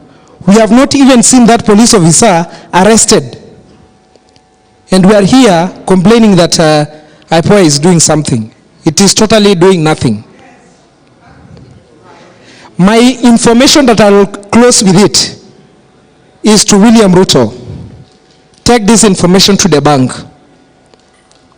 We are waiting for you. God is also waiting for you. God is also waiting for you and watching for you. Charlene Ruto, please stop lecturing the youths. We have never seen any daughter or any son of a president coming to speak for the youth. Who are you? Go and nurse your injuries there. Thank you. Kindly, if you could just pass the mic here. Thank you. Please, let's make the questions precise, yes, to the point, because we are running out of time. Please, if you may. Thank you. My name is Isaac. My question goes to the madam from IPOA. There are photos, videos circulating online. I believe you have seen them. As per now, how many police officers have been prosecuted? Number two, last year during Azimio demos, very many people were killed. The issues were reported to IPOA. Even photo evidences were there. As per now, 1 year later, how many police officers are in court answering for killings of innocent protesters? And are we expecting any action anytime soon as far concerning people that were killed in the recent demos? If not, when are you guys from IPOA resigning, going home, so that we can disband that IPOA, we create a system that functions? Thank you. Please, let's ensure that your questions are very brief because of time. Kindly, the lady, and then we will close at that point. Thank you. Good afternoon. My name is Ruth Ambogo, and mine is just to make a very brief statement. I happen to be one of the people who have been actively taking care of the people, some of the victims who went through whatever they went through during these demonstrations. And from my observation, all I would say is that these people need the support of the community. You know, sometimes what happens is that when someone, for instance, is abducted and found, people now go quiet and think that all is well. These people need beyond telling them pole. These people need you to act beyond asking them questions about what they went through. They need your support. They need your presence. Some of them need you to physically come and sit with them and just, you know, spend some time with them. So if you hear or know of any of your friends, close friends, distant friends, who have gone through these horrendous experiences, find some time, look for them, but most importantly, do not bombard them with questions about what they went through. At their own time, they will tell you, and in their own fashion, they will explain to you what they've been through, but that support is very necessary. And the support should go beyond psychological support. Some of them need financial support. Some of them need to relocate from where they currently, or where they used to live, because they're not safe where they used to live. I hope you guys get me, right? And I'll donate 30 seconds to the LSK member to ask a question. Because you're running out of time, I would like Commissioner to answer kindly. Let me throw in just 1 second question. I want the Commissioner to give us an update. They are saying they have confirmed 39 people were killed. Were they involved in the pathologist, have they recovered the pathologist report, ballistic report to know where the guns came from, where the bullets came from? Those are the things we want to know so that we're able to know who are the guys we are going after. So they're not just stories of action. And so we want to know what have you done with the data. Thank you. Thank you so much. So please, Commissioner Fatma, if you could, a lot of the questions were directed to you. The first one from Mama Mwangi, if you could, as IPOA, as an oversight authority, how can you help her to find his son? And then there was another one that was directed to you from a gentleman that was seated in the middle. There's a guy that has lost much of his ability to do anything, 70%. How do you ensure of his safety even as he continues to give information to IPOA? And what are some of the financial support from your organization that you can be able to accord the guy? And then the other question that came from the other end is, what are some of the cases as IPOA has instituted so far, and how many police are behind bars? Okay. Thank you very much. Mama, I feel you. As a mother, I know what you're going through. And I just want to assure you that we'll work together. We'll see how best it is that we can help you so that we can also get your missing son. And it comes to the issue of Rex Masai. We have attended, we have reviewed the clips, the CCTV cameras, and we find the suspect is still at large. We have done post-mortem, we were there. We are looking at the ballistics. You know, we don't even have labs to check on this ballistics. We rely on DCI. That's also another shortcoming that we have. So when we get DCI examining the same ballistics that they are using, it becomes a bit difficult. That is why during the task force of the Maraga, we recommended that the DCI forensic lab gets out of the DCI. It becomes independent. Those are the part of the reforms that we need as a country. For that way we'll be able to analyze. So when we attend, we are not able to get ballistics. It becomes very difficult. What we're in the process and seeing how best. We have written letters to the IG to ensure that we get the correct number of details of what is missing in our report. In fact, the case of Rex Masai, we are almost closing in. And at the end of the day, I want to assure members of the public, we will get justice for Rex and all the 39 or 40 members who died of this Kenyan Republic. Postmortems we have attended, we are recording statements. At the end of the day, we will assure you that we will have justice. I think that's where I want to leave it at. Thank you so much, Commissioner Fatma.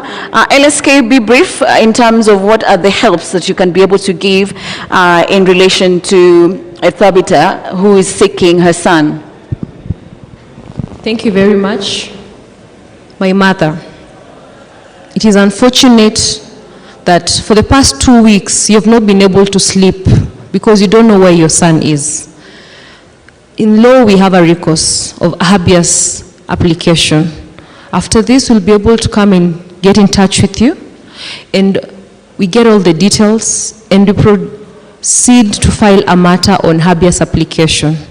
Because, as it has been narrated, it happened during the Mandamano, and it is known it is the police who are abducting. So we are going after them in that habeas application to produce him. Thank you. Thank you so much, Tess. Let's get the closing remarks from Joshua as we wind up this session. Of course, the discussions are ongoing on Twitter, formerly now called X, so you can continue the conversation there.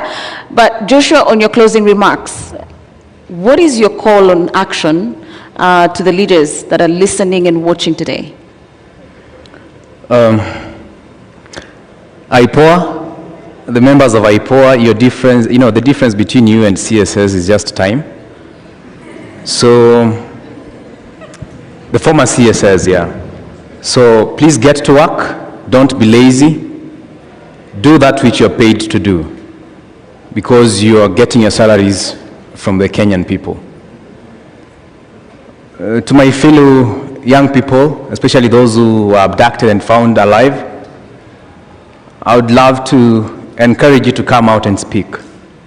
Because if you don't speak, if you don't tell people what is really happening, what this government and the police are really perpetuating, then no one is going to know the dark side of the police and the government at large.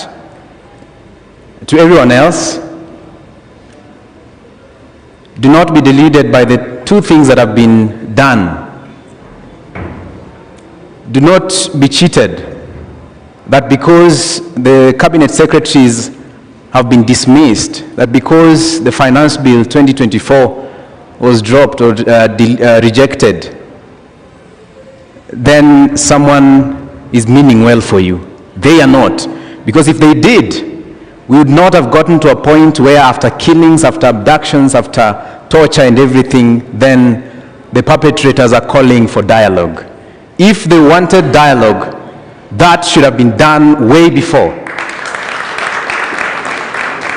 If they indeed meant well for the people of Kenya, and they wanted to engage the young people and act upon their requests and demands, they should have done this.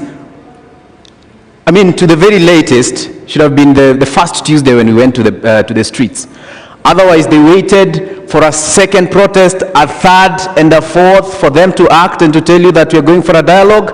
It's not going to work. They have not changed. They are the same people. They are the same people, the same characters, and they will be making the same decisions. Right now, they will make something that makes you happy to make you think that they're going to change. They're not going to change. Let us heed to the call to focus on the bigger goal, which is an overhaul of this government and let them go home. Because ultimately, no condition is permanent. Ruto must go, and this is a just cause. And when the cause is just, conquer we must. Please help me say that. When the cause is just, when the cause is just, when the cause is just, when the cause is just, and indeed we shall conquer. Thank you. Thank you so much, Joshua, for that powerful closing remarks. At this point, I'd like to close. Make my closing remarks. Oh, you didn't? No. Oh. Thank you. Mine is twofold. One, in addition to IPOA, the NIS is also supposed to have a similar oversight body under Section 66 and 67. It has never been operationalized despite numerous court ruling. The National Intelligence Service, that's a major area. Then the second area is, and the chair of the student at KSL has clearly indicated that this revolution is being given to us with a lot of trickery and treachery. When the president rejected the finance bill, we all felt a sense of a win. But the following day, he signed something called the Appropriations Act. That gives him full powers to spend the budget that he created with the wrong priorities and so on. He said he needed to do it before June. People, that is a lie. The Constitution anticipates that we can close a financial year without an Appropriations Act. And thereafter, the government will only be allowed to spend 50% until a proper Appropriations Act has been passed. He has said he will amend it using a supplementary budget. Supplementary budget is for additions, not for deletions. Please, let us demand a new budget that has the people's priorities. Otherwise, he still has all the money to continue violating us. Thank you. Thank you so much, Diana, for those closing remarks. We thank you for sharing and the discussions that we've had, and we wish you well, Joshua, even as you seek justice for what was meted against you. So at this point, I'd like to invite the LSK President, Faith Odhiambo, to come and give her closing remarks. Thank you so much.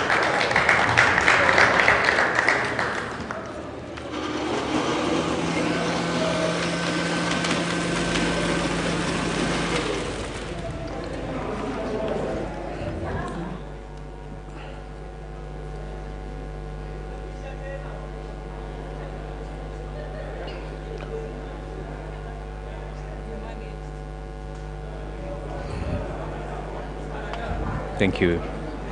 Good job you're doing. How are you?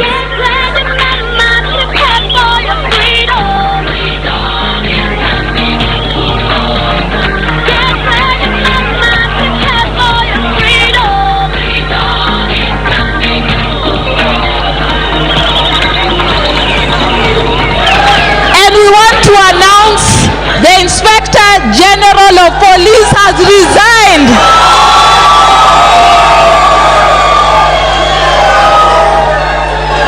People's power, people's power.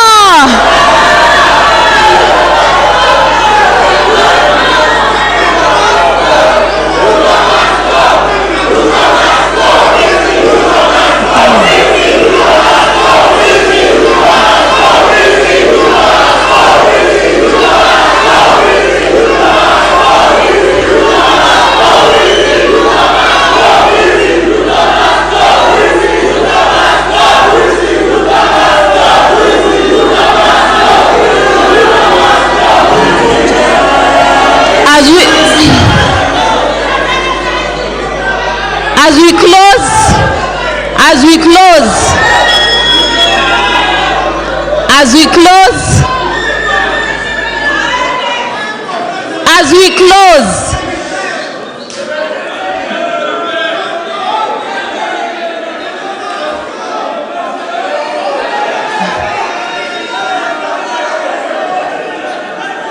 as we close, give me 2 minutes, 2 minutes, 2 minutes.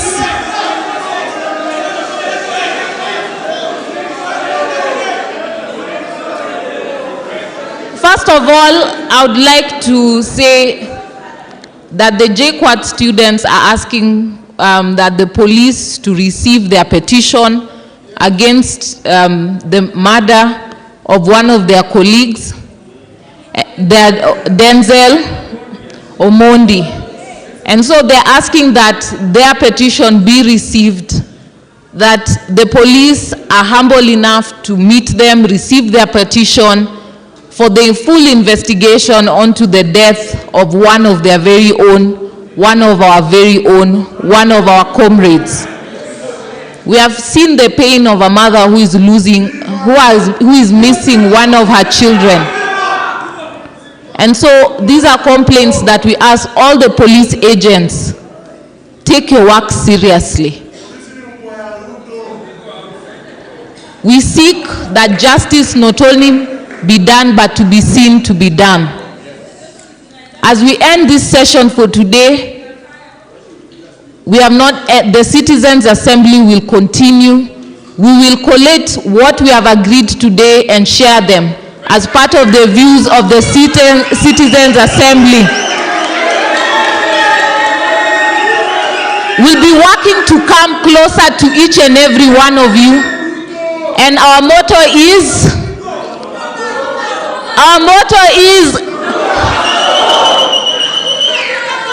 we are leaving no man behind. We will leave no man behind. So we invite one of our very own to end this session. Wenye hawatusikii tutafanya nini? Tutaanguka nayo. Viva comrades, viva! Viva comrades, viva! I want us to take a 1 minute moment of silence for all the lives that we have lost. We are going to say their names, and when we say their names, you're going to say Viva in their honor. Denzel Omondi,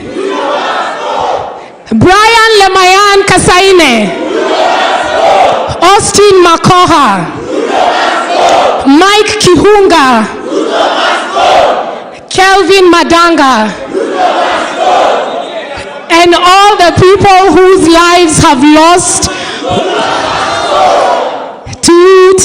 Tutasonga kwa mapinduzi, tukomboe Kenya na wananchi wote. Social justice tupe uwezo. DJ. Haya, tutaimba wimbo wa mapambano. We'll raise our left hands in honor of our country.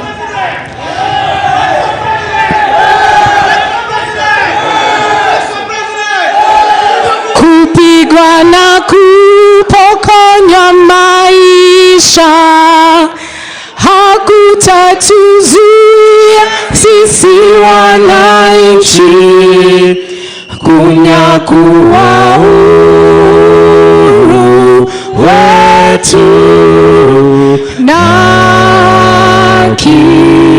ya jasho letu na ya jasho letu.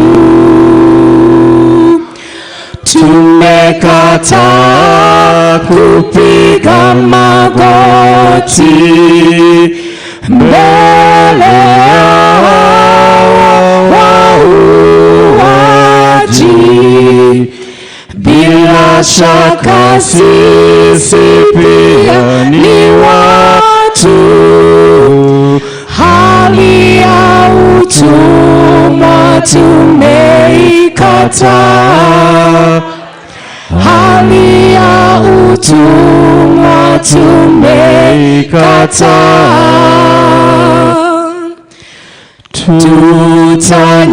Tutanyakua mashamba yetu, tupiganie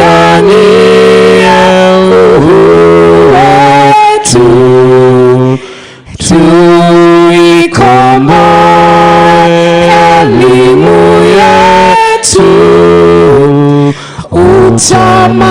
utamaduni na viwanda vyetu, utamaduni na viwanda vyetu.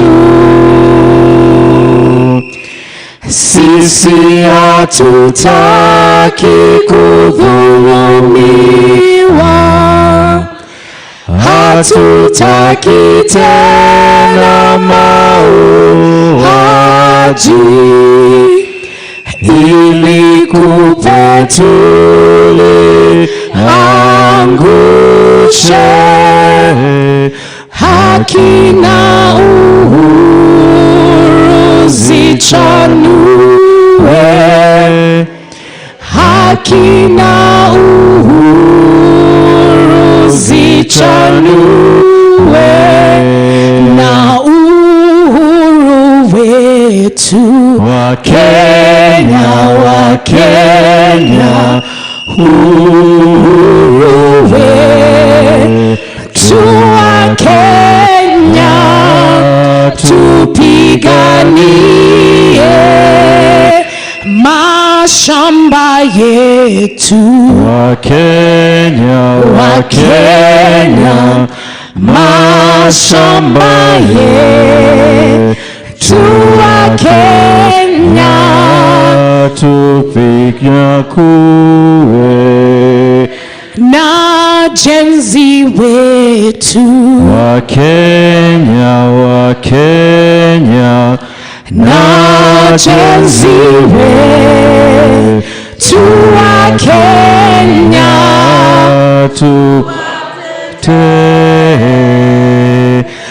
katiba yetu. Wa Kenya, wa Kenya, katiba Katiba tuwa Kenya tutekeleze. Oleyo, oleyo, oleyo. Viva.